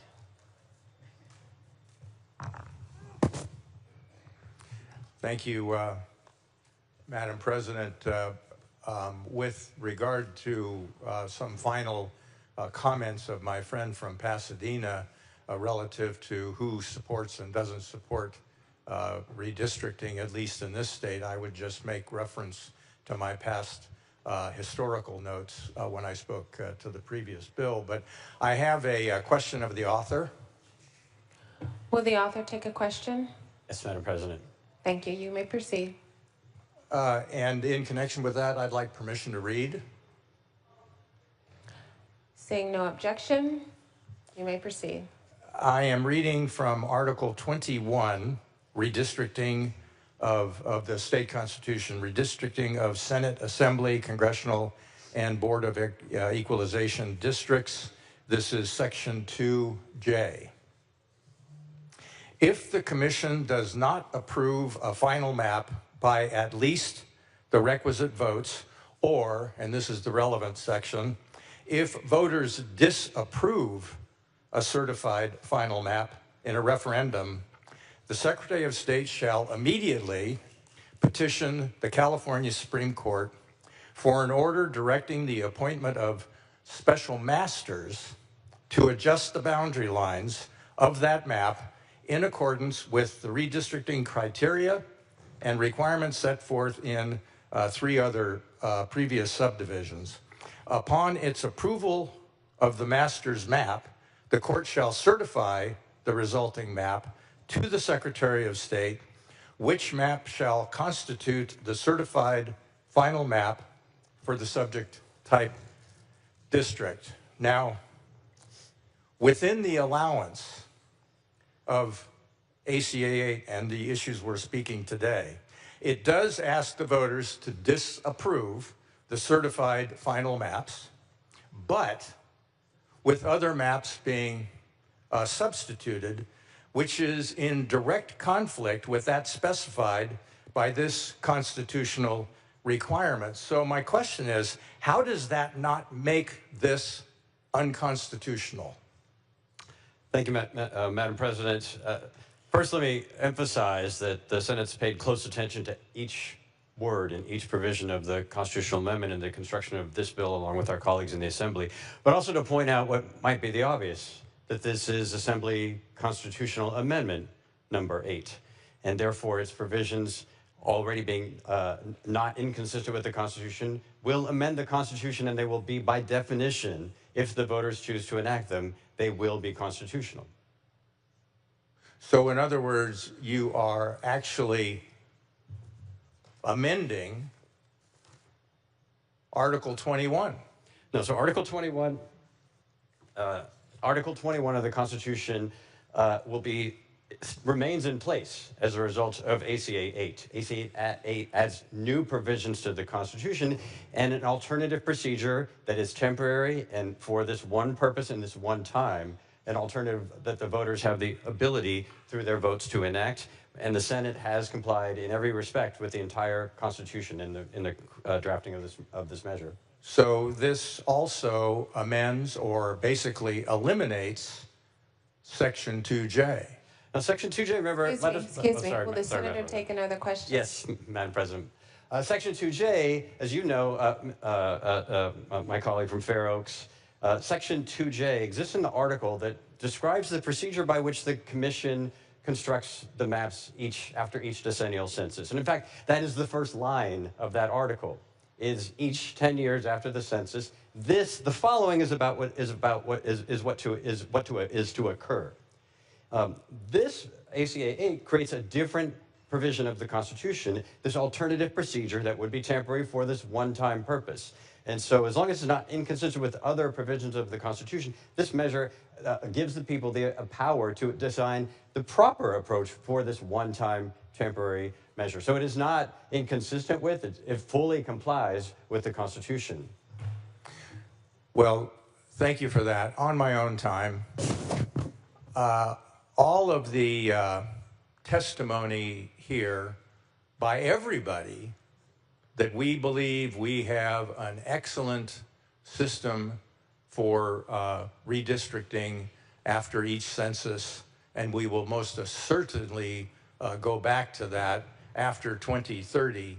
Nonetheless, again, referring back to my little history dissertation earlier today, and the involvement, reported involvement, of the DCCC in this action that is going on, that has been developed behind the scenes, one has to be awfully suspicious of significant changes to this process, and whether indeed the intent or the power to continue on our previous track after 2030 is of great concern to me, and I think should be of great concern to everybody who votes in favor of this ACA and the other two bills that we have, and of great concern to the voters of California once this goes on the ballot. Thank you, Senator Wahab. You are recognized. Thank you. I first just want to state that I try really hard to represent my entire district, both Republicans, Democrats, as well as independents, non-voters, new immigrants, and anybody that lives in my district.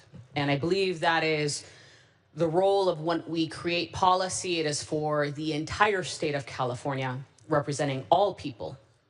Just as when we do a census, it's about all people. And it was referenced about lawsuits. In 2023, the Supreme Court ruled in Abbott versus Perez that Texas's redistricting plan violated the Voting Rights Act, mandating that voters of color be placed in districts with more opportunities to elect their preferred candidates. And continuously, we have seen that Texas has been violating the Voting Rights Act since 1965, and even this most recent action in August of this month of 2025, we are seeing violations being made. And I heard multiple times today a number of things that it's wrong what's being done, and there's zero transparency, and it's a power grab. And I call that into question. So when President Trump calls for Texas to do a partisan mid-decade redraw, which handed themselves +5 GOP seats behind closed doors, is that okay? Shutting down Democrats in these rushed maps, is that okay? The fact that California is different. We're giving voters the final say and opportunity to use their voice by voting on this effort, the highest form of transparency for all voters. We hear that it's unconstitutional or overturning the will of the voters. And the US Constitution does not forbid mid-decade redistricting. In fact, California's Constitution requires voter approval, which is exactly what we are doing. We are following the rules and going to the voters. The commission remains in place. Even after this, this is a temporary safeguard until 2030. And again, it's up to the voters, not politicians, deciding whether to authorize this action. That's respecting the will of the people. We are going to the voters. So I've heard Democrats are hypocrites. But the real hypocrisy, I will say, is claiming to support housing, childcare, and healthcare, but voting no consistently on funding those items. Calling themselves the party of law and order, but excusing President Trump's attempt to overturn the 2020 election and pardoning the January 6th rioters. Claiming to care about women and children, but blocking the release of the Epstein files of sexual abuse of children and women. Call for the release of the Epstein files. I want to see the Epstein files. I'm sure many of my colleagues, as much as we talk about it, as much as we talk about human trafficking, children, women of color, and the abuse of power, call for the release of the Epstein files. And he died under President Trump's administration with a failure of cameras, dereliction of duty of guards, and much more. And the other party is silent. And then people want to say, especially in California, especially at the national level, that Governor Newsom is just raising his profile. Well, guess what? America is getting engaged, and this nation is just now seeing what Californians already know. When others are scared to act, Governor Gavin Newsom shows the courage to lead. As a woman, a daughter of immigrants, a former foster youth, the actions at the federal level have been a direct attack on each of us for every identity and ideal we hold dear. I'm proud to heed Governor Newsom's call to defend our democracy. Finally, a leader willing to boldly take on what is happening in this country. And so with this vote is giving the choice back to the voters of California. I trust the voters, and for the greater good, I respectfully ask for an aye vote. Thank you. Thank you. Seeing no further discussion or debate, Senator Cabaldon, would you like to close? Yes, thank you, Madam President. Let me first remind us of what is in ACA 8. The first and critical provision is a call to the Congress of the United States to put an end to this madness that has consumed the country thanks to Donald Trump in Texas, and submit a constitutional amendment to all of the states for nationwide redistricting reform. Number two, the authorization for the people of California to approve this temporary set of maps that will allow us to fight back, push back, and preserve democracy across the country. And third, to make it very clear that the Independent Redistricting Commission is undisturbed by this constitutional amendment, and it will be back in 2031 for the drawing of the new lines after the census, as is its constitutional responsibility.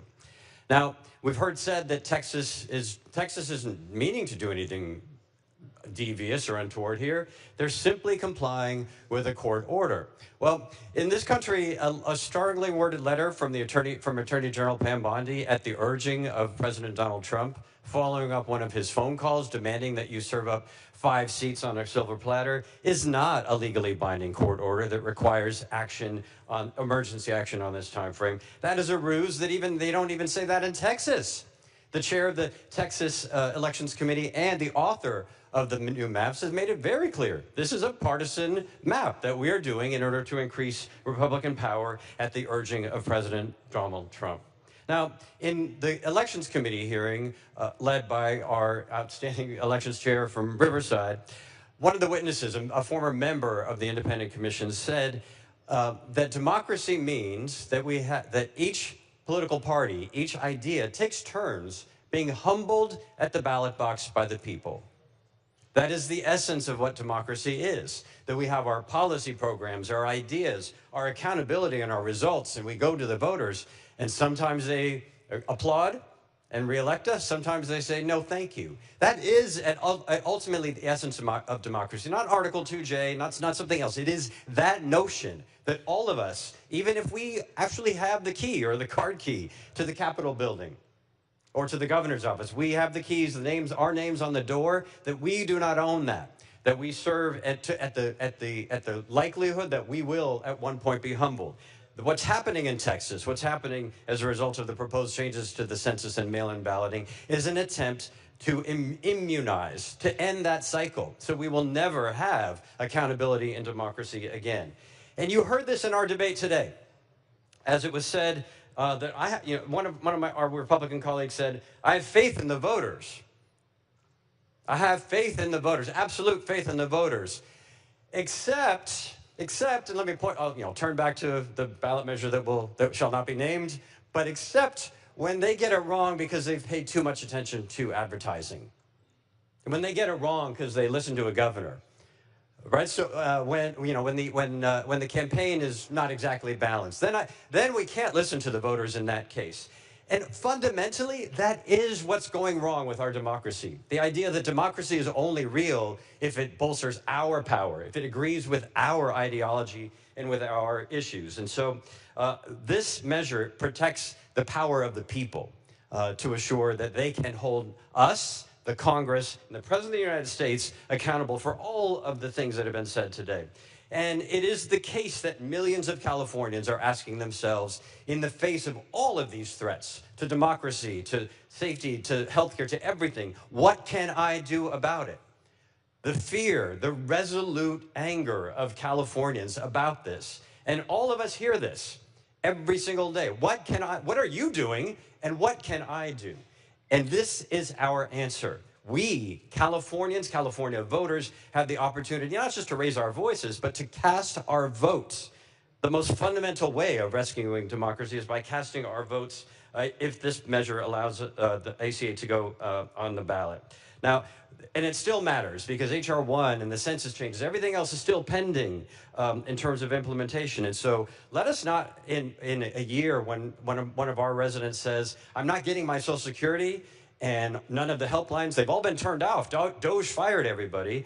Let us not say, well, what about the cost of that special election? When somebody says my hospital in the rural parts of my district is gone, who's going to stand up and say, but did you know that one bill had an urgency clause in it? When my Navy son has been abducted off the streets in LA, who of us is going to say, but the amendments really weren't germane? When we lose our votes, either directly through the mail or our seats in Congress, which of us is going to say, well, the voters might have gotten it wrong if we gave them their voice? When Marines and National Guard are ordered against their will to occupy, I don't know, West Sacramento, San Diego, Murrieta, any other part of California, as they are already doing in D.C. and as they started here in California, will we say that the voters just couldn't be trusted to make a hard, complicated decision like this? No. This is what this vote is about. Let the voters make the decision. We've heard them, and we are responding, and they are the ultimate judges of whether this is the right way forward. The voters of California are sovereign. Regardless of Article J, they are sovereign. They have the authority, they have the legitimacy, and with ACA, they will have the power to make this right. Madam President, I urge an aye vote. Thank you. Secretary, please call the roll. Allen. Aye. Alvarado Gil. Archuleta. Aye. Adeguin. Aye. Ashby. Aye. Becker. Aye. Blakespear. Aye. Cabaldon. Aye. Caballero. Aye. Cervantes. Aye. Choi. No. Cortezi. Aye. Daly. No. Durazo. Aye. Gonzalez. Aye. Grayson. Aye. Grove. No. Hurtado. Aye. Jones. No. Laird. Aye. Limon. Aye. McGuire. Aye. McNerney. Aye. Menjivar. Aye. Nilo. No. Ochoa Bog. No. Padilla. Aye. Perez. Aye. Reyes. Aye. Richardson. Rubio. Aye. Cigarto. Smallwood Cuevas. Aye. Stern. Aye. Strickland. No. Umberg. Aye. Valadares. No. Wahab. Aye. Weber Pearson. Aye. Aye. Wiener. Aye. Secretary, please call the absent members. Alvarado Gil. Richardson. Aye. Cigarto. Ayes 30, noes 8. That measure passes. Members, we have messages from the Assembly. Secretary, please read.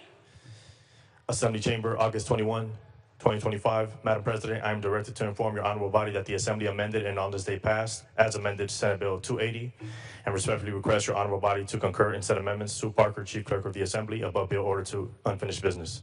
Thank you. Members, we will now move to Senate Supplemental File number 2. Secretary, please read.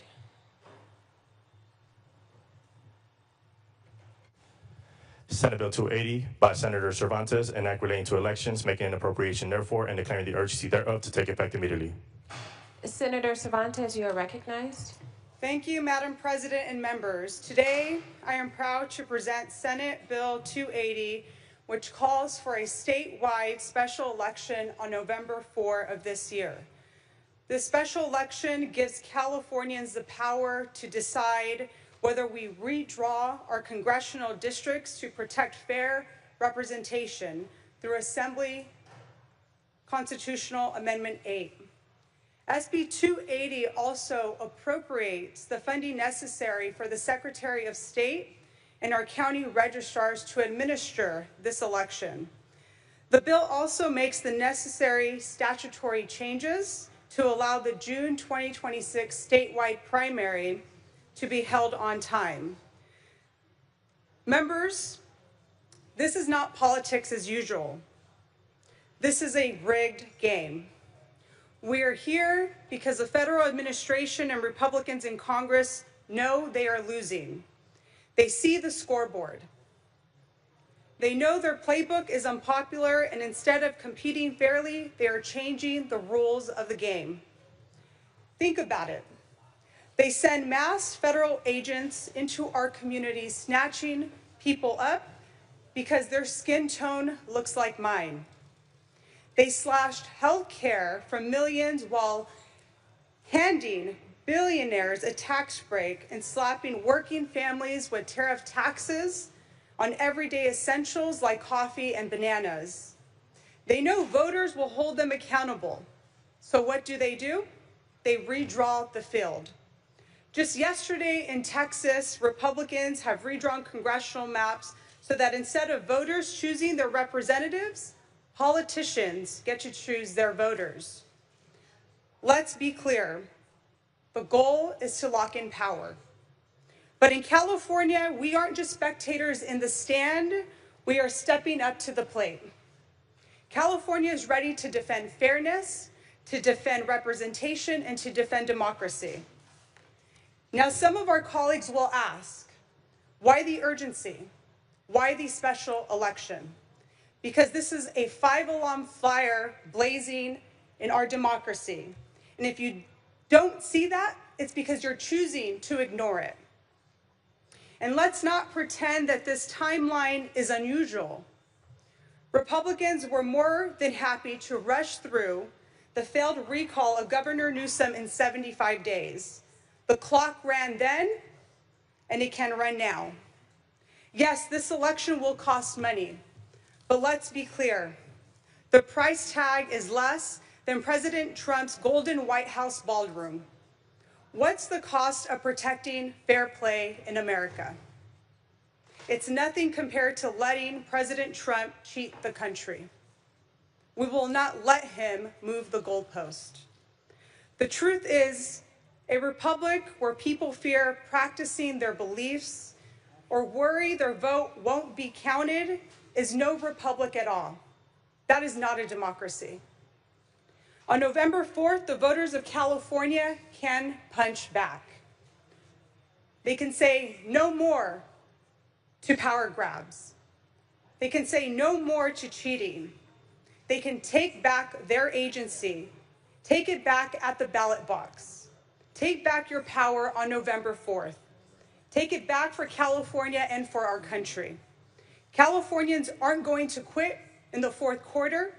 We will not fold in extra innings because this is our spirit, this is our fight, and when the dust settles, California will remain standing. I respectfully ask for an aye vote on SB 280.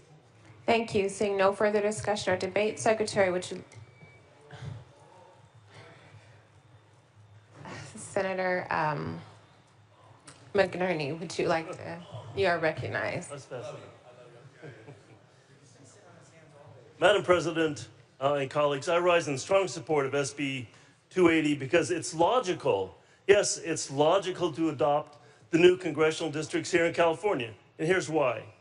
First, this president's policies are hurting California and the country. For example, the deportations are decimating our workforce and terrorizing our families. The tariffs Our taxes, yes, the tariffs are taxes, and they're slowing our economy. Defunding our universities are robbing our future. He is throwing military into our cities, incredibly dangerous. He's throwing millions of people off health care across this country. Now, the Republicans in Congress have not and will not put any brakes on this president. He can do anything he wants. This is what dictators do. If the Republicans retain the majority in 2026 in the House of Representatives, the president will continue to degrade our country and make us a banana republic. But the Democrats can win a majority in the House in 2026 and will put brakes on the president unless he manages to rig the election. The president and the Texas Republicans are rigging the election by having adopted gerrymandered congressional districts just yesterday to replace 5 Democrats with 5 Republicans. They are trying to rig the national election.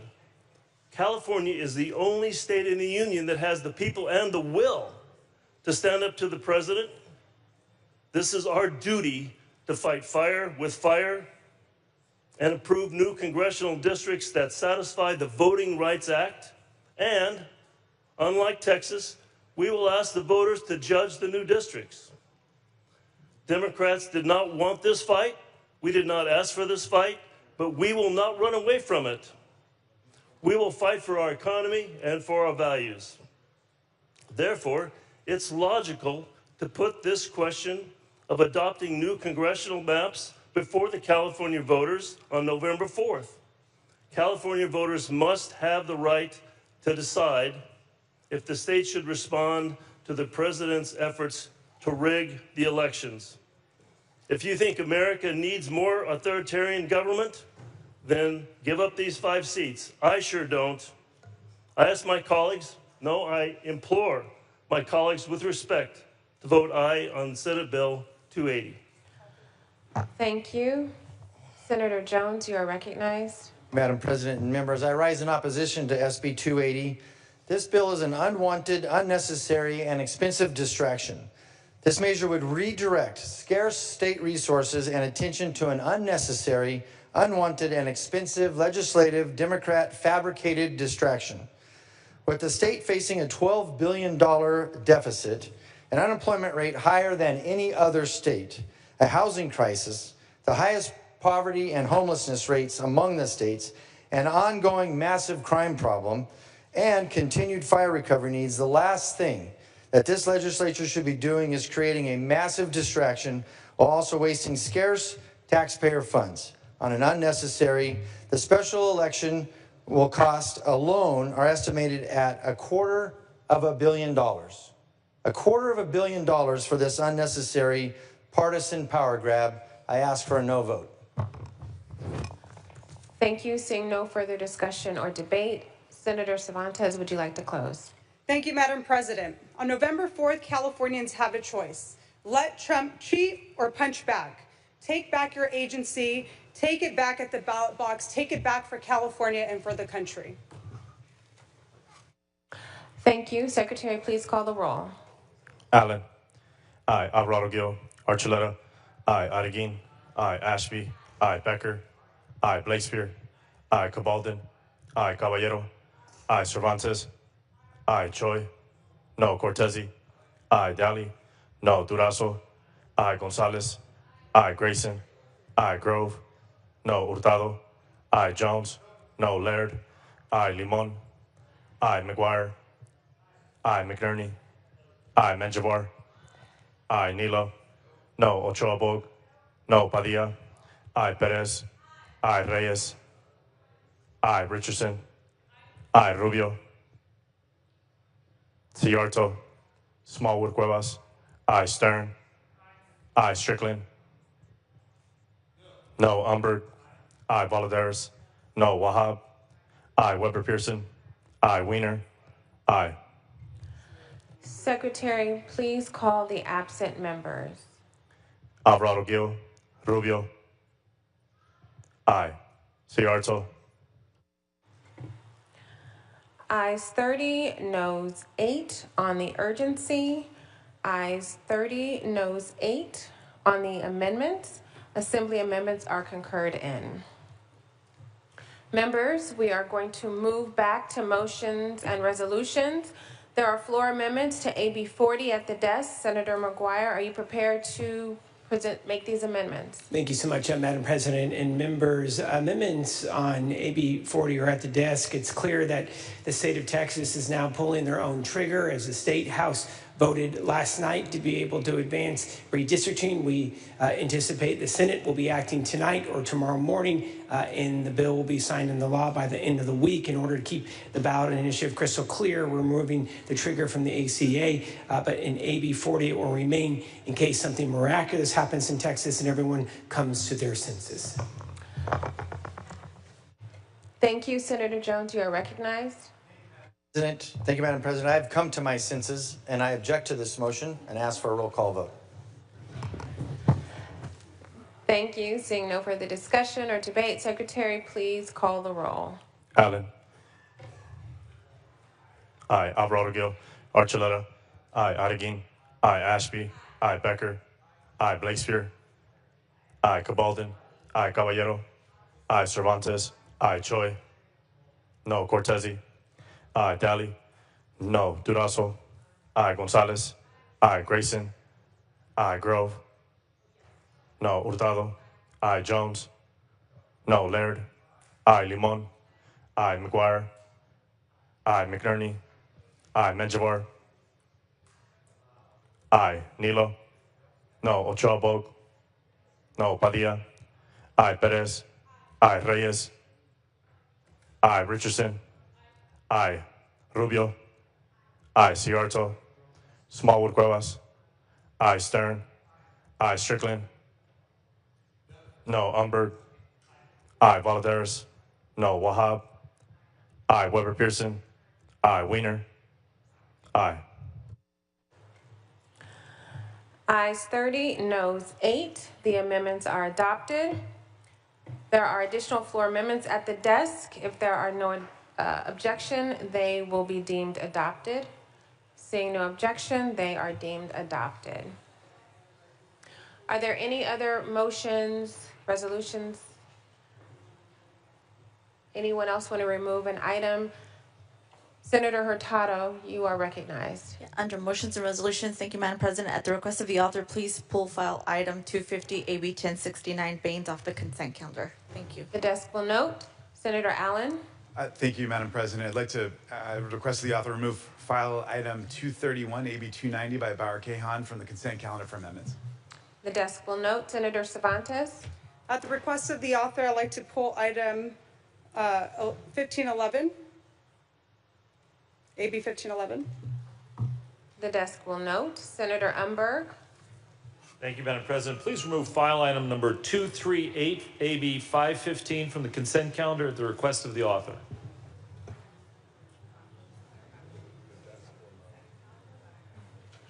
The desk will note. Senator Cervantes, were you removing that bill from the consent calendar? Okay, thank you. Okay. All right, if there is no other business, Senator McGuire, the desk is clear. First of all, Madam President, I want to take a moment to say thank you. I'm sorry, Senator Okay. McGuire.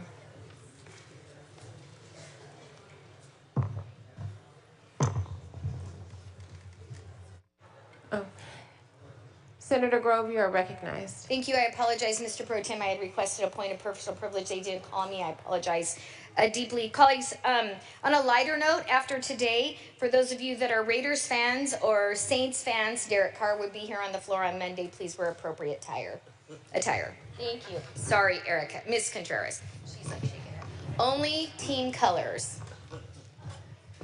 Thank you. Now there is no other business. Senator McGuire, the desk is clear. Thank you so much, Madam President. I want to take a moment to say thank you, first and foremost, to our presiding officers of the week, Madam President, and of course, to Mr. Senator. Can we please give them a round of applause? Thank you to the good doctor, and of course, to Mr. Grayson, who did a phenomenal job as well. This has been one heck of a week for presiding officers. Number two, I want to take a moment to say thank you to the senators who are in this chamber.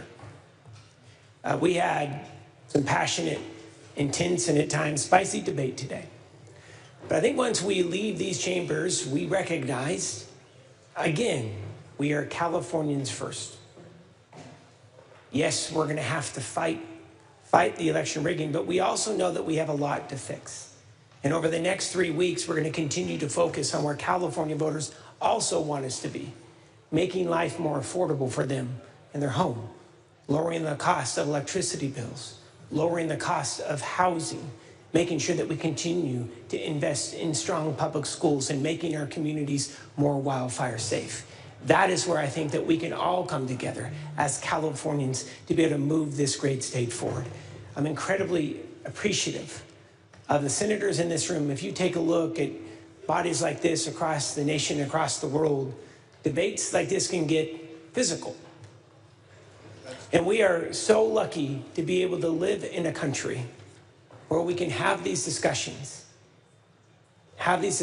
and debates and go home still holding hands together on several issues that are in front of us. And I just want to say thank you to Leader Jones, to the Republican caucus, the Democratic caucus for their incredible work. I hope that you get some rest this weekend. We have a long 3 weeks. We're going to jam about 6 months into the next 3 weeks. So gear up, drink some coffee. The next floor session is scheduled for Monday, August 25th. Madam Majority Leader, and to our floor team, thank you so much as well for all of the hard work. We'll see you next Monday. Thank you. The Senate is adjourned, in recess until 3:30, at which time adjournment motion will be made. We will reconvene Monday, August 25th, 2025 at 2 p.m.